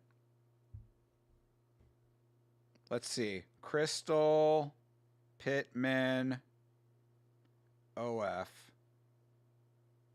Yep, she does have, well, I mean, no, I guess not. Well, I don't know. It's like she's on their blog, but like, where's her actual OF? Oh, maybe she does. Okay, here we go. Hold on. Oh, she does. Yes, she does. Rugged Beauty. Crystal Pittman's OnlyFans says, come experience your rugged beauty goddess beyond the bare knuckle boxing. This is the only VIP access my fans get to be more intimate with me, have fun, and engage in priority messaging. So if you want to go out there and you want to send some messages to probably some guy that runs Crystal Pittman's OnlyFans, then you certainly can do that. $14.99 a month can get you exclusive access to the lady who is currently going to be fighting in bare knuckle in a mere matter of moments, even though we're watching a rewatch and she already fought. But if you violate her copyright, people, she will come after you with vengeance. She has a legal disclaimer on there. So there you go. Christine Ferreira? Is she another BKFC fighter? The name doesn't jump out to me immediately. Christine Ferreira.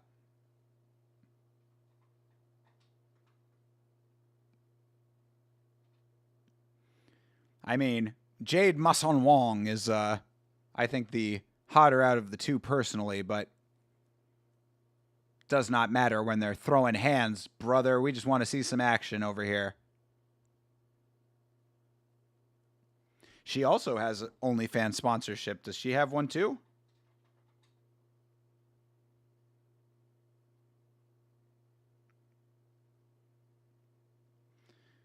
I saw the pinky poke.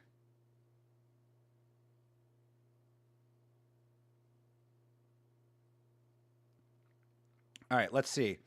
Jade Mason Wong and OnlyFans.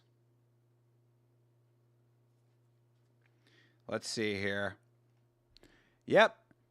So her info says bare knuckle in the ring, bare everything else here. All right, I guess she goes full frontal on OnlyFans.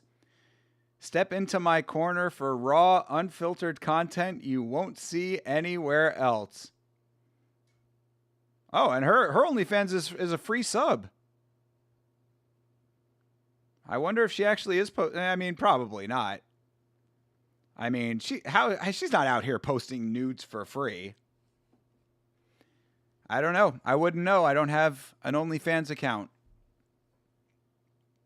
Real Gangsters MMA is on her kit there.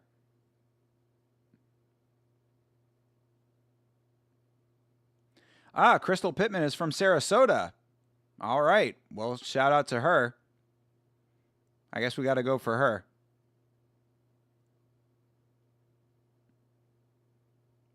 That top she is wearing is ridiculous. It's see-through on the sides and has the like 2 red vinyl pieces covering her nipples. Good Lord. Yeah, she's real. Both of them wearing ridiculous tops. Look at this thing. She also has a see-through top with her nipples covered by patches of fabric. Oh, she's from Miami, though. Florida versus Florida. 2 Florida women going at it. All right. Florida woman versus Florida woman. Who will be victorious? I don't care now. Make it a good fight. Oh, she's from Quebec City, Quebec, though. We got to go for Crystal Pittman. We can't be supporting French Canadians around here. That's a rule.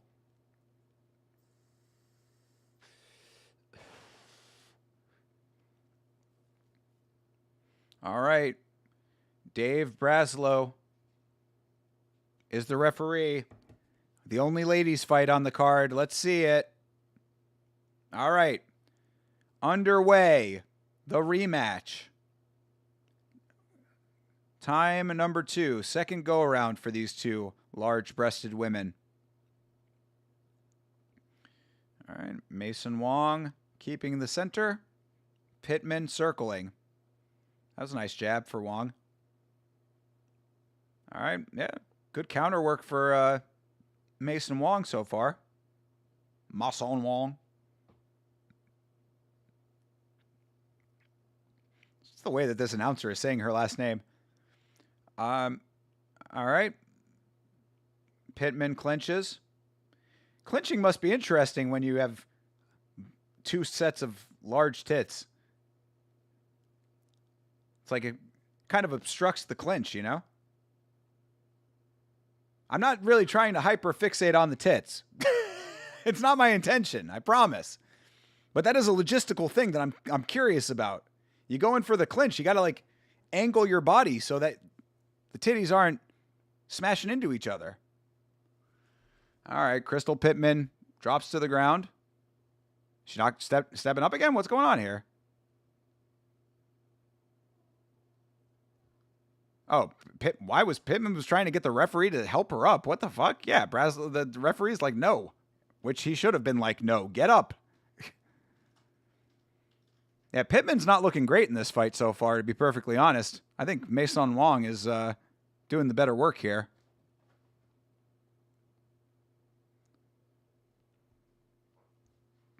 Oh, there you go. There's a couple nice hands from Mason Wong. This is another 5-round fight? God damn.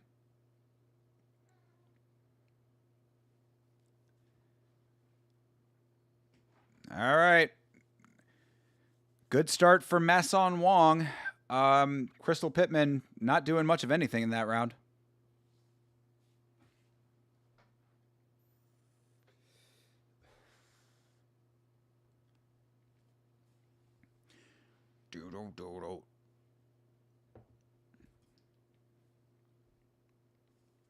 Is this lady over here behind everybody like a commission lady? Because she's been on the apron a whole bunch during this thing.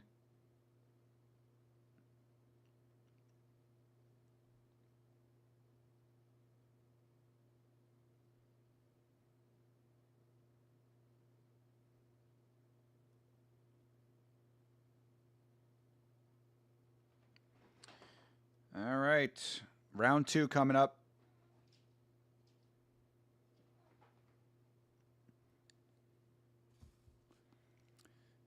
All right. Might be the doctor, you think? I don't think so though, because she wasn't the one checking the cut when, or the checking the eye poke when homeboy got the pinky poke. She could just be like a commission person or something, but she could be a doctor. I don't know. I don't know the answer. Maybe there's more than one doctor. All right, they break. 20 seconds or so. Now 25 seconds into round 2.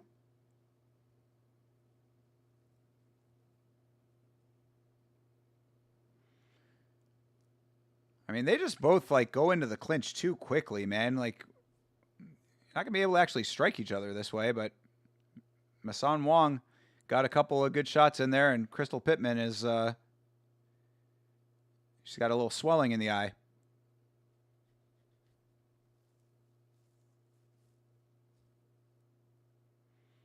Oh, there's a drop.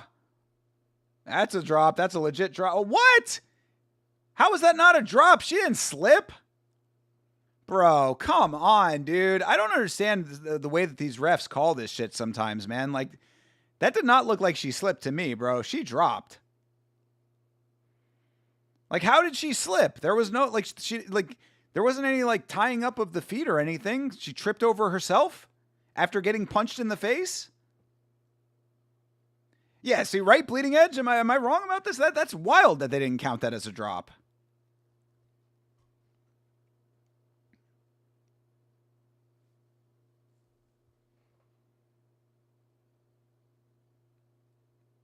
I mean, Jade Masan Wong is like running this fight right now. Crystal Pittman has not done anything in this fight so far, it feels like. Aside from getting dropped. Like, she has not landed like many, if any, significant strikes, it feels like.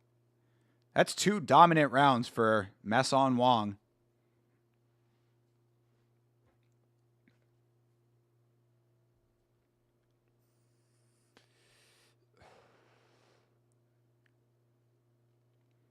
Jean Pascal, former boxer. Actually, I think he might still be fighting. Oh, he's Canadian too, so he's rooting for Masan Wong. I hate to be glazing a Canadian, a French Canadian specifically, but when you see it, you see it. You know, you gotta call it like you see it.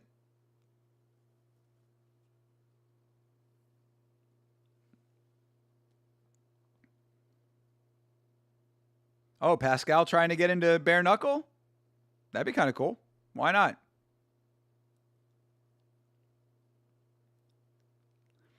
All right. Crystal Pittman's eye is swelling up pretty bad. Round 3 has just begun.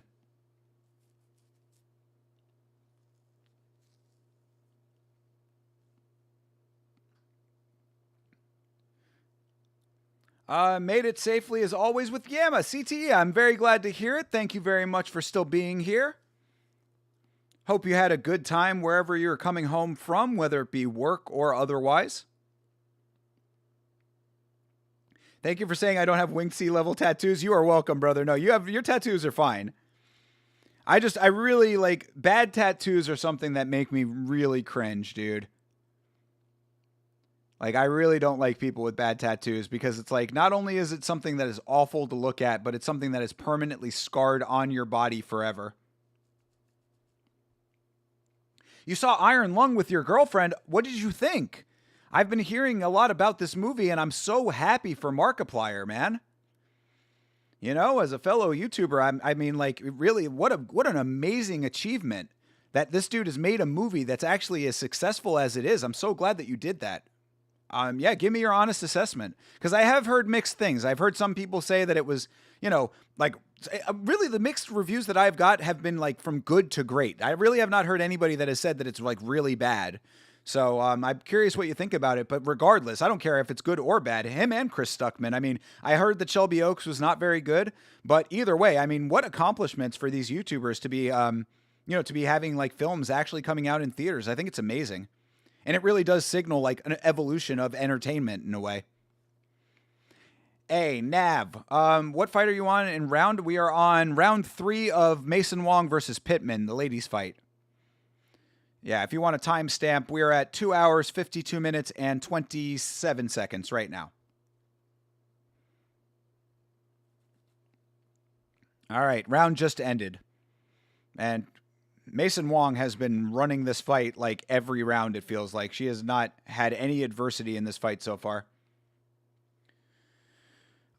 Honestly, quite good. He did a good job holding suspense, and the character progression was great. The effects were also quite good.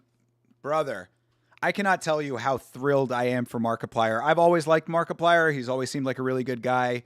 Not necessarily like the content that I would consume, but like I never have had a problem with him. As far as like his content goes, and like he himself seems like a genuinely good guy. So could not happen to a nicer guy. And what, like I said, what an achievement for content creators. Like this is such a big step forward. I'm just so happy that this is happening. Like I really think that it's an amazing thing, and shows that there is a whole world of entertainment that is available and could be happening outside of the Hollywood system. How nice is it that it's a film that is, I mean, I think it's based on a video game, right? So it's like, okay, at least it is based on something, so whatever, but like, it's just nice that it's not another sequel, prequel, Hollywood fucking remake, a legacy franchise. Like, I like new. I feel like Hollywood is stale as fuck now. Like great filmmaking has just like gone the way of the dodo because they play it so safe with the things that are making money. They take no chances. So I'm really happy to see someone actually going out there and trying something new. Mason Wong looks atrocious right now. The side of her face is all kinds of fucked up.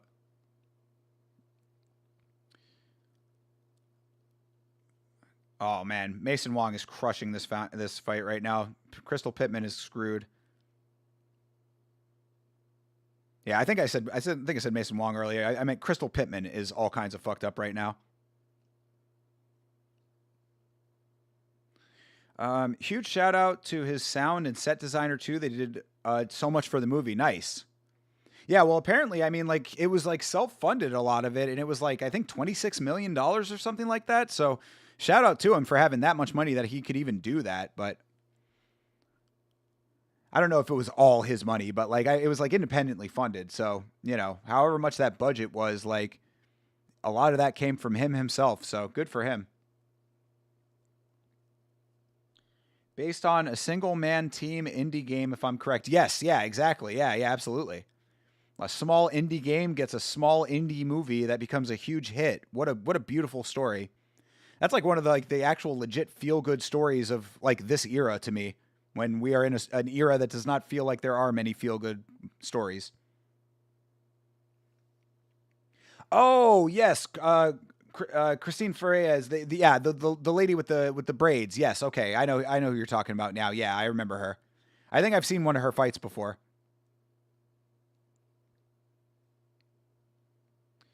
Who are your most favorite directors? I like the Coen brothers a lot. Um, I like Scorsese, of course. I think you have to like Scorsese if you're a film fan. But I like a lot of like his like earlier stuff. Like Raging Bull is my favorite of his films. I think it's such an amazing film. Um, I'm a big fan of David Wayne. Probably the best comedy director I can think of. All of his movies are extremely funny. Um, Terry Gilliam has some good films. I wouldn't say that he's necessarily one of my favorite directors, but I do like some of his work. Let's see. Um, I really like the dude who directed Mandy. I think that guy's got an amazing eye. What time are we at in the stream? We are at 2 hours, 56 minutes, and 43 seconds right there. We are in between rounds 4 and 5 in the Pittman Mason Wong fight. And you are looking at Crystal Pittman's face, which is all kinds of messed up right now. Have you seen Sicario and Prisoners? No, I have not seen either of those. I heard Sicario is very good, though. I don't even know if I've heard of Prisoners. Is that both by the same director?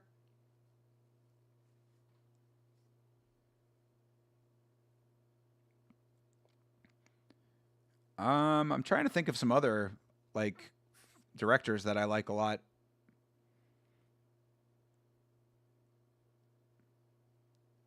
I forget what his name is, but both of those movies were directed by the same guy. Yeah, okay.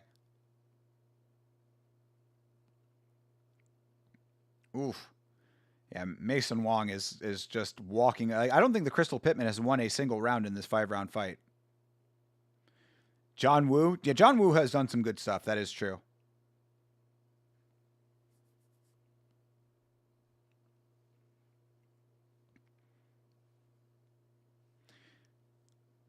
What happened? She's apologizing for something. I guess you poked her in the eye. Either way, it don't matter. She's still just getting punched in the face. Yo, Crystal Pittman is fucking messed right now, dude. She is looking a mess.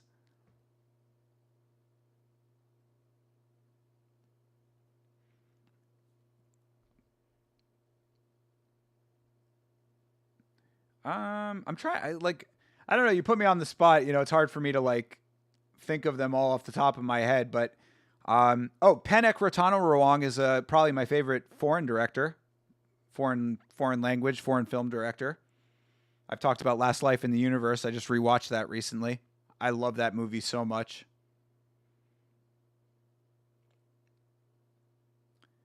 Um,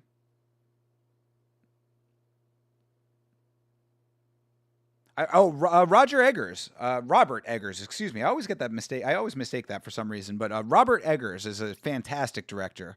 I very much liked The Lighthouse. I thought that Nosferatu, while I didn't love the movie, I thought it was beautiful to look at. So I would say that Robert Eggers is also up there as my favorite current directors for sure. And I liked the dude. I liked Midsummer and Hereditary, which are both by the same guy. I'm forgetting his name off the top of my head, but I think he's very talented.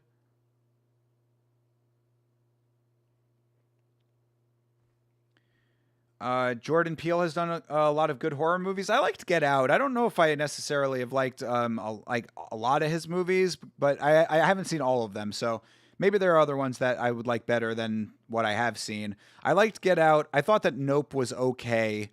I have not seen the other two big ones that he has done. But yeah, I thought Get Out was very good.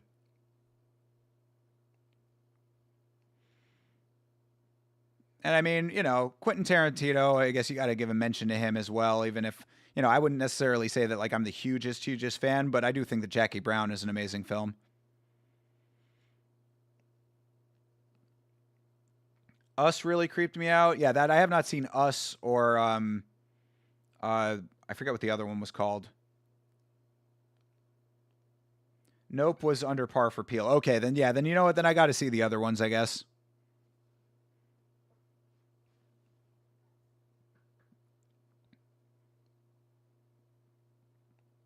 Took my heart and you took my pride away. Yeah, yeah, yeah, yeah, yeah, yeah.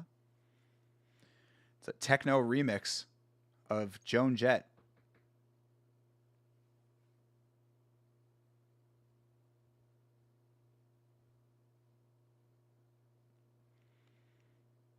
But yeah, if you're not, yeah, the Joan Jett remix is good. I like. It's not bad. I love that song too. That's a great song. That's a song that gets played in the car regularly. 50-45. They really didn't give a single round to Pittman, and she did not deserve it.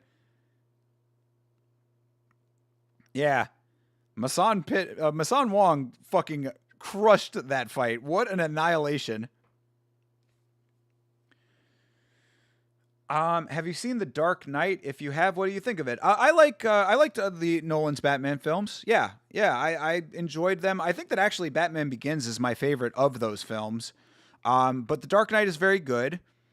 I don't necessarily hold it in the same esteem as some people do. As far as like the Heath Ledger performance, I thought he was very good, but you know, obviously it's extremely sad that he passed away and everything. I acknowledge all of that, but I enjoyed the Nolan films. I think that they got progressively worse, I would say, and like, and not to say that any of them are terrible, but like Batman Begins, I thought was the best of them. I thought The Dark Knight was good, and then Dark Knight Rises had like it was not bad, but it had a lot of plot holes in it that I just didn't enjoy. But I like some Christopher Nolan. I'm not like the hugest Christopher Nolan fan, but I do like some of his stuff. Um, yeah, you know he's good. I thought that Oppenheimer was pretty good. Have you seen any trailers for a new movie called Cold Storage? It looks really just. It really just looks like the thing with less stakes and worse effects. Oh well, that's unfortunate. Then no, I don't. That does not ring a bell. Of course, you know your boy has YouTube Premium, which is only good when I'm enjoying videos. But at the same time, I do kind of miss having advertisements because I used to see a lot of movie trailers that way. Cold Storage. Let's see. Cold Storage 2026 film. I mean, if this poster is anything to go off of, this does not inspire great confidence here. Georgina Campbell, Joe Keery, and Liam Neeson is in this movie. From somebody who worked on Jurassic Park, from the screenwriter of Jurassic Park and the producer of Zombieland. I mean, as I said, this poster here does not inspire great confidence.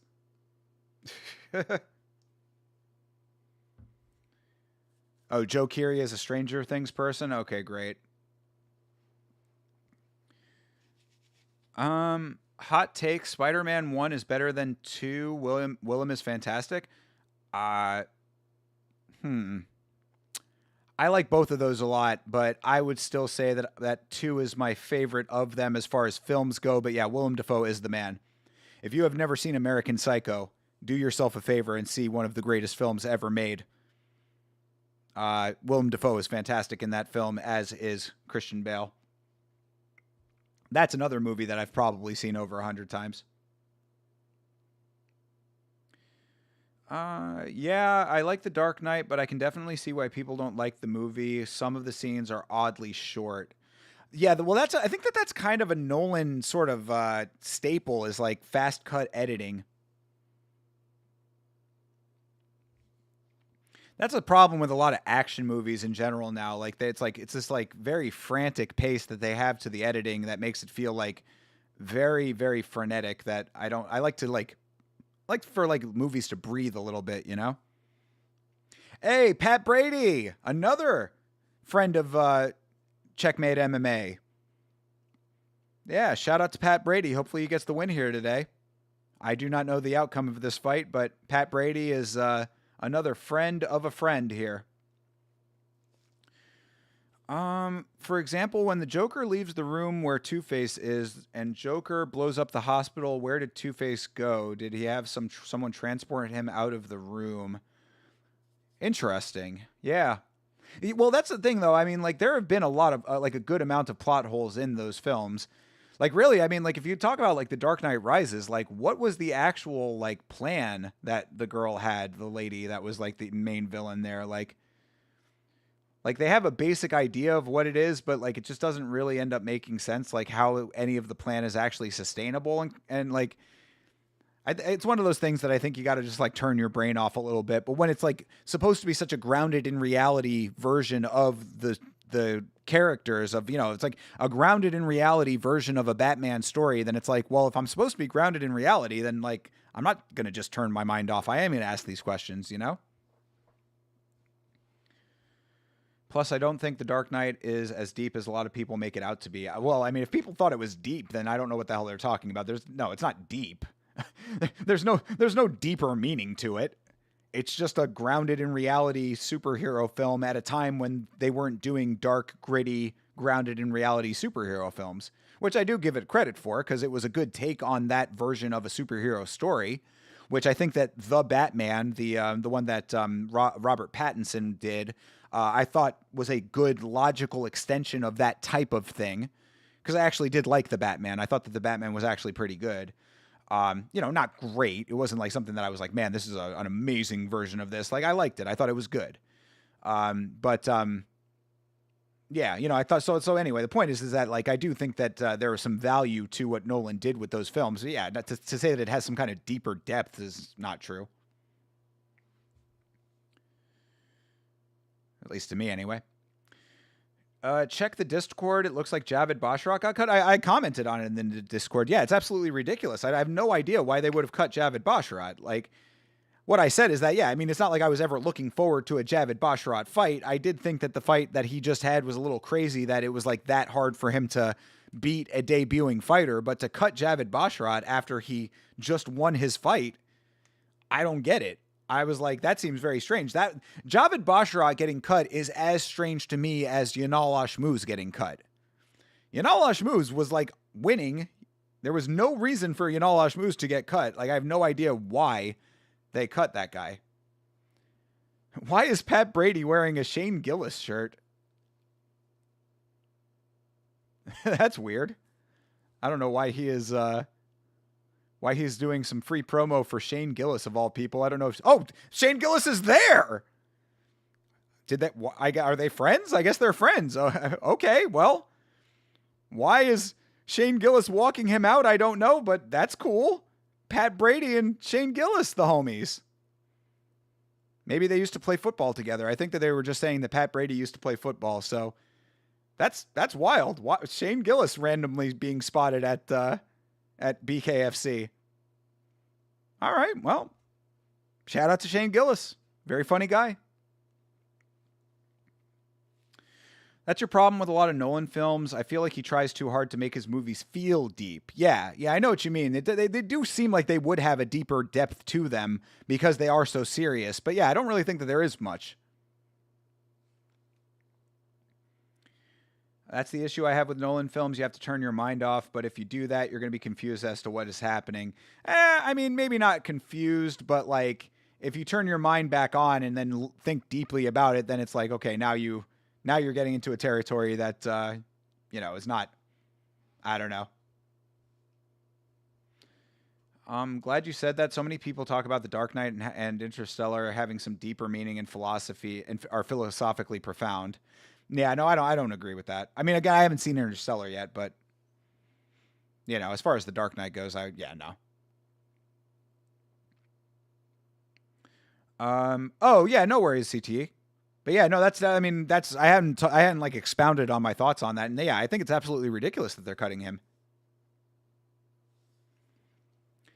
He's been trying to get Gillis, Philly guy. Also, you will see later. Oh, okay. Got you. Yes. Yeah, they're both from Philly. Okay. True. That's cool. Yeah, maybe they were friends from earlier. Him was odd. I want to see him. I heard that it was not that good, but I like the basic premise of it. So like what I will say about him is that like I could see what they were doing a mile away. Like I didn't need to have it spoiled for me to know exactly what that movie was going to be. Like the movie felt predictable from the trailer alone, but that being said, it did look like it had some interesting visuals. So I was like, I still want to see it. So maybe at some point I'll give that a watch if I can find it online. If it's on any of the multiple streaming services that I now somehow have. All right, Pat the Brick Brady. I'm glad that you like to critique movies and are considering my messages. Yes, absolutely, brother. I watch another streamer who doesn't like it when people critique movies and that you should just like things for how they are. I mean, okay, like, yeah, then just take everything for how it is. Don't think critically about anything. Yeah, that's always something that fucking steams me when people talk about like, oh, you shouldn't be talking about these fighters, bro. Like, you should only be caring about them and how they fight. It's like, okay, yeah, I'm just going to ignore everything that they do outside of the cage. Oh, Bear Hill over here. Powerful guy with a big old beard. These guys are going for it. Two big old boys swinging hammers. Pat Brady's got a cool back tattoo.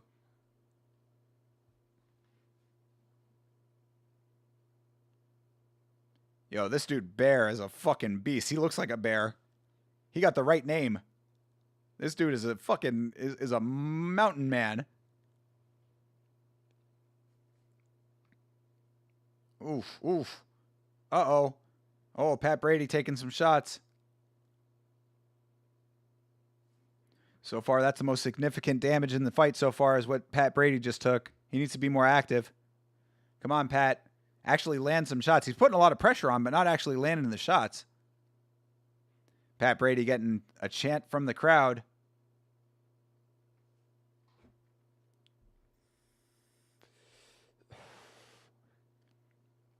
Oh, there you go. Good connection for Brady. Didn't look like he landed it flush, but still connected. 30 seconds left in the round.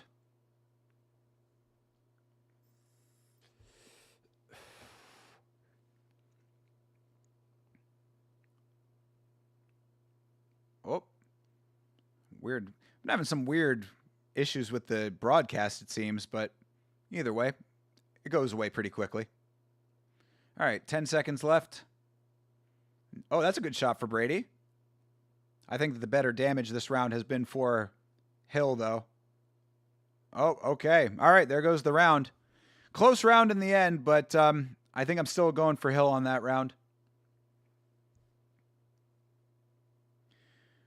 Plus, I feel like viewing movies as underrated or overrated is an interesting way to analyze them. Yeah, I mean, like, if you want to just watch things blindly and like not be hypercritical about them, or like not hypercritical, but just critical in general, then that's like, it's your business. But like, I don't think you should be like angry at people for doing that. Like, that's literally what the Red Letter Media meme, you know, the film crew meme where they're like, don't think about it, you know, don't ask questions, just enjoy product and then get excited for next product.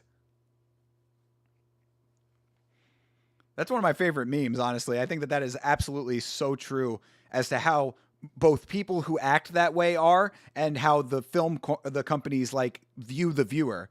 Like, don't ask questions about it, just consume it and then consume the next one. You know? So it's like a symbiotic relationship with some of these guys who are like, you know, just kind of suckling at the teat. And I know people like that personally, and it gets me wild. Like, I know a Star Wars fan, and he's a good friend of mine, so I'm not like trying to really like hate on him personally, but like, it's just like, it doesn't matter what it is. If it's Star Wars, he likes it. And it's like, bro, like, it has to be good too. You know what I mean? Like, not every Star Wars thing is just inherently good because it's Star Wars. Big man looking a little tired. Which one? But yeah, no, Bear, I mean, he's looking okay right now. Brady's the one with his mouth hanging open. He's looking like he might be breathing a little heavy.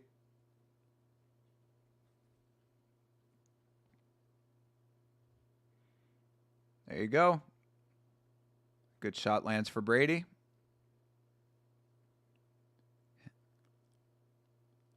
Oh, there's a good connection for Brady. Oh, but Hill comes back with the counters. Brady was looking a little stunned there for a second. Ooh, there's another good connection for Hill.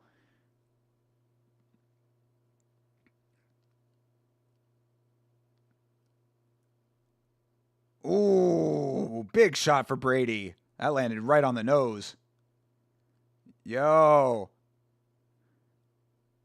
Damn, Brady's landing some nice shots this round. This is a better round for him for sure. Uh-oh. This could be 1-1 going into the third if it makes it there. 20 seconds left right now. Oh, he gets the drop. Nice. Brady gets the drop. Let's go, Pat. Brick's shorts are hilarious. I gotta check them out. I haven't noticed. Let's see here. Let me take a look. Why are they funny? Like, the camera wasn't close. Oh, here's Shane Gillis. Let's see what Shane Gillis has to say.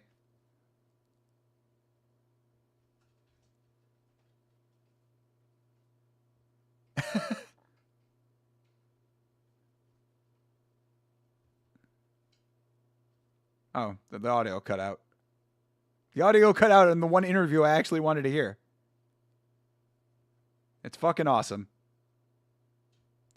Man, a few words. Apparently he didn't really even say very much.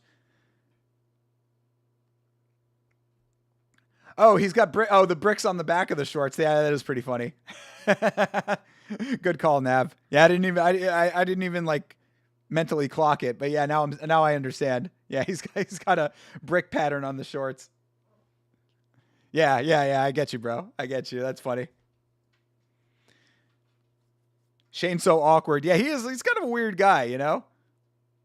He's very funny, though. I mean, his stand-up is really good. He's very natural on stage. I think that that's one of the greatest assets that he has as a comedian is that, like, you know, his natural awkwardness, like, leans very well into his style of comedy. So, like, he doesn't have to, like, overwrite his jokes. A lot of comedians do that.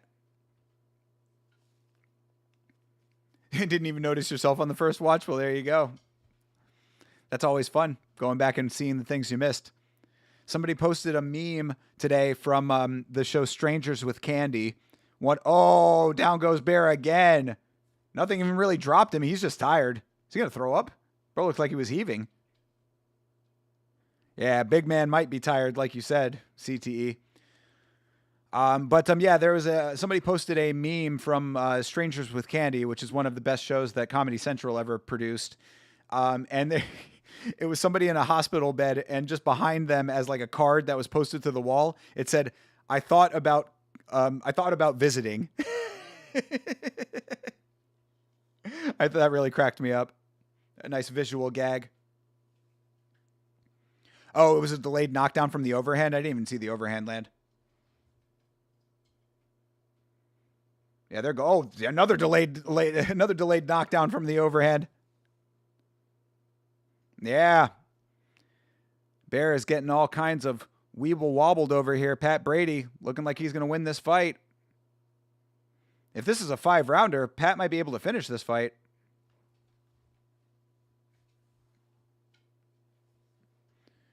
Uh-oh.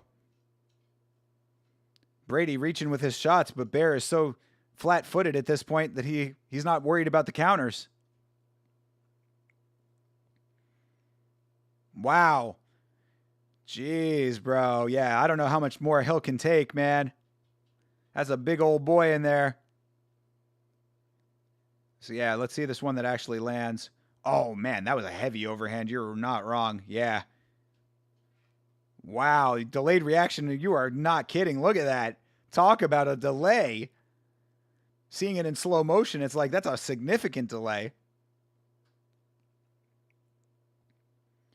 And then this one was even more clean. Bam!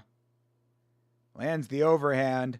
And then 2, 3, 4, 5, 6, 7, 8, 9, 10. He finally starts to go down. They couldn't even show him going down on the replay. It was so delayed. Another very lovely ring girl. BKFC doing it right with the ring girls. Hill's done. Watching him hesitate on the check hook and getting rocked is all I can see. Is all I needed to see. Yeah, no, yeah, absolutely, dude. I mean, he comes out looking decently fresh, but like he just gasses so quickly at this point. Plus all the damage that he's taken. I mean, it would be very wild if he can have a comeback here. Oh, another nice connection for Brady. Uh-oh. He is landing, though. Uppercuts. Yeah, Hill landed some nice shots. Oh, another nice one lands for Hill, and another one. Hill landed some... Oh! Hill might not be done. Damn! Yo! This dude at Bear Hill! Bro, Pat Brady looking rocked. Also, I have not said this yet, but Pat Brady looks like Flula Borg in the face. If you know who that is very funny. Yo, this dude Bear Hill trying to come back. Does he have it in the tank to make this happen? Because, yeah, oh, no, it goes down again, dude. He is just gassed, bro. Yeah, I don't know if he's going to be able to keep going, which sucks because he's actually landing some decent shots. But, like, come on, man.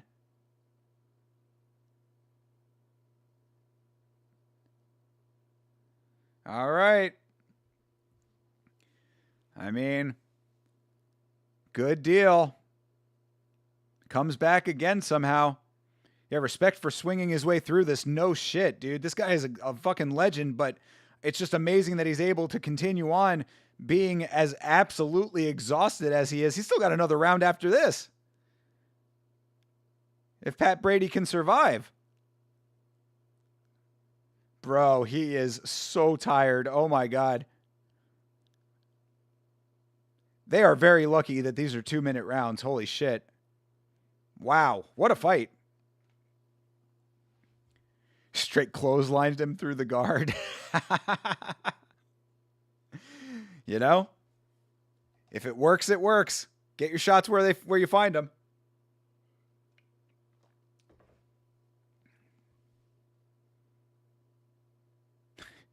The audio just cut out again, and it was midway through somebody saying God something about God.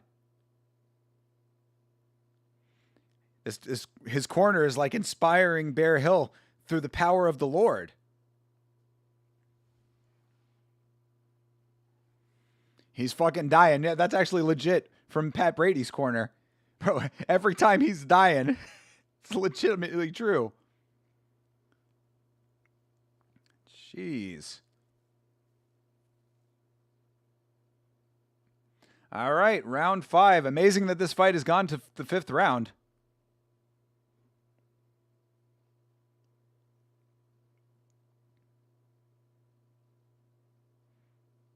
All right. Indeed, 5th and final round. Here we go. His corner advice was, God, please protect Bear. Listen, Bear, I'm going to say a prayer for you right now. Okay.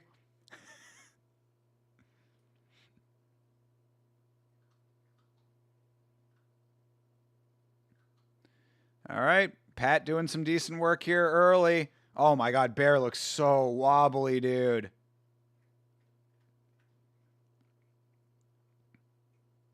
But in reality, as crazy as it may seem, it might be 2-2 right now. Which is an insane thing with the body language of Bear Hill, but like he definitely won the last round.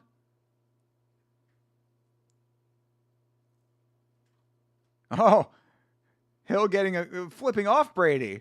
Why would you do that? Don't be mad that he's punching you in the face, bro.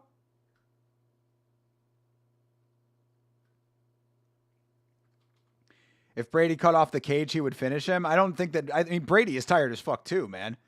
But still, he could be doing some better work at cutting the cage.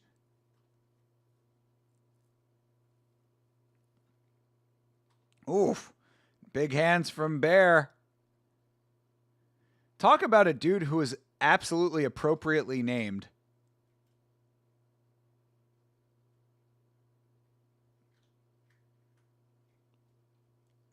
Oh my God. This is a crazy slugfest between these two sloppy jamokes. All right. 15 seconds left before these two can collapse.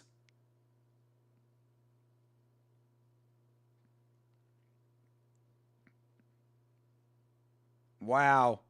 Amazing that this thing went to decision, but nice work on both sides at times. I think that you got to give that to, I mean, Pat Brady had to have won that fight, right? Ref begging him to step back. Yeah, for real. Come on, guys. Guys, get out of the clinch. They're like, no, we don't wanna.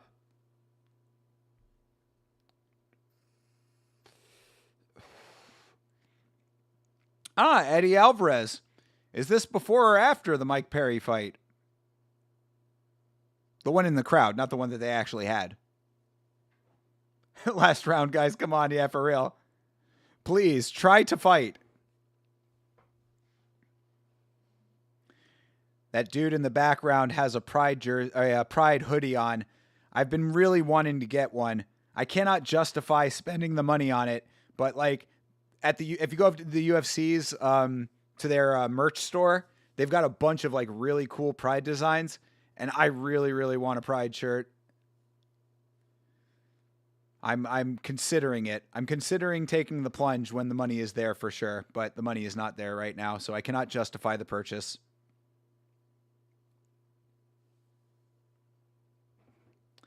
All right, Philly man, Johnny Garb coming up soon. And that will be where we will have caught up with what we have already seen of this card. Let's get this decision. Any merch news? Yes, all of the remaining items have been purchased, so I'm just waiting for them to come in. One of them is already in printing, I believe, so it should be shipping soon. Yeah, so merch, all of the items are ready to go. It is just a matter of me getting the physical items that I need to fulfill the orders of myself. So those are on the way. Once those are here, I will be doing some photography for that. I need to photograph them and put them on the web store. At that point, I'm going to have a little behind the scenes thing to, review those with Chase just to make sure that he thinks that everything looks good, get a second opinion about some stuff. And thereafter, I will be doing a big reveal live stream, and also we'll be doing something very cool for the real ones in the chat. So keep your eyes and ears open for some announcements about merch coming very soon. But what I can definitely say right now is that merch, all of the items are ready, and I'm just waiting on the shipment of them to come in, and we will be launching probably within the next, I'd say, 2 weeks, I want to say. But I will be doing a full, dedicated, standalone live stream to announce it. I'll be able to answer any questions that you guys have in the chat, and show it. I'll show you everything all at once. So we're going to be doing a big reveal stream.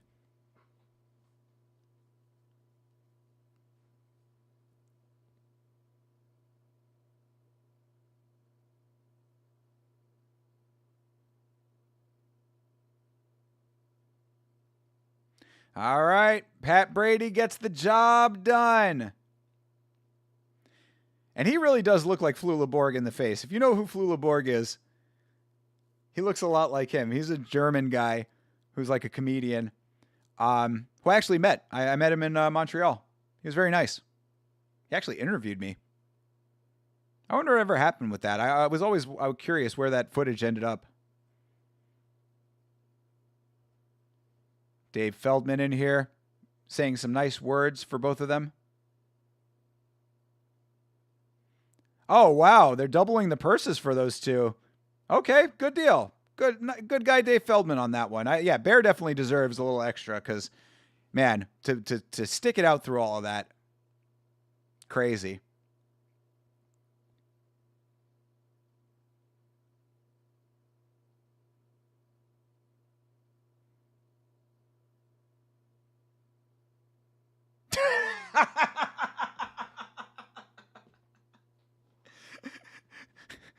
Pat Brady really just said, Bear Hill is tough, but you know what's tougher?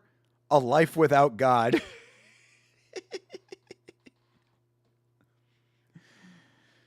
So quad pay for the winner? I guess so, right? If they're doubling the entire purse, then yeah, I would say so. Good deal. Pat Brady celebrating his sobriety. Congratulations to him for that.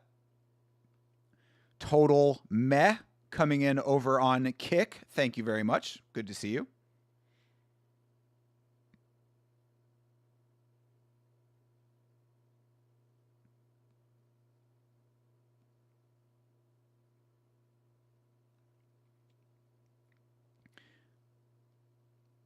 Yeah, so Pat Brady getting Quad City paid.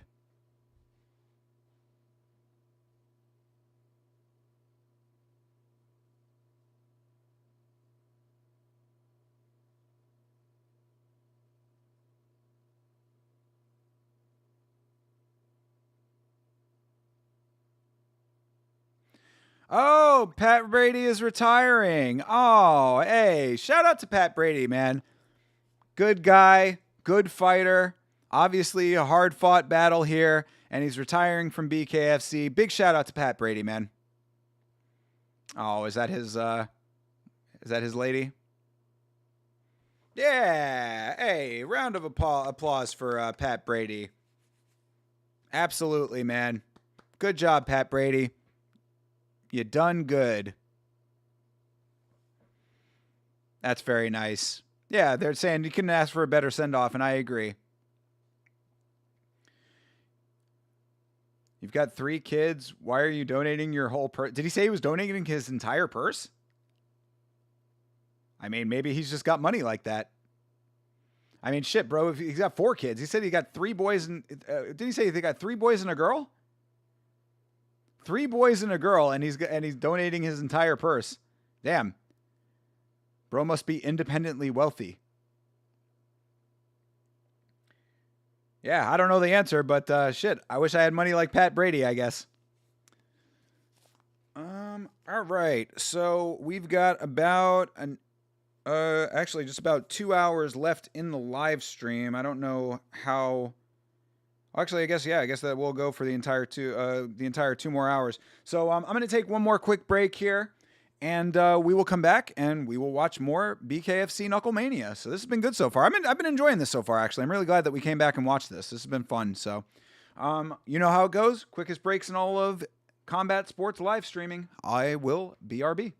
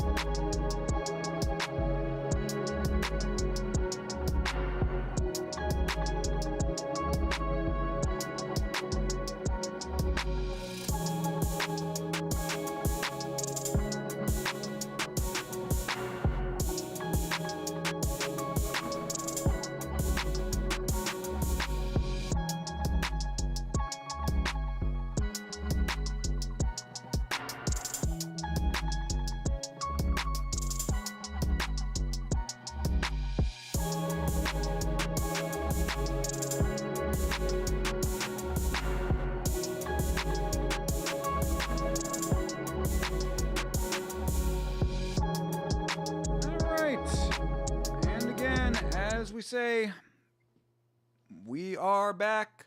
Breaks are quick. Your boy is here. Good times had by all.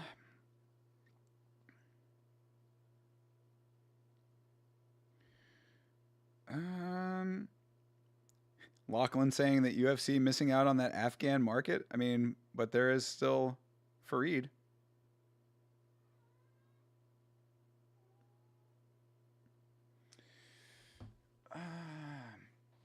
Cat being very annoying today. I was writing today. I had to do some writing for a project that I'm working on. And when I write, I need to be writing in silence. I can't write with distractions. And Yamacat was doing everything within his power to distract me today. Got the assignment done, but still.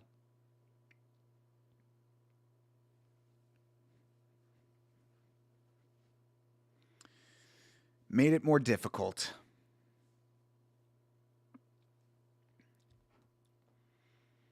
I'm just waiting for Yamacat to just stop being as vocal as he is, but it just doesn't seem like he's ever going to be. I think that I'm just stuck with a cat that never shuts up.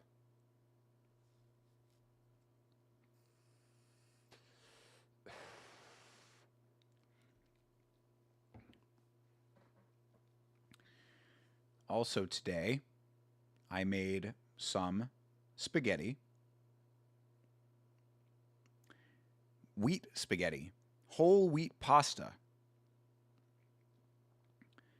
Ben Bonner versus Tony Loco Soto. That is a whole lot of O's in that guy's name. Tony Loco Soto versus Ben Bonner. Wonder if that's any relation to Stephen Bonner. R.I.P. to the legend.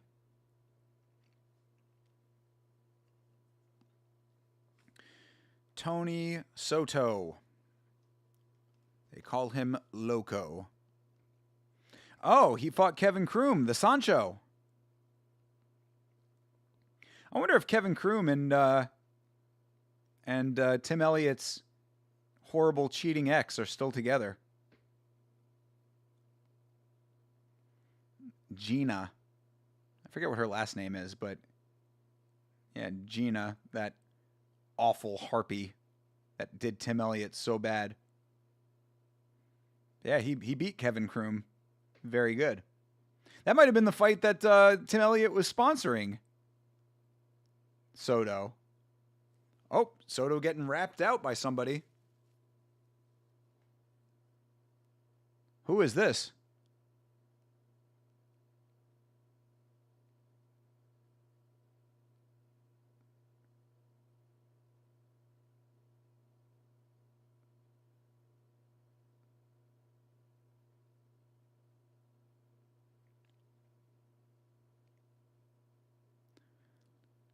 Who is this dude rapping?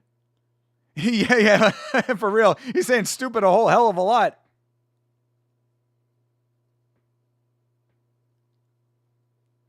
Who is this guy?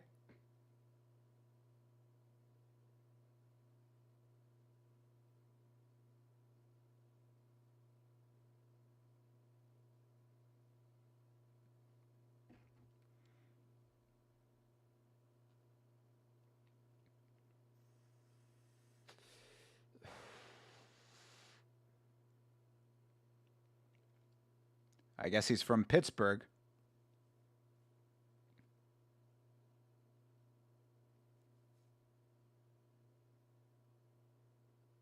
Oh, he's the king of New York, he says. Oh, okay. He's got all New York stuff going on. But I thought he said he was from Pittsburgh. All right, maybe not. Whatever. I don't know. I still want to know who he is, though.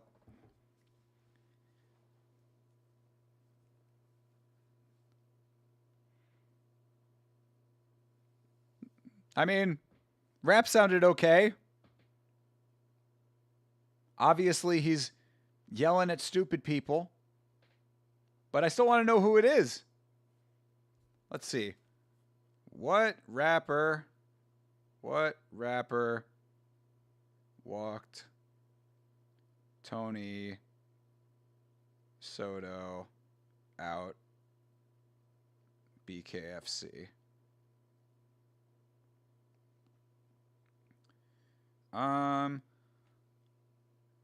Nems, I guess, is the rapper. Walked my guy Tony Loco Soto to the ring last night at BKF Philly. Yeah, Nems. Okay, well, shout out to him, I guess. Can you get a timestamp? Yes, you can. Timestamp is 3 hours, 39 minutes, and 57 seconds. So, 3 hours 40 right there. 3 hours 40 on the nose at the time that was. 3, 40, 10, 11, 12, 13. So, yeah. Right now we are seeing Ben Bonner coming out by himself. No rapper with Ben Bonner. Ben Bonner is from England. He doesn't get an entourage, of course. They're not allowed to come over.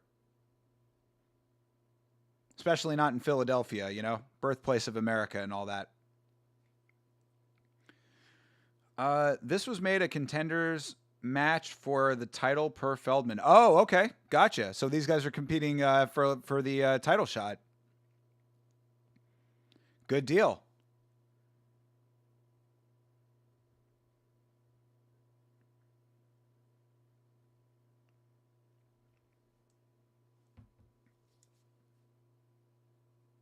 I like his walkout music.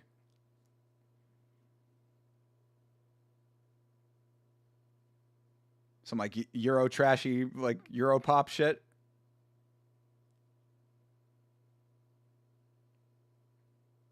It's pretty good though. I actually like I'm liking Bonner's walkout song. Could it compare to Nems's rapping about stupid people? I don't know, but I will say I'm enjoying this Euro pop. Because this is like quintessential Euro pop right here.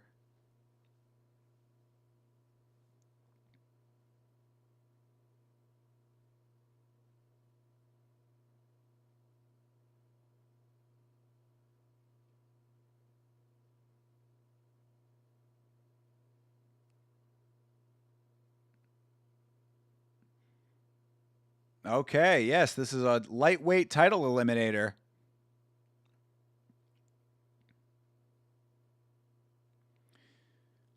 Let's see some action here. I want to see a quick knockout, man. Feel like we've seen too many decisions on this card.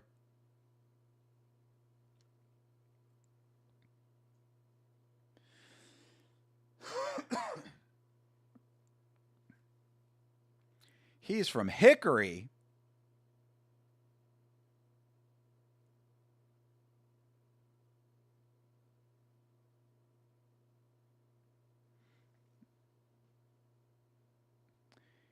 Hickory, North Carolina, by way of Brooklyn, New York. Hit you with the Kamehameha.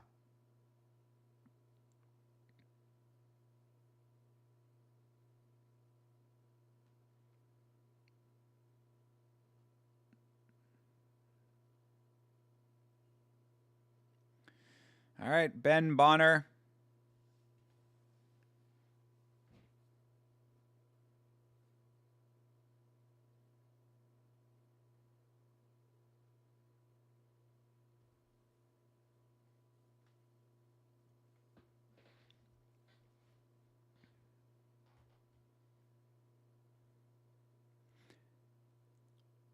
Ben the Bomber Bonner.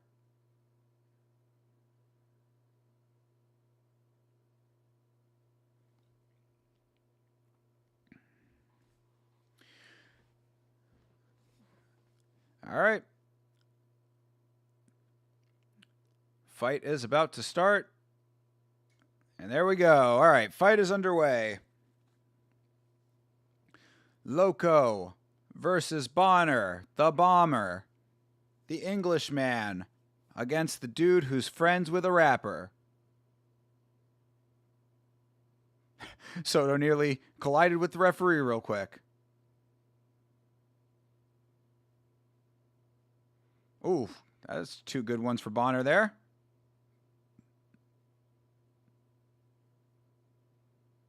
Ooh, Bonner landed a couple of nice shots. Good accuracy from Bonner. Tracking his target well.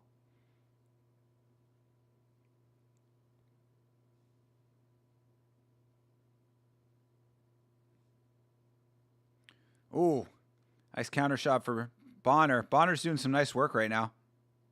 Soto needs to land, bro. Like Soto has not landed a significant strike yet.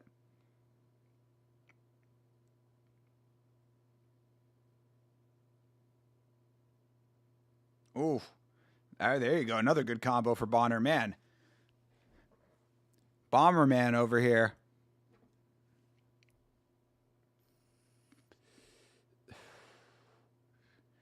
Nice body shot, Bonner.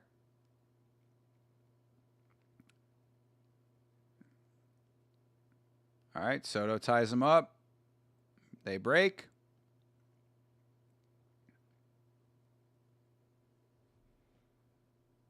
Well, there you go. That was a little inside shot from Soto. Left hand lands. I mean, Bonner is doing so much more work right now.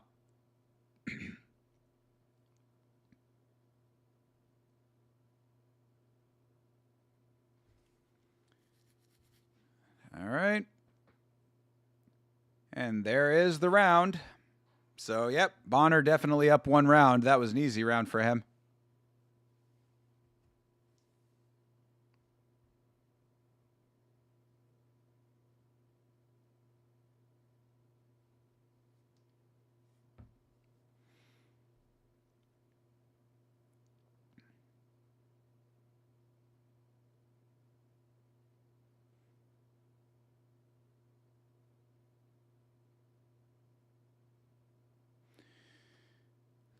All right.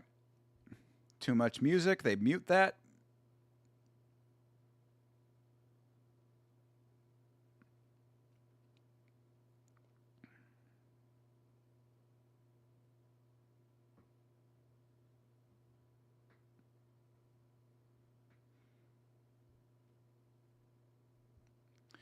All right. Round two coming up. Let's see if Soto can turn on the offense here a little bit. Knuckle up.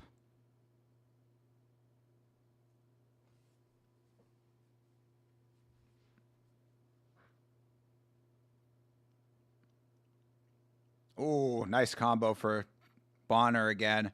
There was a good connection for Soto finally.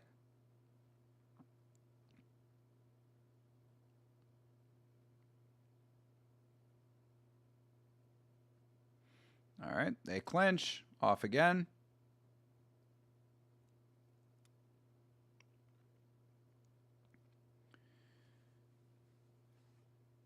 Yeah, jab's going both ways.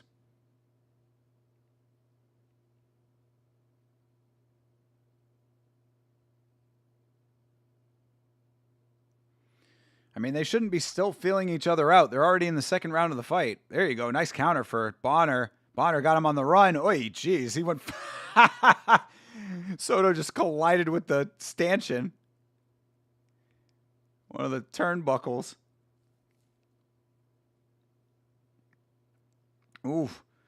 Good inside shot for Bonner. Bonner's hands are clean right now, dude. Bonner's doing way better work than Soto. Oof.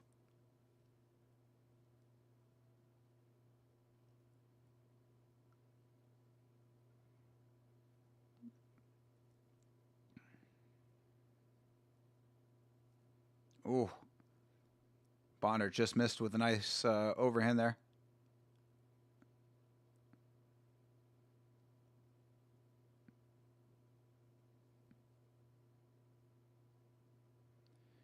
All right, back at it after a trunks adjustment. Another nice little short shot. Bonner's really nice with his counters. All right, 2 rounds to Bonner, I would say. Soto needs to get himself into this fight.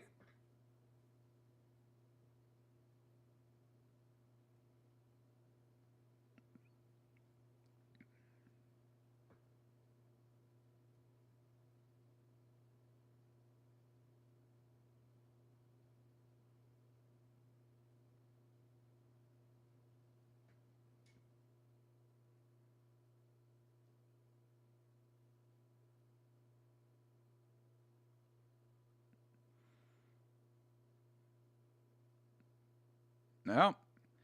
I mean, I can't disagree with Kai Stort there, saying that Tony Soto's not going to beat him that way. Because, yeah, Tony Soto's not looking great in this fight so far. 2 rounds down. And, of course, Kai Stort versus Gaffey over here is coming up in Hollywood, Florida. Always appreciate how much they do with BKFC in the great state of Florida. Hollywood, my old stomping grounds.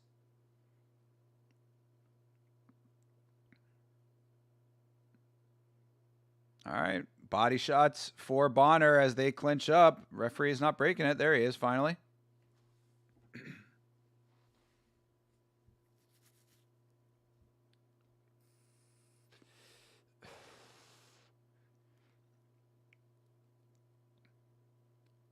Hey, all right, nice jab for Soto.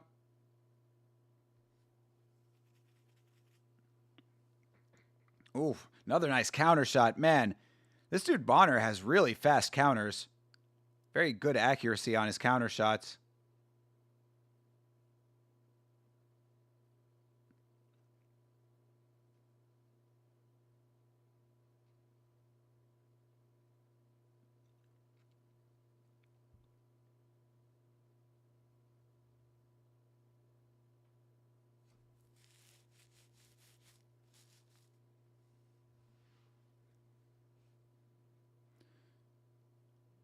Ooh, there you go.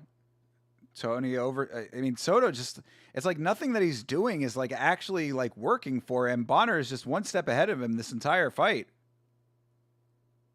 Oof, nice short shot on the break for Bonner.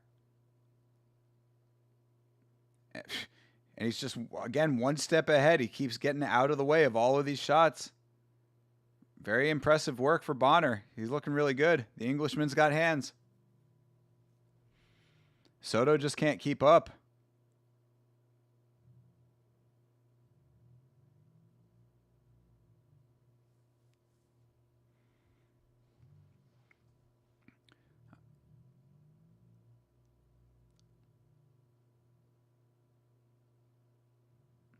All right, they break, and that's the end of the round. Yep, I would say that Bonner is up 3 rounds now. Soto needs to finish this fight.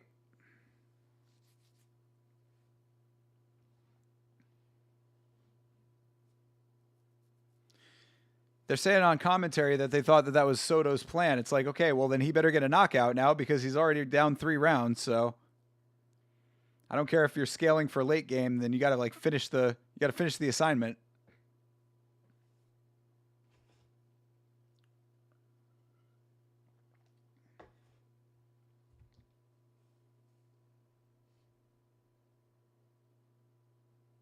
Static X playing on the PA system there. Shout out to Static X. RIP to Wayne Static. I used to really like Static X. They were one of the bands that I actually fucked with a lot.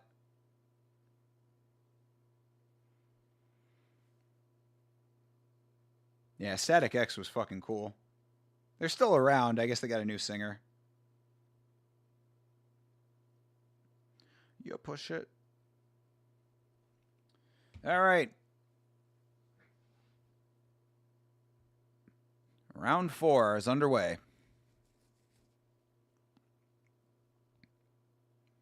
I mean, Soto finally starting to land a little bit, but Bonner's moving so much that the shots aren't very effective. Also, Wayne Static's brother of Robert Patrick in T2, the T1000. What? Really? Wayne Static was Robert Patrick's brother? Is that true? If that's true, I did not know that. That's wild. Shout out to Robert Patrick, goated as the T1000.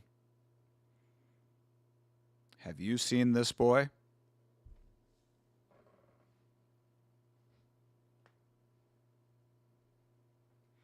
God, another shot lands for Bonner. Jesus Christ, Bonner has been crushing this fight.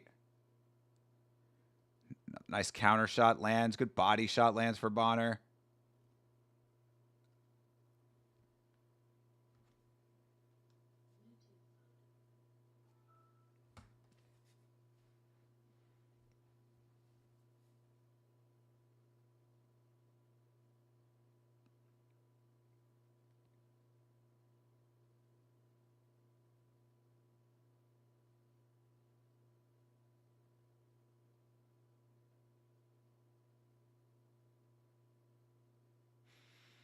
Another nice body shot for Bonner.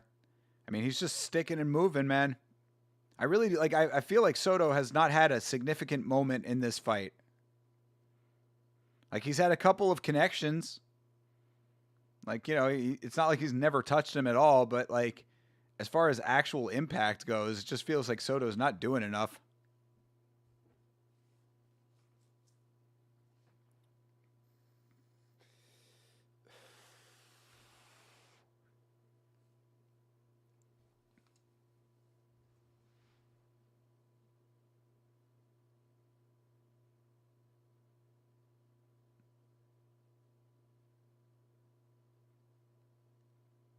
Yep, 2 minutes left, and Ben Bonner about to get himself a title shot. Ooh, yeah. Soto's got a nice little cut on the eyebrow.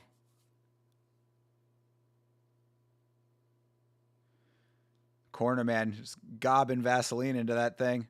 Pretty decent sized cut. Not the craziest we've seen, of course, but you know, it's certainly split.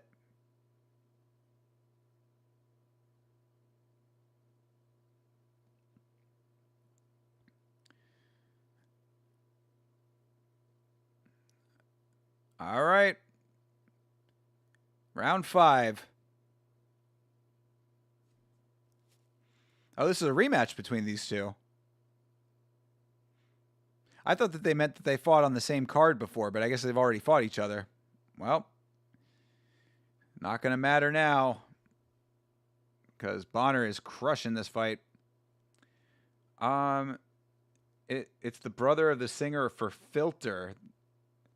Oh, wait. Oh, okay. That's the okay, I get what you're saying. So the guy from Filter is Robert Patrick's brother. Got you. Okay. Interesting, though. I didn't know that Robert Patrick's brother was that guy. And yeah, Filter was always an interesting band to me because like they had some pretty like good songs and like some heavier songs. They did, yeah. Hey man, nice shot. Yeah, that's the one that I like of theirs. But then they also did that fucking soft ass song that became a big hit for them. You wanna take my picture? 'Cause I don't wanna remember. Like that song was always so fucking lame to me. Like it's not a bad song. I can acknowledge that it's like a pleasant song, but like it was always just so soft compared to like their other stuff. And I was always so surprised that that song got as popular as it did because of like the type of band that they were. But yeah, I was never like the hugest Filter fan. T2 was a great movie, absolutely. Both Terminator films are very good. But you want to talk about filmmaking gaffes and mistakes like that? Like I think T2 like holds the record for like the most technical errors in a film. Like it's one of those ones where it's like if you go and you can find like compilations of all like the errors in that movie as far as like continuity goes and stuff. There is so much wrong with that movie. It doesn't end up like taking away from the enjoyment of the movie, but it's funny to like look out for it.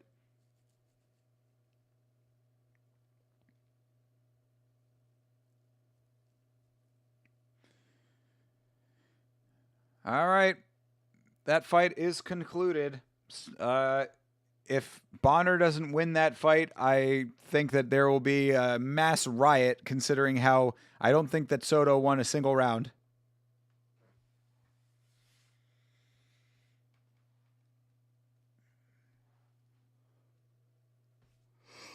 Oh, jeez. What are some examples of that? I'm asking because I haven't looked into it. It's like continuity things where like something will be like in one place in one shot, and then you cut back and it'll have moved or whatever. Like I can't really like think of any specific examples off the top of my head because I remember the only reason I know that is because when I was in college, I went to a technical school, and in the film course in the film portion of the track that I was on, they showed us that like a compilation of all of the like continuity errors and stuff. I think one of them is that there's like a miniature at one point and like somebody left like a Starbucks cup or something or like a coffee cup in it or something like that. It's like things like that. Like, you know, the desk will have like papers on it in one scene or in like one shot, and then it'll cut away and it'll cut back and the papers are all different and stuff like that. But if you just go on YouTube and search like T2 continuity or something like that, or like errors in Terminator 2, you know, you'll see what I'm talking about. It's like there are many, many, many of them.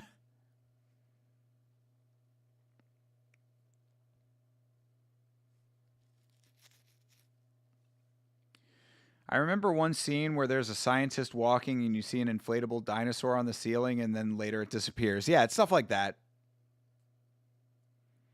You actually remember catching it when you were when you watched the movie when you were a kid. Yeah. It's like there used to be a website. I mean, I'm sure that there are plenty of them that still do it, but there used to be a website called nitpickers.com, and it was literally a website completely dedicated to like catching continuity errors and stuff. And I remember like going on the Terminator 2 page on that site back in the day. This is like early internet. But I went on there and it was just like compared to all of the other pages, it was like 3 times as long.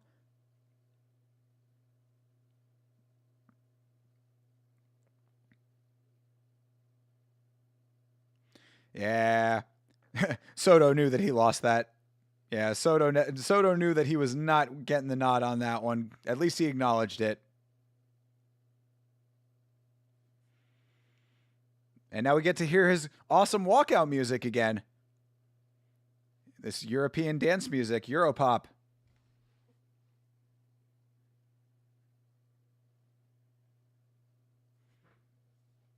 Yeah, his music was pretty good, man. I like that song. I got to find out what song that is. Have you seen Terminator Genesis? Everything after T2 sucked, but that movie was especially bad.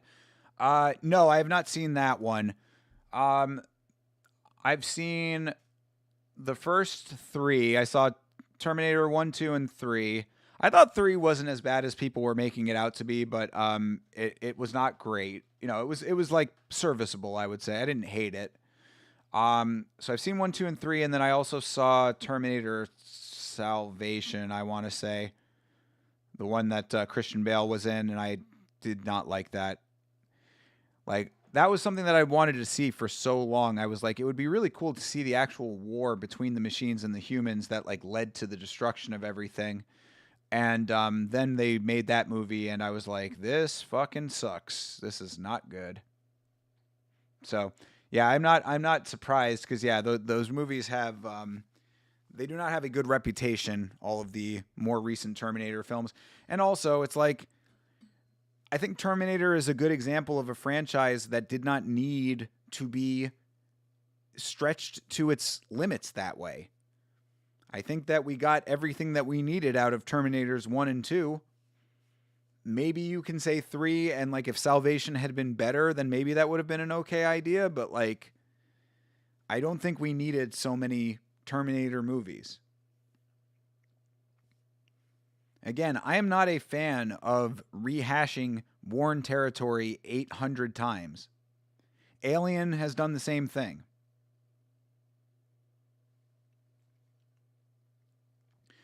I know Salvation sucked, but I have a soft spot for it because it came out when I was in second grade and I watched it in theaters with my family. Well, that's fine. Yeah, I mean, you can still like it. I mean, like, I'm not saying that you shouldn't like it necessarily. I just know that I didn't like it. Any movie that's directed by a person named Mick G. I was like, who the fuck let that guy get away with that? Having his name be Mick G. What has he done since that? Yeah, what has Mick G been up to? Joseph McGinty Nickel, known professionally as Mick G, is an American film director, film producer, and former record producer. Well, what has he been up to film-wise?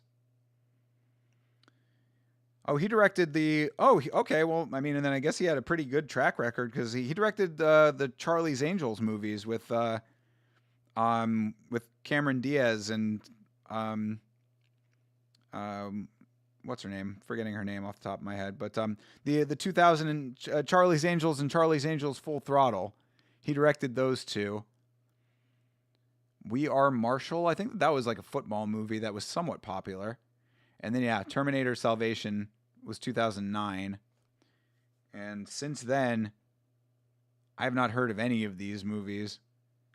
2012's This Means War. Something with Reese Witherspoon. 3 Days to Kill, The Babysitter. A comedy slasher film. Oh, that was for Netflix. Rim of the World. The Babysitter got a sequel? Okay. Something called Family Switch? Uglies? What is Uglies? Oh, I guess he does a lot for Netflix, because, yeah, this is all Netflix stuff.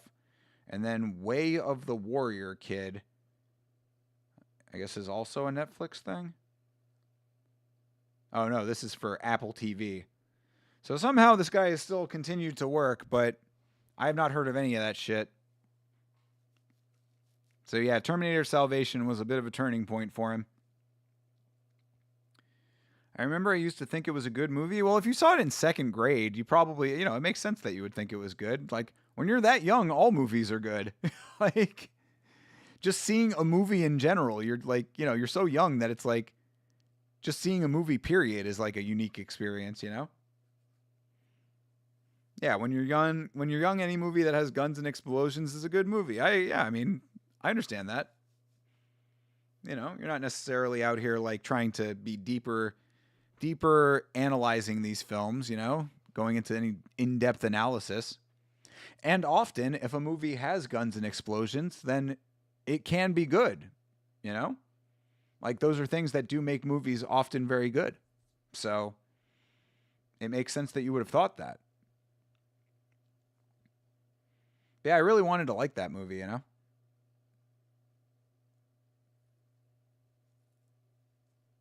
Because I thought that like that's a movie that I wanted to see for a while. Like because all of the movies, it was either like before the apocalypse or after the apocalypse, but I would like to see like the actual war between the humans and the robots.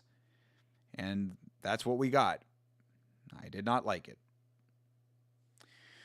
All right, well, we are getting into the portion of the broadcast that I have already seen, so I am familiar with the fights that we are going to watch here now, but we can rewatch them because I do want to see the one that we are about to watch, Johnny Garbarino versus Kane Tomlinson, because this fight was so goofy on the first watching that I think it does bear a rewatch. And then, of course, we've got Ben Rothwell and Andre Arlovski in the main event. And then we will call it a day. And one other one in there, Lorenzo Hunt, also fighting today.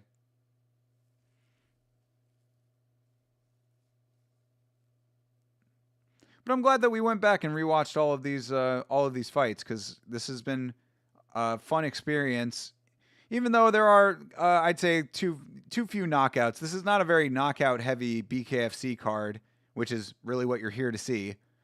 But that being said, you can't force that, so I'm not super mad at it. I think the fights have been pretty good overall. And, I'm happy we did this. I think this was a good idea.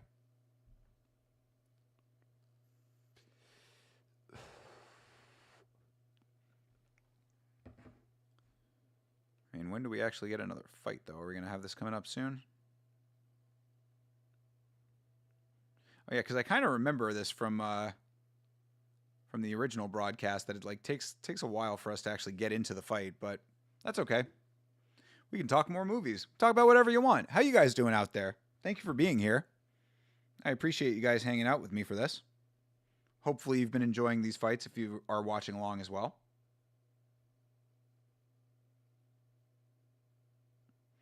But yeah, we do have a little bit of time. We got a little bit of time to kill.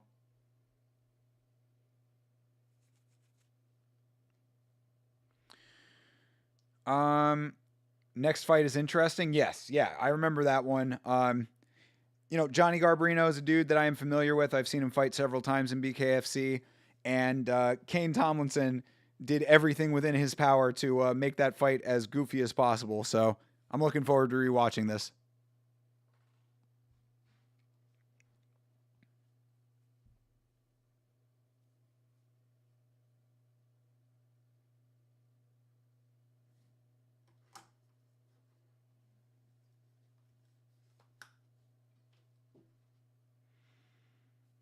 Sean Wheelock and Chris Lytle.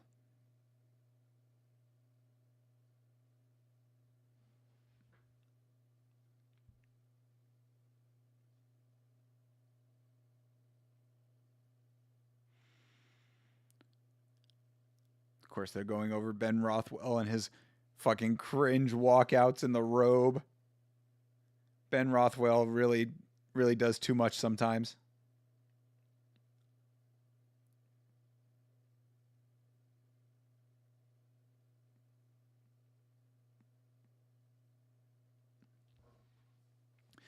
But that man can knock a motherfucker out. That is true.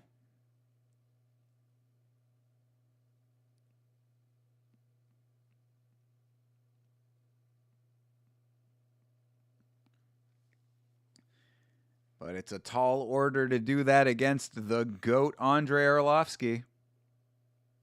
The Pitbull.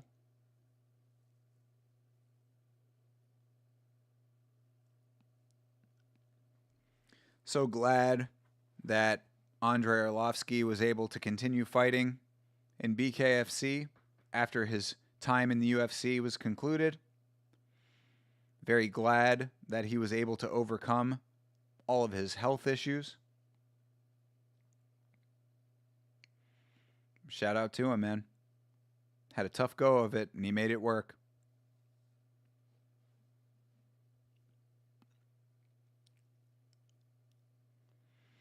I've been watching a lot of Nathan For You lately, and that's been really fun. I was just thinking, I was like, what am I going to do after this? I was like, well, I still got to I'm in like the middle of a teeth whitening cycle, so I got to make sure that I'm using my little whitening strips and all of that. And I was like, all right, so I got to be up another hour after this is over, after the stream is over. And I was like, oh yeah, well I can just watch more Nathan for You. Very funny show. That guy's hilarious. And he's actually not a bad actor too. Like just as an actual actor. Like I've talked about it on stream before, but I watched the show called The Curse. That was on I believe it was on Showtime. But I forget where I watched it. I guess it was on Amazon or somewhere. Or it might have been Paramount Plus. But either way, I watched The Curse, and it was so good. I really, really enjoyed it. The ending was weird, but it was a weird show to begin with, so I think it kind of fit the tone of everything. And yeah, I really liked it. I thought it was really excellent. Made me laugh. It was bizarre and interesting and awkward and well done.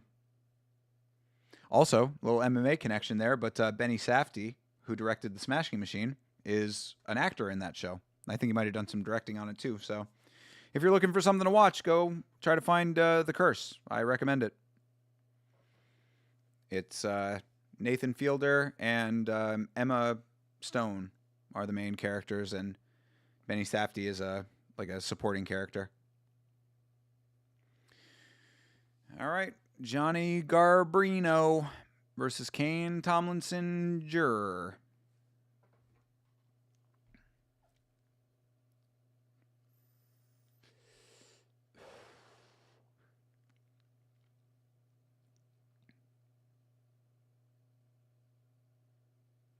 Yo, this guy Pat Sullivan needs to stop fighting, bro. They're just showing the clips of I think I saw that knockout live. Kane Tomlinson knocking out Pat Sullivan. I think we saw that on stream. Yeah, Pat Sullivan got knocked out cold by Kane Tomlinson, and he just got knocked out by Charles Bennett. Like, yo, Pat Sullivan, bro. BKFC is not for you, my guy.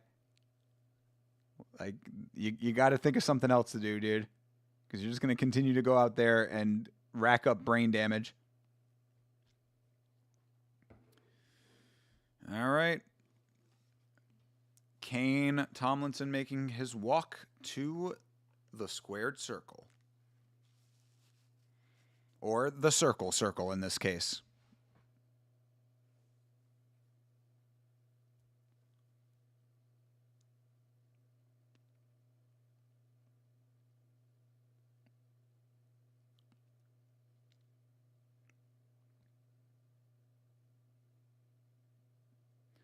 Johnny Garb as a minus 1,003. Good Lord.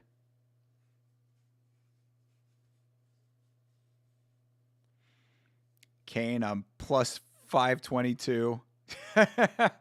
Well, Charles Bennett was the underdog. Huge underdog at that. We saw how that went. So it can happen.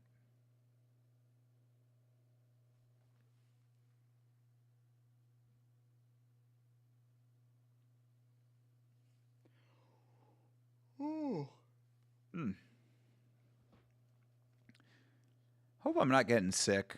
I've been dealing with a bit of a sore throat today, and I was super tired during the day, even after having a Red Bull. Did not have a second Red Bull today, but, I think it feels like I might have just been vaping too much, but I woke up with a sore throat. I kind of had a sore throat during the podcast last night. I think you can hear it a little bit in my throat, but yeah, just been a little bit sluggish today.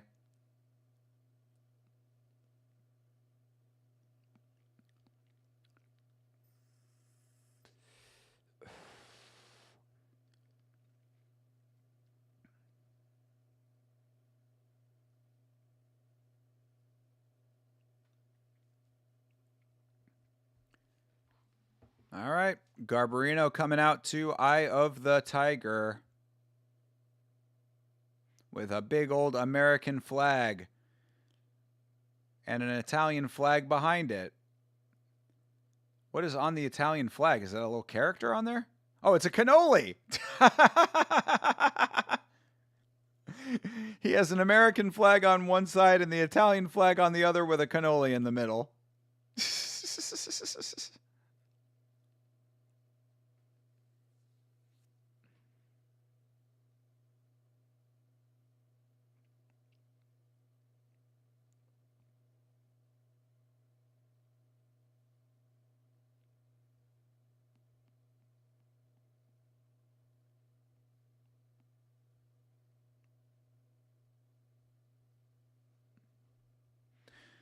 Wonder whatever happened to the band that did Eye of the Tiger. I think they were called Survivor.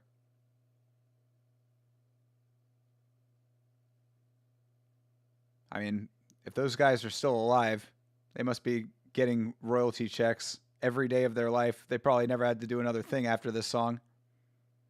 What an iconic song.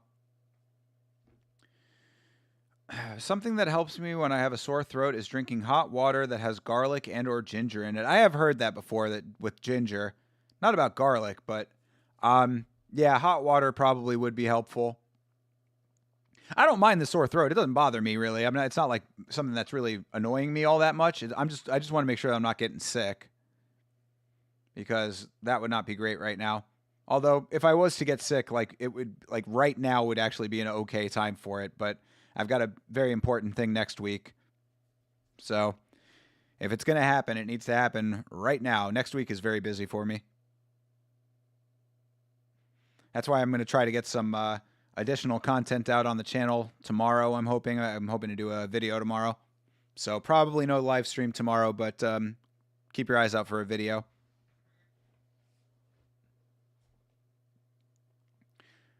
Ball boys.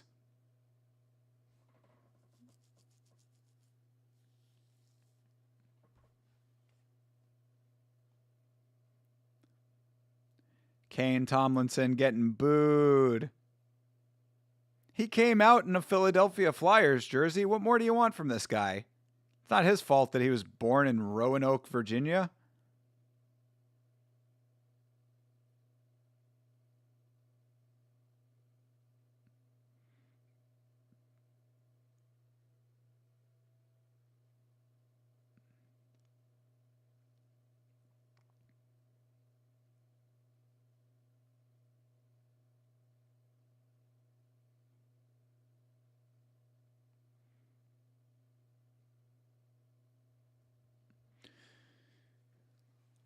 All right, Johnny Garbarino getting introduced here, and we will be seeing a fight momentarily.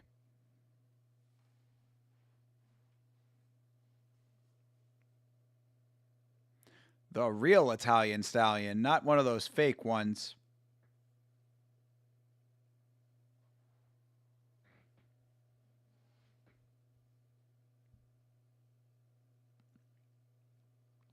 All right, cannoli's incoming.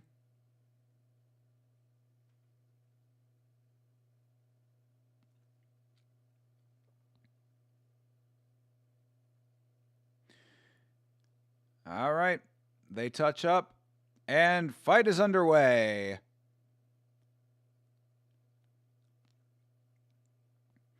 Garbarino circling.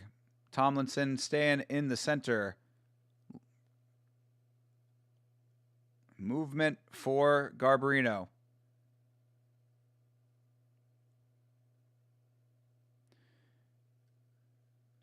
And Garbarino shelled up there. Feinting the level changes on the shots. There's a connection. Oh, and there's a drop already. Tomlinson down to a knee. Oh, are you bro? Yeah, I remember that from the first watch. Referee not calling shit. Tomlinson on the ground again. This is the second time he's been on the ground.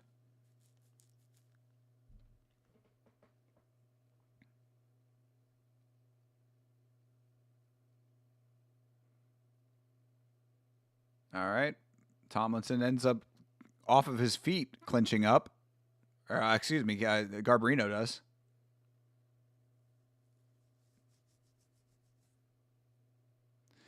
All right. Tomlinson, like he dips so far down. It's like it's kind of like you're automatically clinching with the way that he's like entering. All right, Garbarino swinging a little bit wild, but Tomlinson just ends up clinching again, bro. Like, you need to actually throw punches at some point.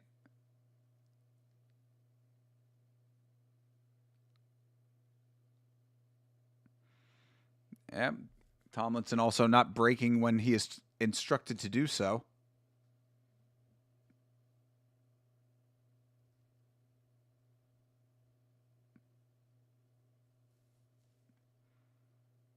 All right. Garbarino overreaching, ends up in the armpit of Tomlinson, and that is the round. That is a not great round right there. Certainly an odd way to start this fight, but whatever.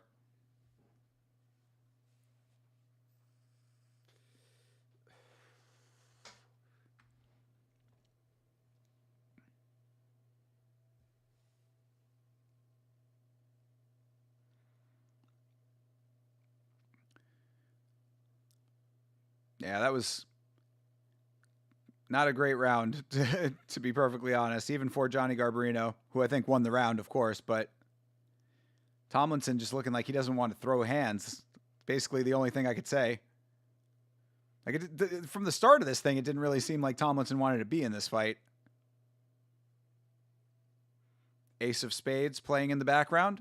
Motorhead, goated.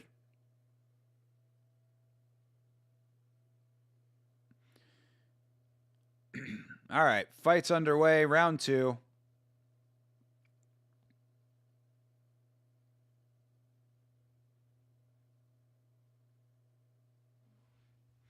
Oof. Tomlinson misses an uppercut and then ends up dropping himself. But I think it was because of the body shot of Garbarino, so I'm good with this drop. Interesting to see what they consider drops and what they don't. But I would say that that was a body shot that ended up being the dropping mechanism.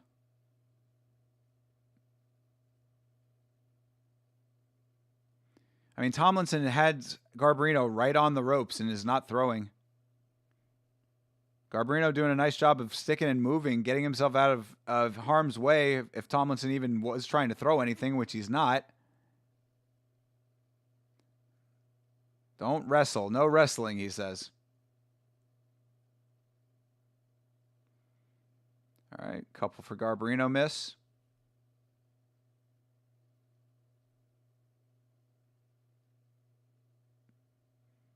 All right. Again, they tie up. Again, they clinch. Garbarino going to the body.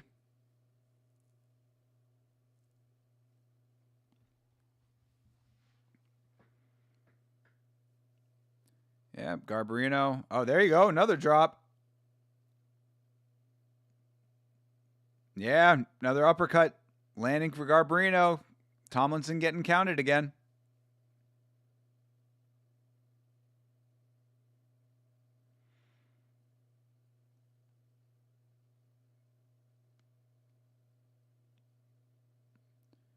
All right, Tomlinson enters and sort of just pushes. Like, Tomlinson is entering and just like pushing his body onto Garbarino.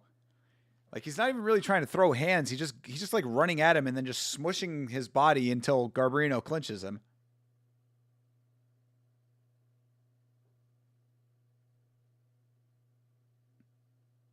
That's the round. There was no bell.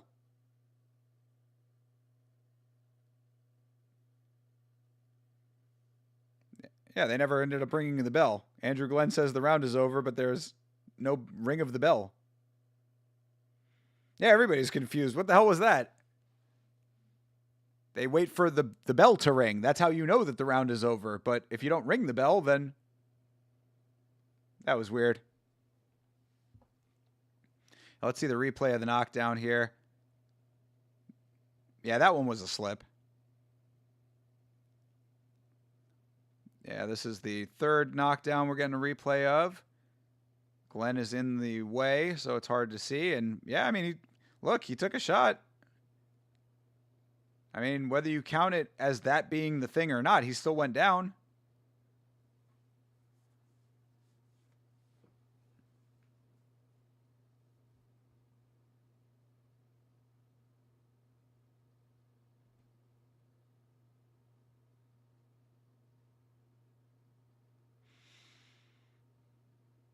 All right. Round 3.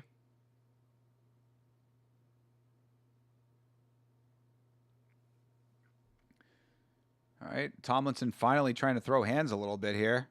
Pumping the jab out a little bit. There you go. There's a swing. Oh, Garbarino. Garbarino just literally picked him up and dropped him on his head.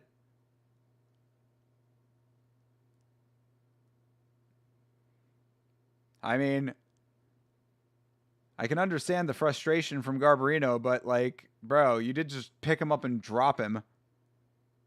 Like, how do you justify that? You had to use bodily power to pick him up off of the ground and dump him on his head.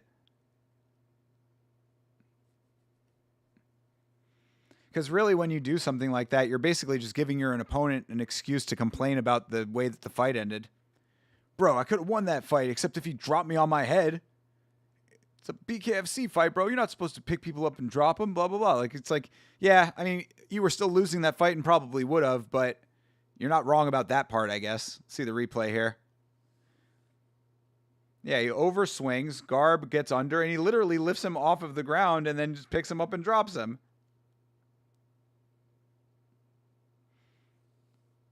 And no point deduction for it, so I guess they fight on.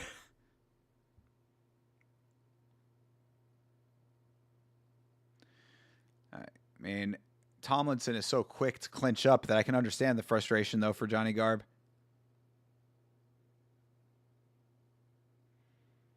Oof. Another... They counting it as a drop, or was it a slip?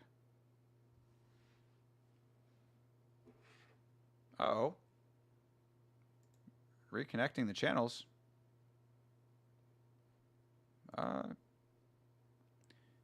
Insane for not even taking a point. I agree. Yeah, I mean, like, it seems a little bit wild. The guy's sitting there holding his head. Now, you know, whether or not it was that bad is up to your, you know, interpretation of it. But, like, it did seem a little crazy that he picked him up literally off of the ground and dropped him on his head. And that's not point deduction worthy. I mean, I'm like curious what is point deduction worthy if that's not. Ooh, there you go. There's another good one. Yeah. Clipped him. Clipped him pretty bad that time. Yeah, they're questioning whether he hit him while he was down, but I don't think that he did. It didn't look like it anyway. Let's see. Is his knee down? Yeah, could DQ. Yeah, his knee was down. That is true. They're saying that... yeah, they're saying that they didn't... The commentary said they didn't think you can consider him down, but if his knee was down, he did land the shot after his knee was already down.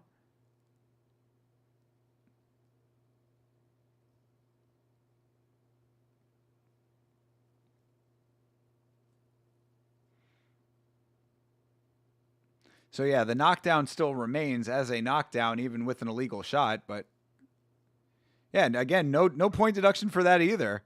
I mean, Garbarino's been getting away with a lot in this fight. This shot clipped him behind the ear, too. You can see the lump. At this point, he does all these gun-shy kneel-downs. I think this rang his bell. Yeah, definitely. I mean, he's been kind of... From the beginning of this fight, it has been pretty obvious that Tomlinson does not want to be in this fight. So, I mean, I'm not, like, as mad at Johnny Garbarino as I guess I could be, but that does not change the fact that, like, he's been doing some kind of dirty shit, you know? The pickup and drop was not good.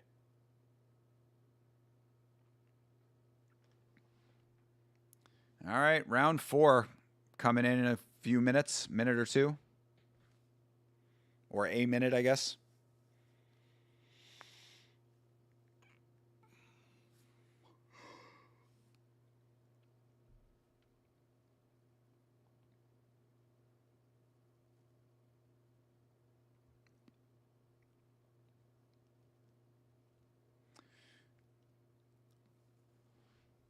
Yeah, this is an odd fight for sure.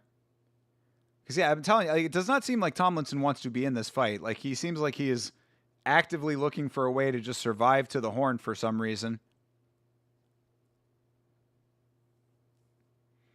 And, I mean, as we saw earlier in this fight, sometimes you don't even get a horn or a bell. Sometimes you get Andrew Glenn saying, hey, the round is over.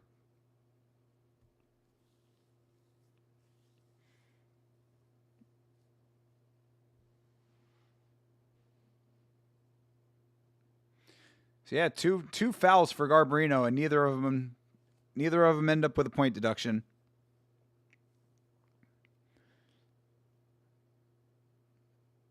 Oh, and he goes down again. Yeah, you're not kidding, Nav. He did look like he does kind of look like he is like very very quick to go to the knee, as he's kind of been this entire fight, but I'm sure getting hit in the back of the head does not help.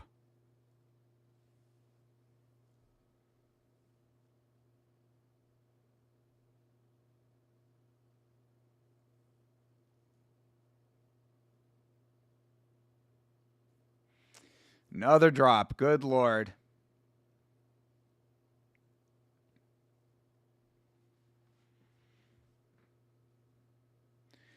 Yeah, I mean, how many times can you get a knockdown in this fight? Like, this dude has been now knocked down 5 times. Oh, there you go. Finally, a connection for Tomlinson. Garbarino, there you go.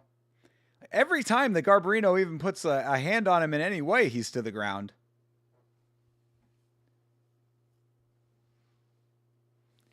I think what he's actually doing is he's kneeling to pay respect to Johnny Garbarino. So, like, every time he throws a punch and lands, he's like, bro, I kneel to your superior striking power.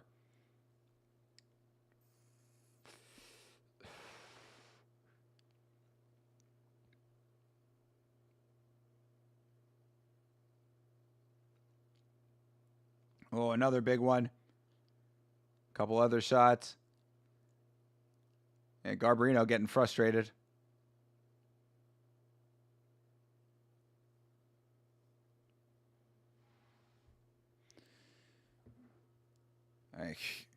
It's like Tomlinson just so instantly going into the clinch every single time.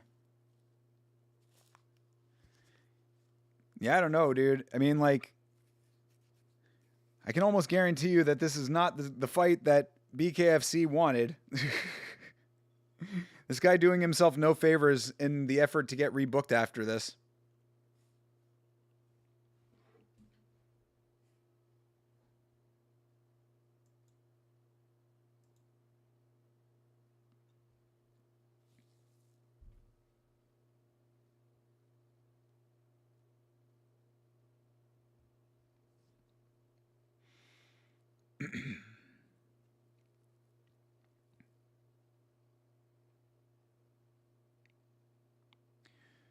All right, Tomlinson back out to the center one more time. See if Johnny Garbarino can get the job done here. Because he's walking away with this fight either way.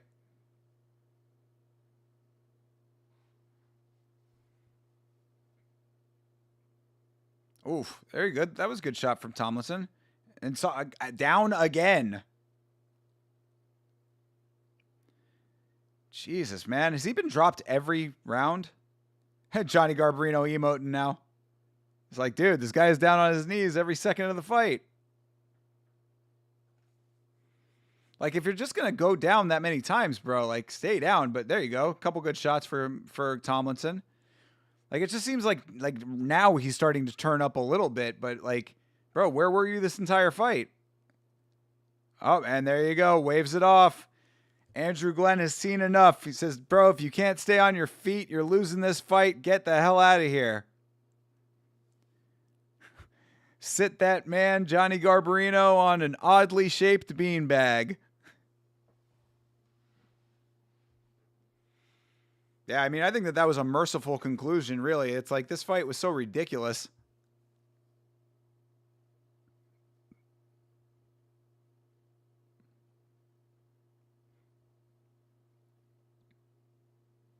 Seven knockdowns they counted in that fight. Good Lord.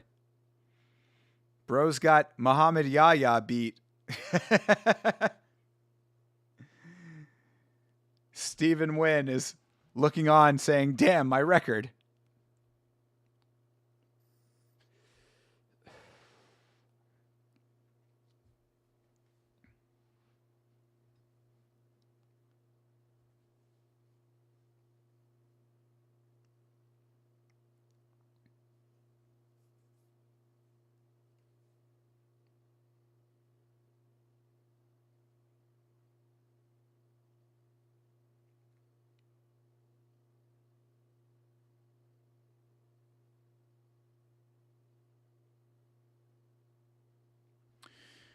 All right. Remix of Linkin Park plays as the referee explains why this fight was stopped, and I don't think there's any explanation needed for Johnny Garbarino.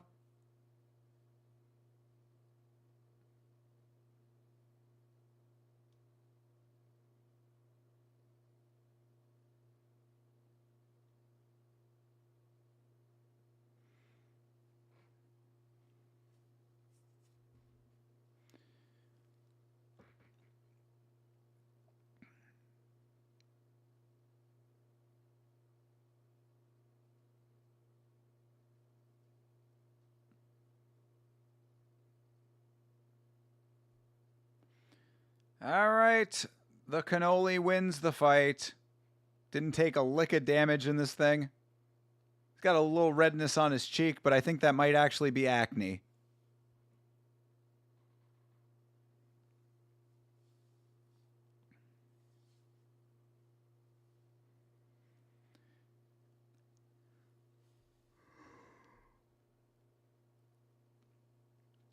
He said F Philly? He walked out in a Philly Flyers jersey and he said F Philly?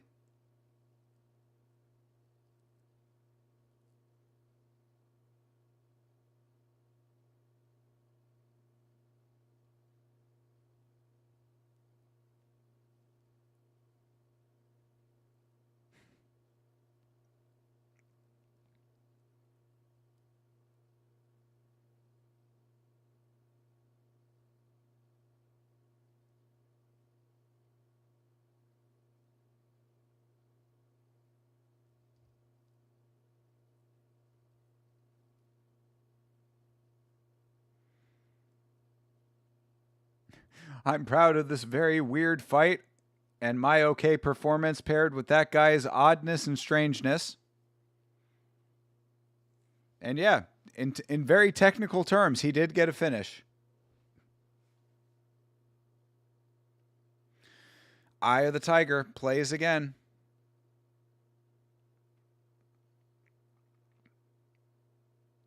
Yeah, shout out to Johnny Garb. I heard his interview with Checkmate MMA, and I thought he seemed like a nice guy. Definitely a Italian through and through, you know?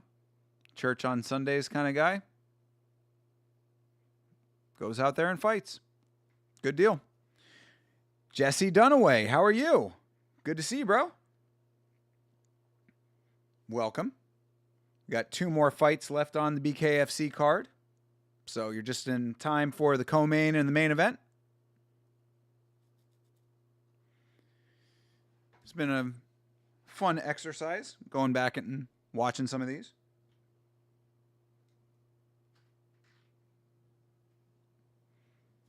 Yeah, how you doing? How are things by you?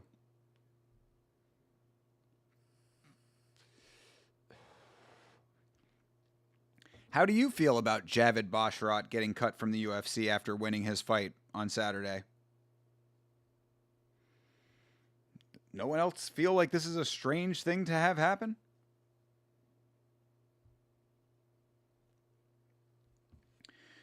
Yeah, trying to get this card built. This is only the second event for this promotion. Oh, right. Yes, you're doing matchmaking. Yeah. Good deal. How many fights do you have and how many fights do you need?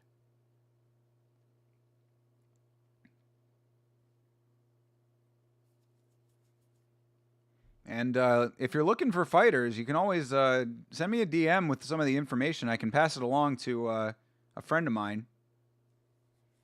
My good buddy Brandon Rivers might be able to help you secure some talent if you need it.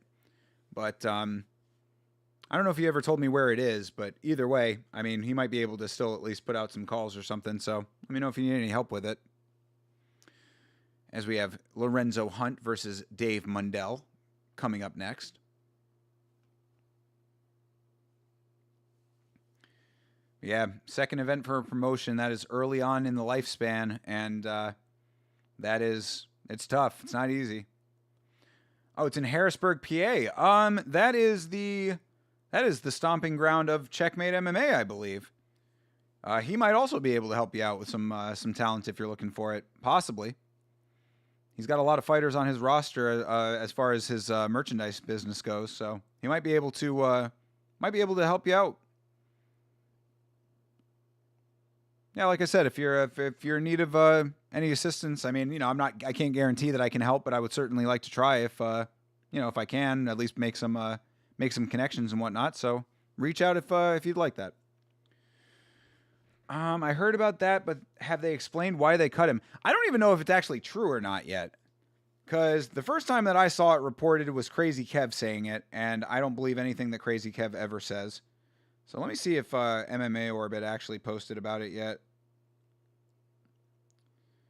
But let's see here. MMA Orbit.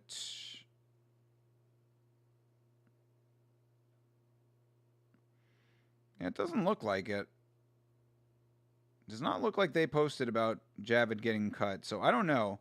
I don't know if it actually is true or not, or if it's just some dumb shit that Crazy Kev posted. But I mean, if that's the case, it is still a little ridiculous that they cut him. I mean, what's the reason? I have no idea. Oh God, yeah, I forgot that this guy comes out as the Juggernaut. That's funny. He could have just not re-signed. I mean, that is true too. Yeah, yeah, that is true. But I would suspect that he would have wanted to. So if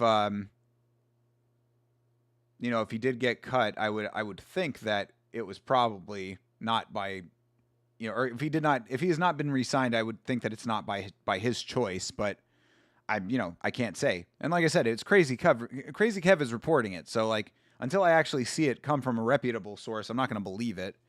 But CTE did post it in the Discord earlier, so let me see here. Yeah, and I mean, the only other person that has posted something about it was UFC roster news. And it just said fighter removed, Javid Bashrat, reason was just released, and then his record. So, yeah, I don't get it. I really don't know. I could not tell you. I mean, like I had said, I thought it was kind of ridiculous that a guy coming straight off of the couch, dude coming in on days' notice, gave him as big of a challenge as he got in his last fight, but he still won the fight. So, you know, what I had said about it too earlier in the stream, I was like, if they like these guys, like him and Yanal Ashmuz, like it's just like there really don't seem to be many like good answers for why they would be cut, but I don't know. Sixth UFC fight, it makes sense to be in contractual negotiations. Yeah, I mean that makes sense. And them cutting him at that time would also make sense based on the terms of the contract, but I mean, I don't understand not re-signing him. You know? Yeah, I mean, he was just released. It might not have to have had a specific reason as far as like any kind of main, main origin point, but his last performance was okay. It's just I don't understand. Like, there are plenty of other fighters who deserve to be cut more than he does. So I don't know. I don't get it. Yeah, but choosing not to resign, what it would seem like.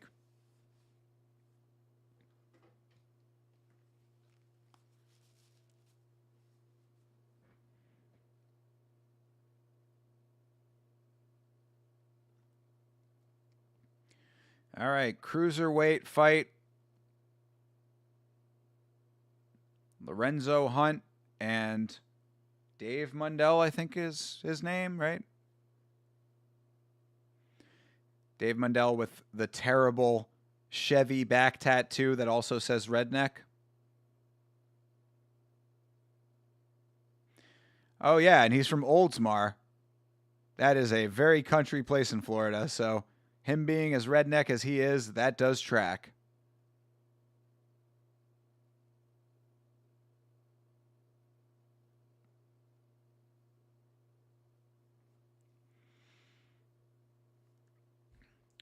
Yeah, Oldsmar. That's a name that I haven't heard in a long time. Oldsmar.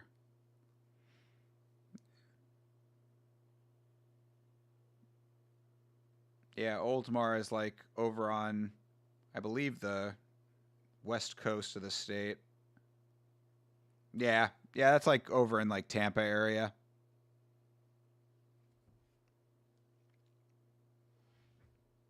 Lower back tat.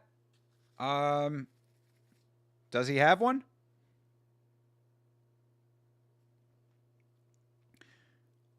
Yeah, we've talked about that before on stream. Yeah, lower back tattoos, not a good look for anyone, man or woman.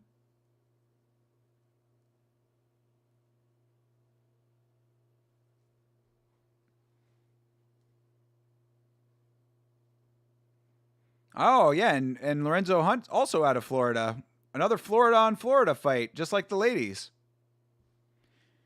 He's fighting out of Jacksonville. Other guy fighting out of Oldsmar.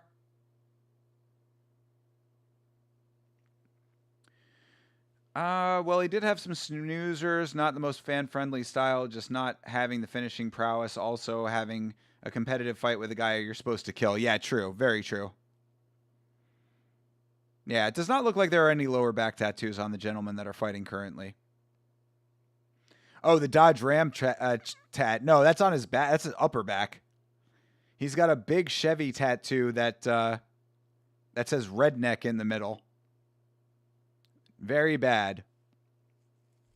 But yeah, I mean, Jesse Dunaway, that is certainly all accurate information about Javid. But like again, I just think that there are people who have worse performances and have had worse fights than him that have been kept around for longer. But you know, man, the organization does what it wants, and they could just be making roster room for the Contender Series, which not super soon, but sooner every day. Got to make some room for the new contenders that are making their debuts. We're getting Lisbozna coming in. Lisbozna and his manufactured record, if you listen to Chase.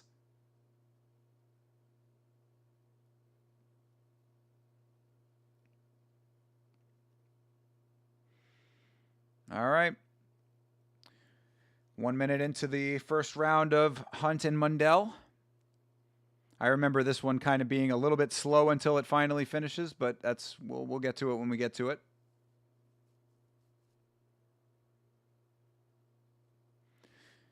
Glad to be actually rewatching this one, even if it is a little bit slow early, because I did not actually catch the finale of what happened in this fight, so.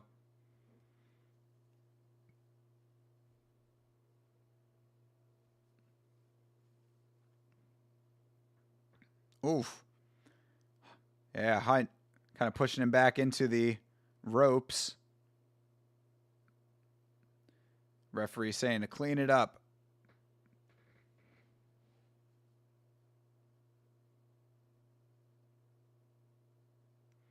Oof. Another good one. Hunt landing some good shots. Yep, good round for Lorenzo Hunt, I would say. Not a ton of crazy connections, but certainly working. Limp Bizkit playing as the interstitial music. Break stuff.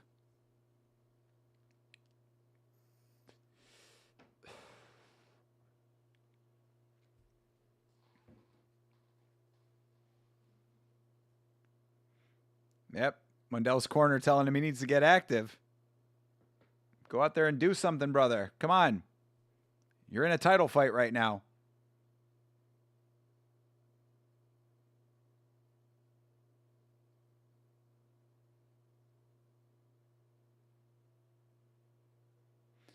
All right, round 2. Also, Javid came off as a prick this week as well. Why do you say that? Did I miss something? He came off as a prick, what, because he was complaining about his opponent missing weight? Even though his opponent was in on short notice? That would be kind of prickish. I mean, 5 pounds is a lot, but, you should probably be happy that, like Chase said on the podcast, you should probably be happy that you got to fight at all. Oh, that was a weird little engagement there. Mendel lands and Hunt just continues forward. Kind of steamrolled him. All right, Mendel goes to the body.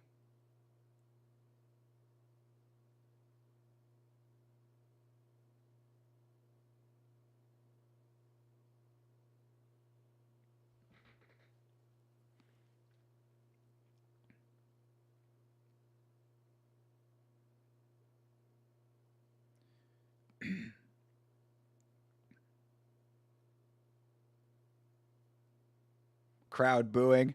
This is your co-main event. You should not be. You should never be booing a co-main event. Like, and I'm not criticizing the crowd on that one. Like the co-main event. See, Jesse Dunaway, when you're booking this event that you're booking for, make sure that your co-main is a banger fight, or at least as good as you can get, because these people all paid money for activity here. They should not be having to boo what they're seeing.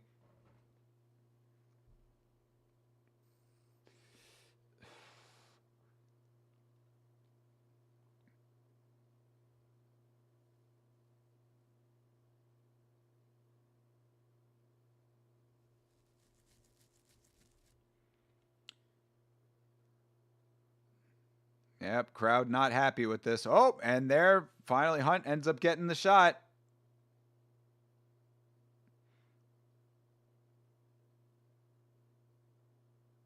All right.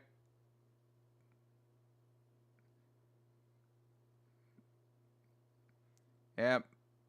Mundell gets a little extra time because Lorenzo Hunt wanted to engage too much.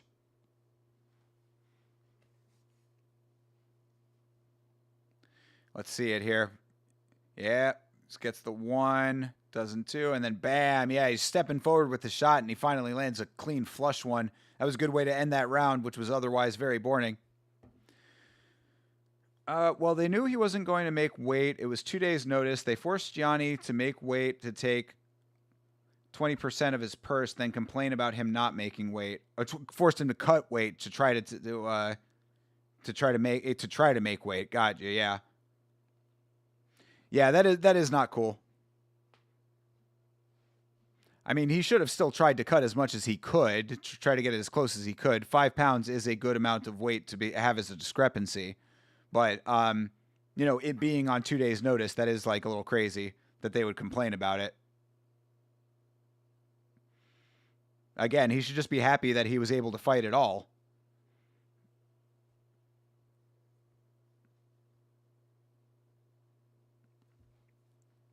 All right, round 3.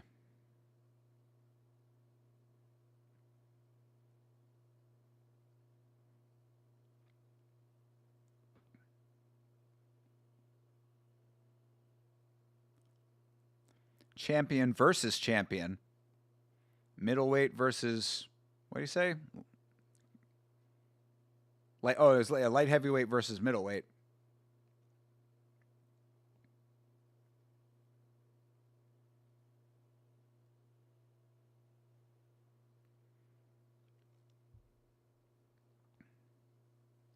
Yeah, crowd is not happy with the output here, even though they got a drop in the second round.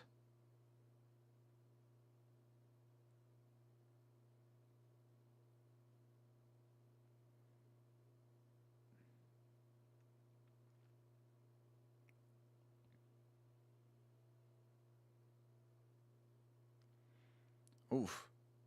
Another good swing by Hunt, but does not catch all of it there.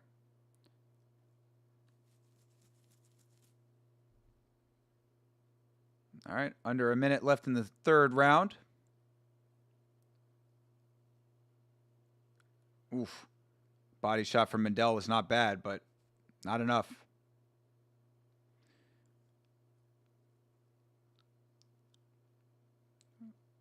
Ooh, ooh, good. Oh, there you go. That's some good connections for Hunt, finally. Mendel clinching up. 25 seconds left in the round.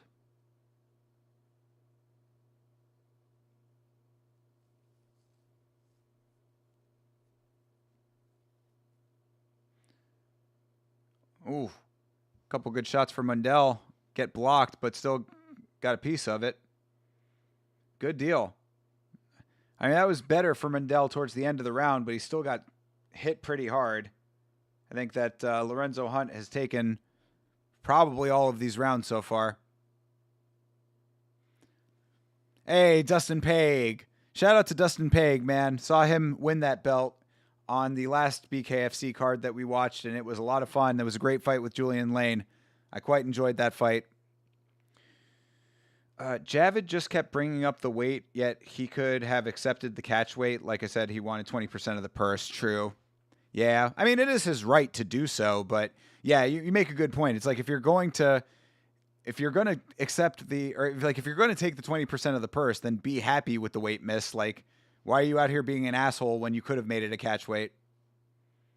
And it probably should have been a catch weight. I mean, 5 pounds, both of those fights should have been catch weight, honestly. But if it means them forfeiting the extra money, then I guess it makes sense don't just keep your mouth shut, I guess. I don't know. I don't know if that played into him getting cut or not, but yeah, I do agree that's not a great look.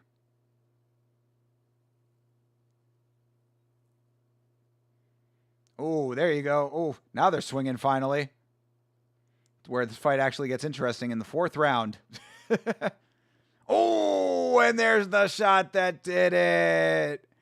Yo, Lorenzo Hunt. And that is the shot that Mundell could not get back from. Very nice. Yeah, a bit of a, not the greatest fight to begin with, but it certainly shaped up into an exciting one towards the end, and the knockout shot was pretty. Want to see that replay. And now we're getting some dance moves from Lorenzo Hunt. Certainly feeling himself now.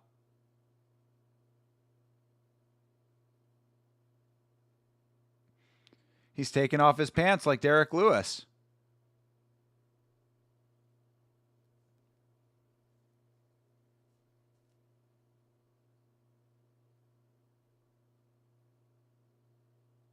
Yeah. He did the damn thing.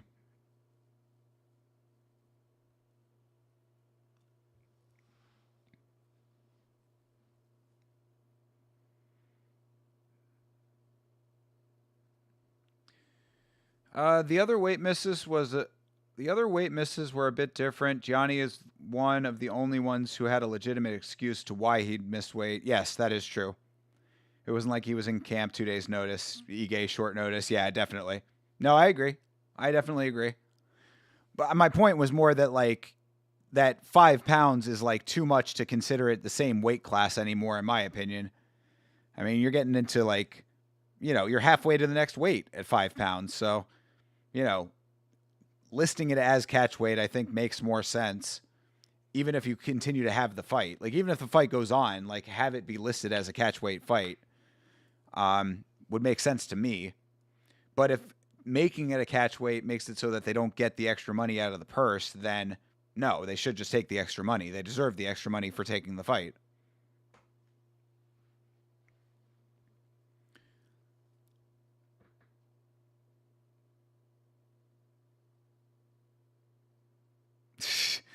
Lorenzo Hunt is trying to mime and mimic the things that the announcer is saying, but he's not getting it right. Yeah, Lorenzo Hunt definitely seems to be a guy with a little bit of a screw loose, and yes, using the bucked up can to jizz all over the place.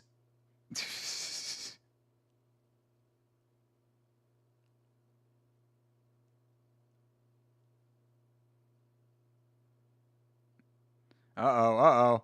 Getting a little agitated there.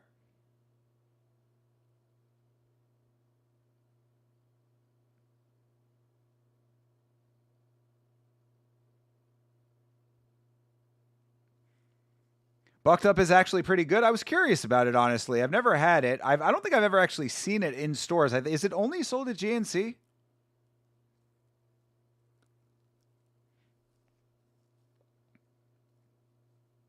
Because, yeah, I don't think I've ever seen it, in the wild before.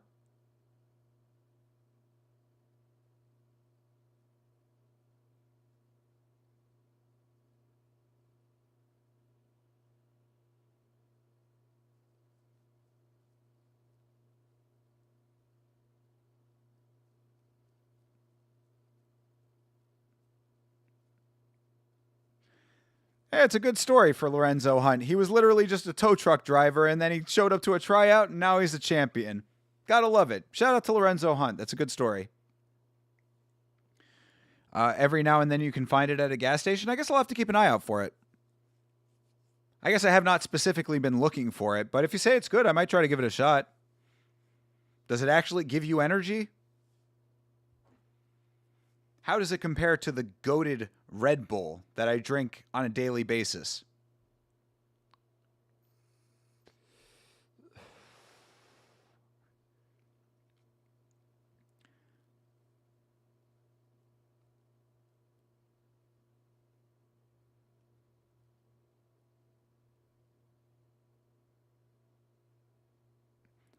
Lorenzo Hunt calling out Mike Perry.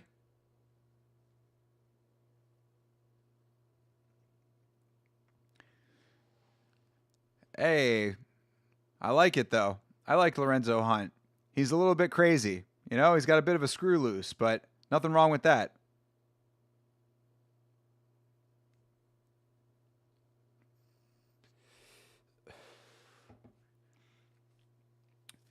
All right.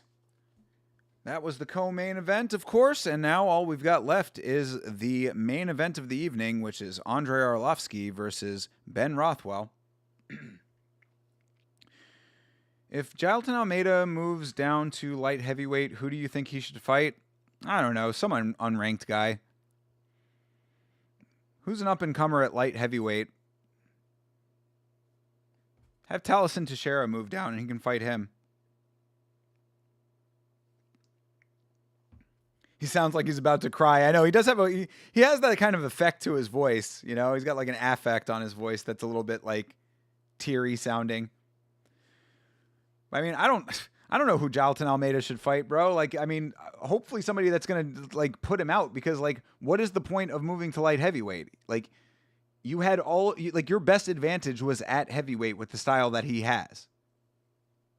So like, I think that there is no good reason for him to move down to light heavyweight. I don't think he's going to have any advantage there. He's not going to be a big guy there. Like, he's not going to have a size advantage. His style is going to be a lot more easily recognized at light heavyweight. Guys move better at light heavyweight. I mean, I don't know. Chidi and Njokuani, there you go. He should fight him.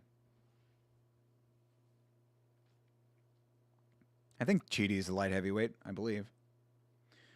I would say it hits harder than a Red Bull, but that's because I'm not really a Red Bull guy. Okay, fair enough. Yeah, that's the reason I like Red Bull so much, is two things. A, it tastes amazing, and B, it actually does like keep me up, so. But if it tastes good, I'll give it a shot. He used to be at light heavyweight, but I think he was only fighting unranked guys. Yeah, I think he moved up to heavyweight and had his best successes there, and thinking that going back to light heavyweight and having the same level of success is very short-sighted. Jailton Almeida does not seem like a very intelligent guy based on what we've been hearing from him lately. He looked absolutely atrocious in that fight. He fights in a style that a lot of people think is very boring.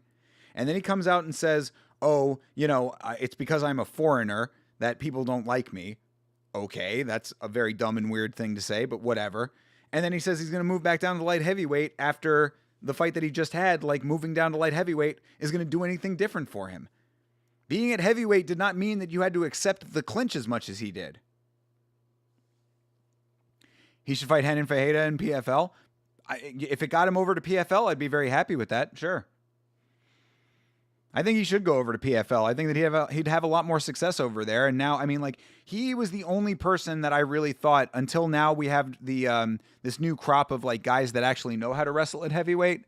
But until that started to happen for almost about a year, I would say he was one of the few guys I was like, if he could just figure out how to strike and like incorporate striking into his game, he could be one of the most effective heavyweights that we have right now. And he never did that.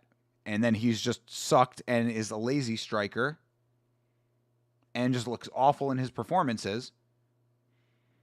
So we trade one boring guy for another boring guy in Rizvan Kuniev, moving up to 6th place at heavyweight. And Jailton goes back down to light heavyweight. Like, I don't see what he thinks is going to be different. I think that the outcome is going to be very much the same at light heavyweight. But I don't know. Who do you think he should fight? I don't know what the fuck he's been up to. I used to be such a big fan of him. I know me. I don't know if I was ever a huge fan of him, but I always thought that he had potential to be the champ at heavyweight because he had a game plan and a skill set that not a lot of people at heavyweight have. Now there are more of them. If he had stayed at heavyweight, I would have thought that he should fight Josh Hokett, where he could actually have a wrestling match and a grappling match, and if Hokett beat him, then there really would be nothing left for him at heavyweight. But instead, you get Rizvan Kuniev. In fact, I think that Josh Hokett should fight Rizvan Kuniev next. I think Josh Hokett will whip his ass. Like, Josh Hokett, as much as I find him to be an absolute cringe lord, which he certainly is, he's actually really talented and a very, like, agile heavyweight with a lot of skills, both in striking and in wrestling. So, Josh Hokett might actually have champ potential, which is a crazy thing to say, but it very well could happen. Well, Bucked Up, I'm sure, has way more caffeine as well, probably close to 250 milligrams. God damn, dude. Yeah, that is a lot. Yeah, I think Red Bull only has 50. But Bucked Up is also a larger can, so Red Bull, you get everything condensed into that, 8 ounces or whatever. Yeah. Well, I would try it though. I'll have to see if I can find it. I wonder if they have like a Bucked Up near me thing. Bucked Up energy drink.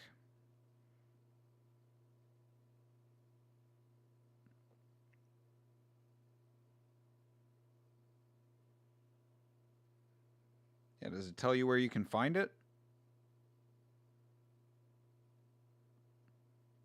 Buy now? No, I guess you can just buy it. Where to buy? There we go. Where to purchase?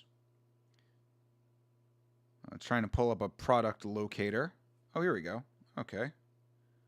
Put in my zip code. Oh. Yeah, it looks like it is actually at a number of places by me. All right, well. Good to know. Yeah, it looks like they sell it in Walgreens a lot. There you go. Somebody tell Chase. Maybe Chase can try it. Because, yeah, actually, it looks like it's in every Walgreens around me. Not in gas stations, though. Walgreens and GNC is where it looks like it's by me. Well, if I happen to find myself in a Walgreens at any time, maybe I'll give it a shot. But in the meantime, if you want to see a taste test of it, maybe Chase Parton will do it. He's in Walgreens every week. Literally every week, multiple times a week.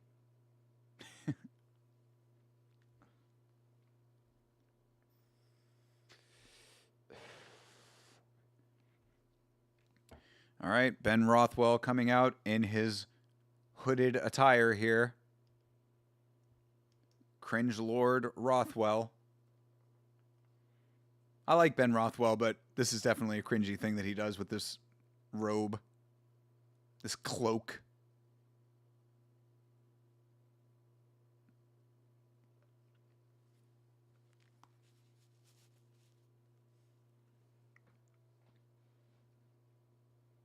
Put my headphones back on and the audio is muted.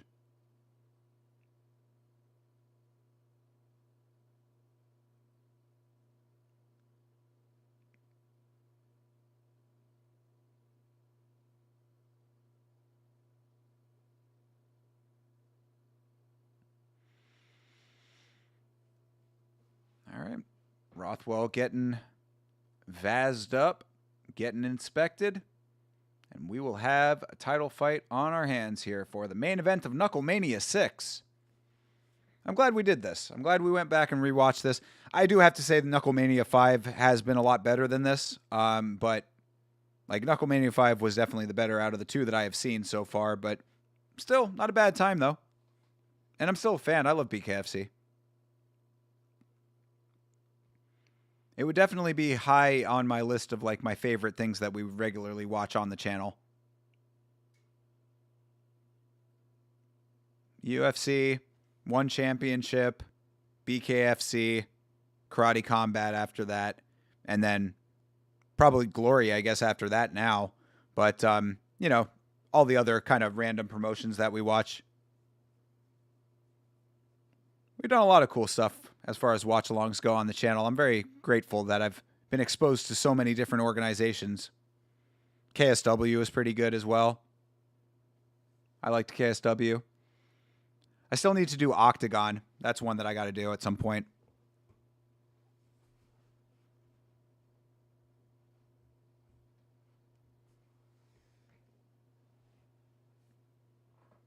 All right, main event getting announced.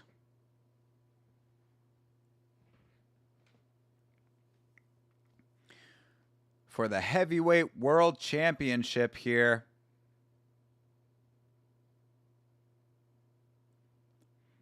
Bucked up, feel like $1 million. I like that as a tagline.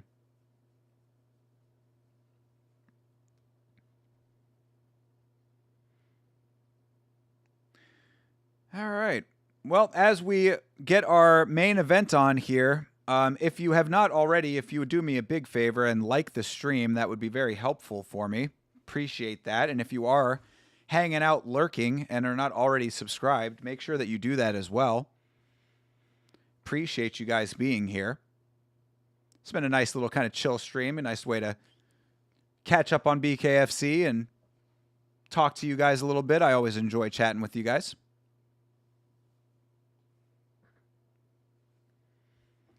Like I said, I'm hoping to have a video out sometime tomorrow. And, of course, you know, a whole bunch of videos already out. Podcast was out yesterday. Karate Combat will be on Friday. And we'll see what I can do during the rest of the week. So, yeah, we'll see.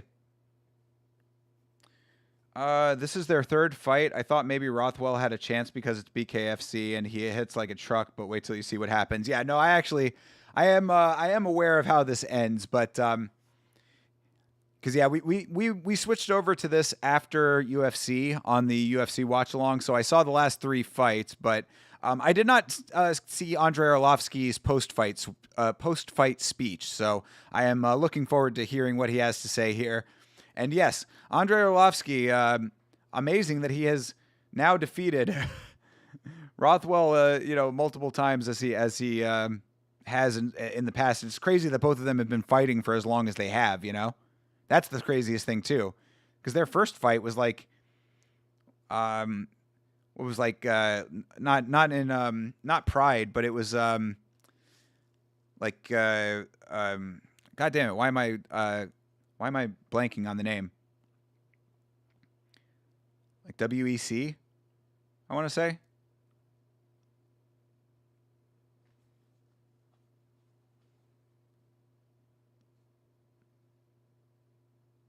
I think it might have been WEC. From Kenosha, Wisconsin.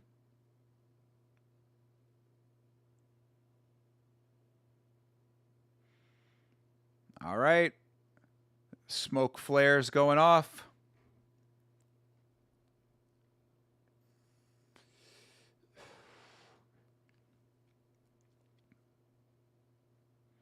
All right.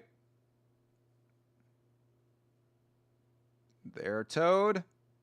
All right, fight is underway. Interesting approach from Rothwell. Kind of doing like this weird little like cowering motion. It's such an odd way to approach this fight. Arlovski not fazed by it in the slightest.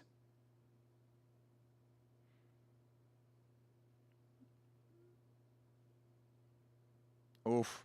Heavy shot from Arlovski, lands early. Oh, Rothwell goes flinging himself back into the ropes. No drop yet, though. Oh, uppercut lands for Arlovski. Rothwell trying to land some shots of his own, couple to the side of the head. They break. They get tangled up. They break. Arlovski with a little step in left.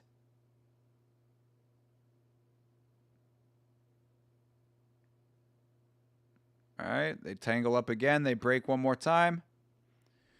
Right back to it. Arlovski bringing the fight to Rothwell. Keeps pushing him back. He keeps forcing him back to the ropes. Rothwell with a big swing and a miss.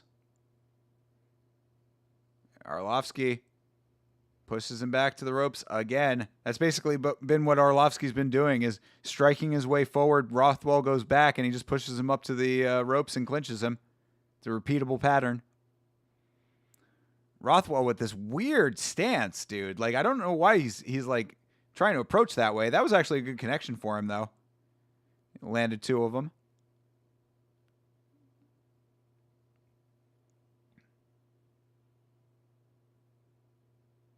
Yeah, right hand lands for Arlovski in the clinch.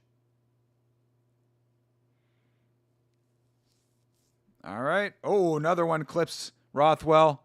It's where he got a little wobbly, just a little bit. Round one complete. Yeah, easy round for Arlovski. Rothwell just can't get the timing down.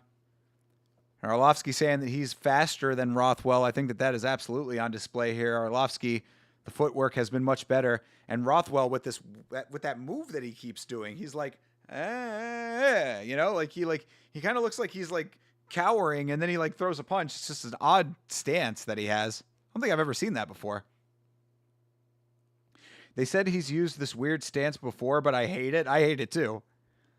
I mean, look, if it's effective somehow, then that's like interesting, I guess, but I cannot imagine it being successful. How could that stance actually equal up to success? I don't get it.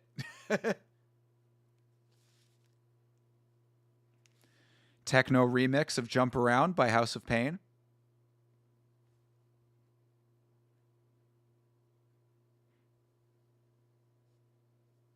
All right, round two. All right, Rothwell engaging a little bit earlier here, but just goes right into the clinch. Yeah, got to work it out. All right. Arlovski landing a couple good ones. Pushes him back again. Rothwell just too easy to push into the cage, bro. Like, or the cage, into the ropes. Like, he really is just kind of like taking a shot, walking backwards, and then Arlovski just sort of rolls into him.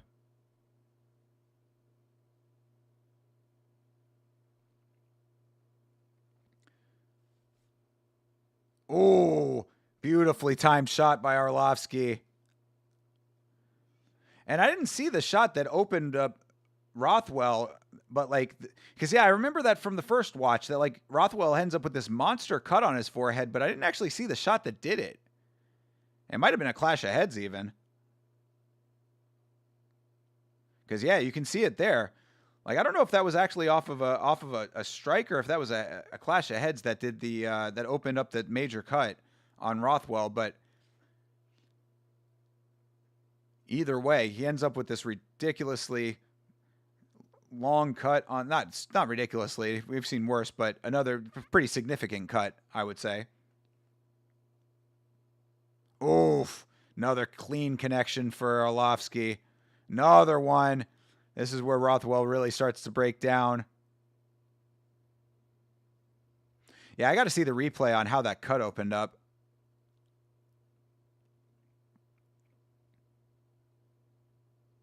Oh, damn, sneaky move by Arlovski. I didn't catch that the first go around. He diverts his attention to the referee real quick to complain about something. The referee starts giving a warning, and then he just goes in and clocks Rothwell. All right. Round two complete. Another dominant round for Arlovski. I don't think that Rothwell really has landed like more than maybe 3 or 4 clean connections. And you can see that the power is certainly on Arlovski's side. He finds the shot really well. Like, there's a couple of them where he lands super flush. But where's the one that opened him? Come on, man. They're not going to show the replay of when he actually got the cut on the forehead?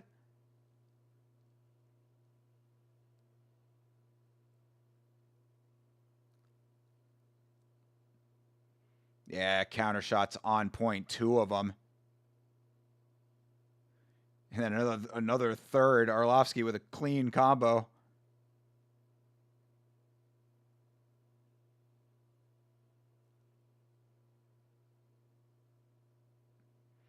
Oh, we're doing the medicals now because of the shark bite that Arlovski has on his forehead.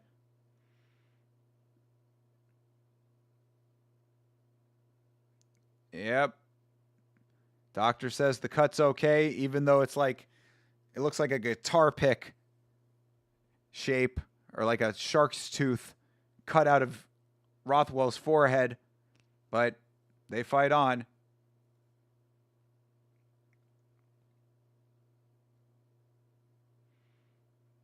Oof. Another good connection on back fist for Arlovski. Arlovski on the cage on the ropes again.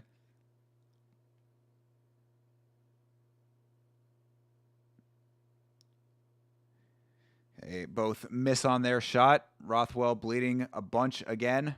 No amount of Vaseline can stop that when the cuts are that big. I mean, does anybody know how the cut happened? Like, was it off of a head clash or was it actually off of punches? Because, I mean, like, the spot that the cuts are, like, I guess maybe he might have been dipping his head and got caught, but, like, it just seems like a very large cut for, like, I guess maybe the gloves, or there are no gloves. I mean, maybe the tape ripped him. I don't know. All right, time again, and they're going to bring the doctor in for the cut one more time here. Oy vey, he is all kinds of bloodied up. Good Lord, that is quite a scene.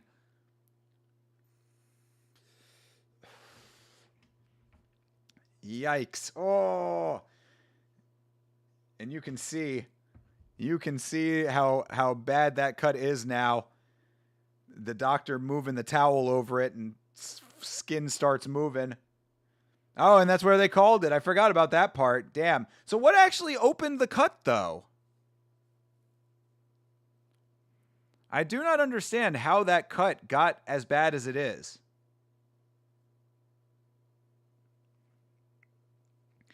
Like, did he just catch him when he was dipping? I guess that's the only thing I could think of. Maybe we'll see the replay of how that cut opened up. I will say that one thing I am not super happy with is BKFC's like replays. Like, I don't feel like they're doing enough replays of the bigger moments.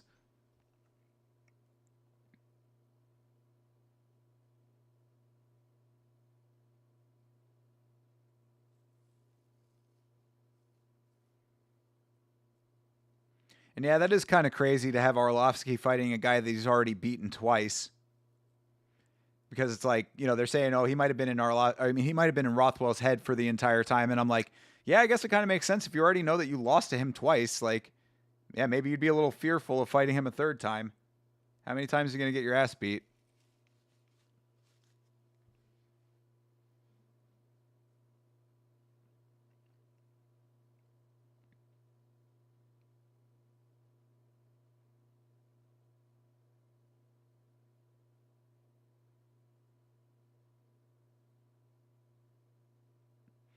Getting a techno remix of Freebird right now? I think we are.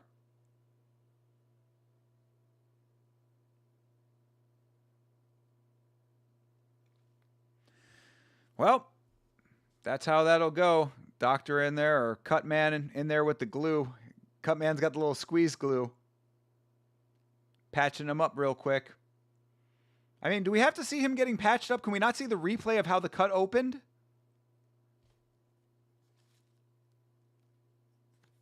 Like, I mean, really, we're sitting here watching this dude getting his cut glued when we could, like, be seeing how it all actually started.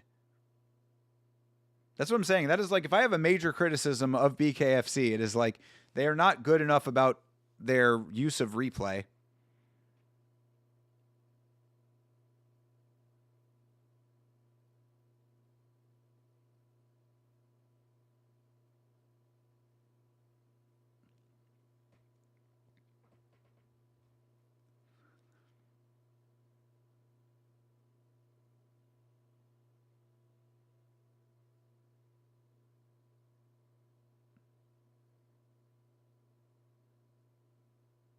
Oh, it was in Affliction where they first fought. Ah, man, that's even more old school. God damn. That's crazy, dude. Their first time fighting was in Affliction. Good Lord. That is old school, bro. That's wild, dude. It is crazy that Andre Arlovski has been fighting that long and Ben Rothwell, but still. That's so wild.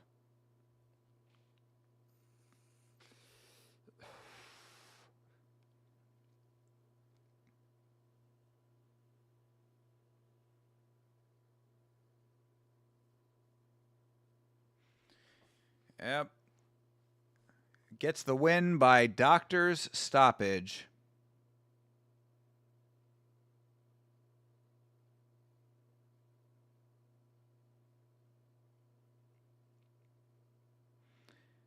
Yeah, Rothwell, that's not even the only cut he has. Cut on the eyebrow, too. Hey, there you go. Why did you put it around his waist? He put the belt on his shoulder while he had his hands up.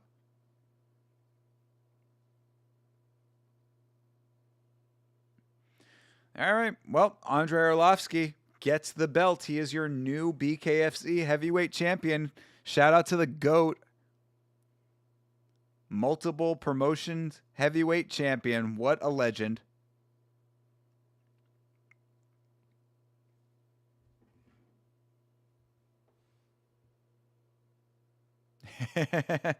Not bad for a 40-year-old guy. No shit, dude.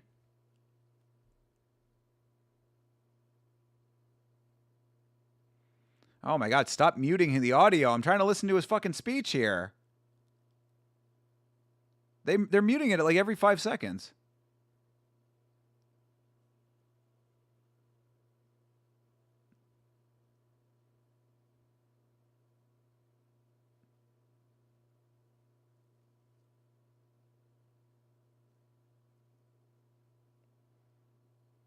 Three times cancer survivor, dude. All right. I mean, from what we got to hear of the speech, it was nice. I mean, shit, dude. Barely heard any of it. It's muted still. Oh my God, this replay is like terrible with this muting right now.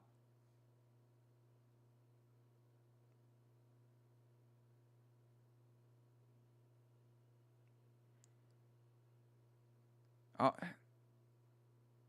Who are they talking about? Oh, got you. Okay, Bleeding Edge. Yeah, this is why I said wait until they try to censor it. He said fuck every other word. Who was the Cuban dude that they were talking about that he's supposed to be fighting?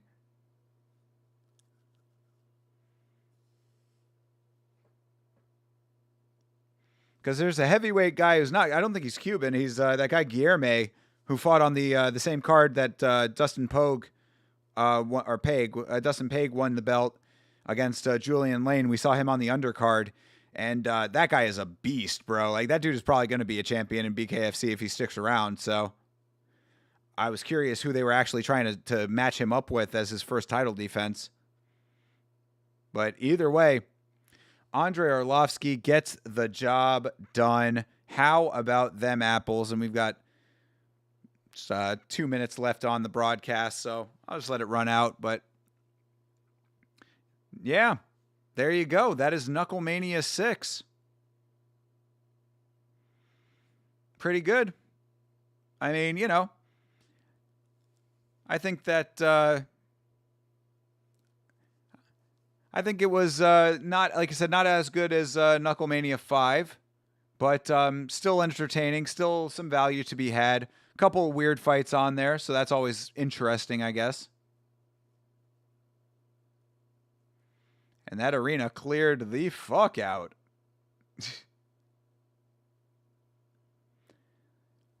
New heavyweight champion. Gotta love it. Shout out to Andre Arlovski getting the job done, being a champion at his advanced age. All right, so we've got March 14th. Okay, so they don't have BKFC for a little while. March 14th, March 20th, and then what's the next one there? Oh, March 28th. All right, so they just have a bunch in March. I guess they don't have anything else coming up in February? All right, well, you know, maybe we'll have to try to catch another BKFC event, of course. Oh, Bare Knuckle Fight Club is something different. April 7th. At the 2300 in Philadelphia. That's a legendary venue from what I understand. I've heard a lot about the 2300. They really are doing Bare Knuckle Fight Club. I thought it was just for the promo. Dude, all right, we might have to watch Bare Knuckle Fight Club. That might be the next time that we catch up with Bare Knuckle, is for Bare Knuckle Fight Club. That's going to be interesting. I like that as a concept, going back to the underground.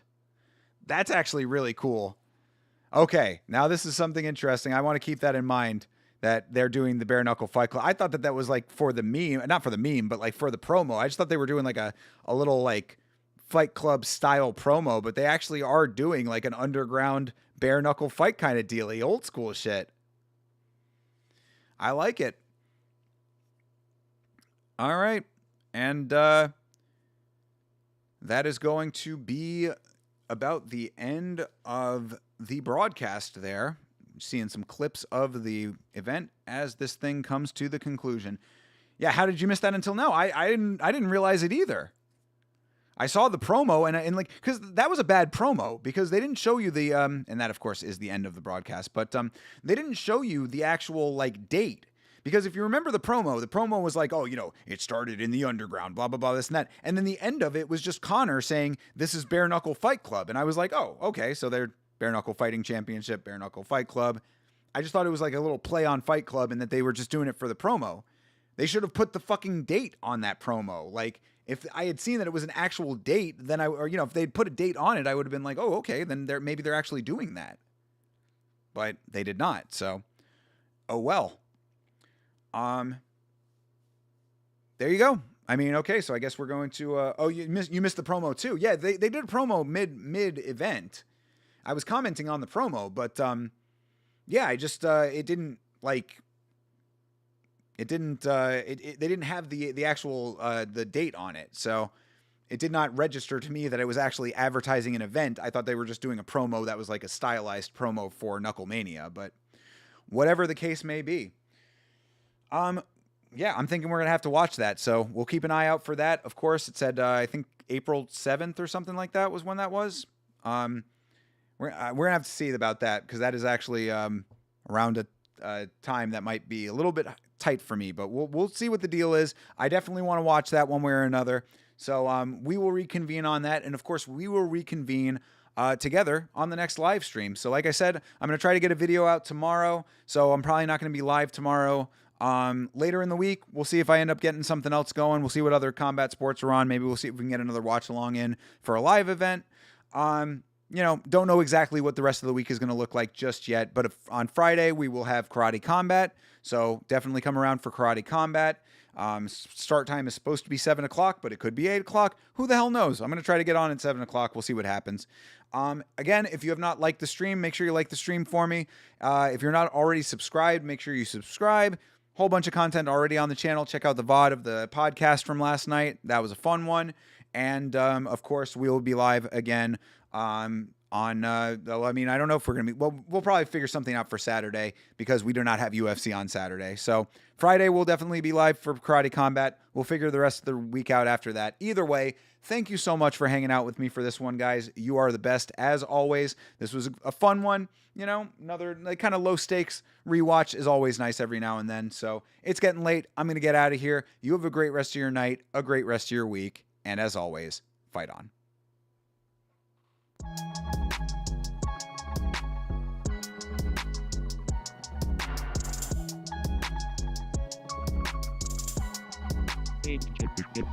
Hey.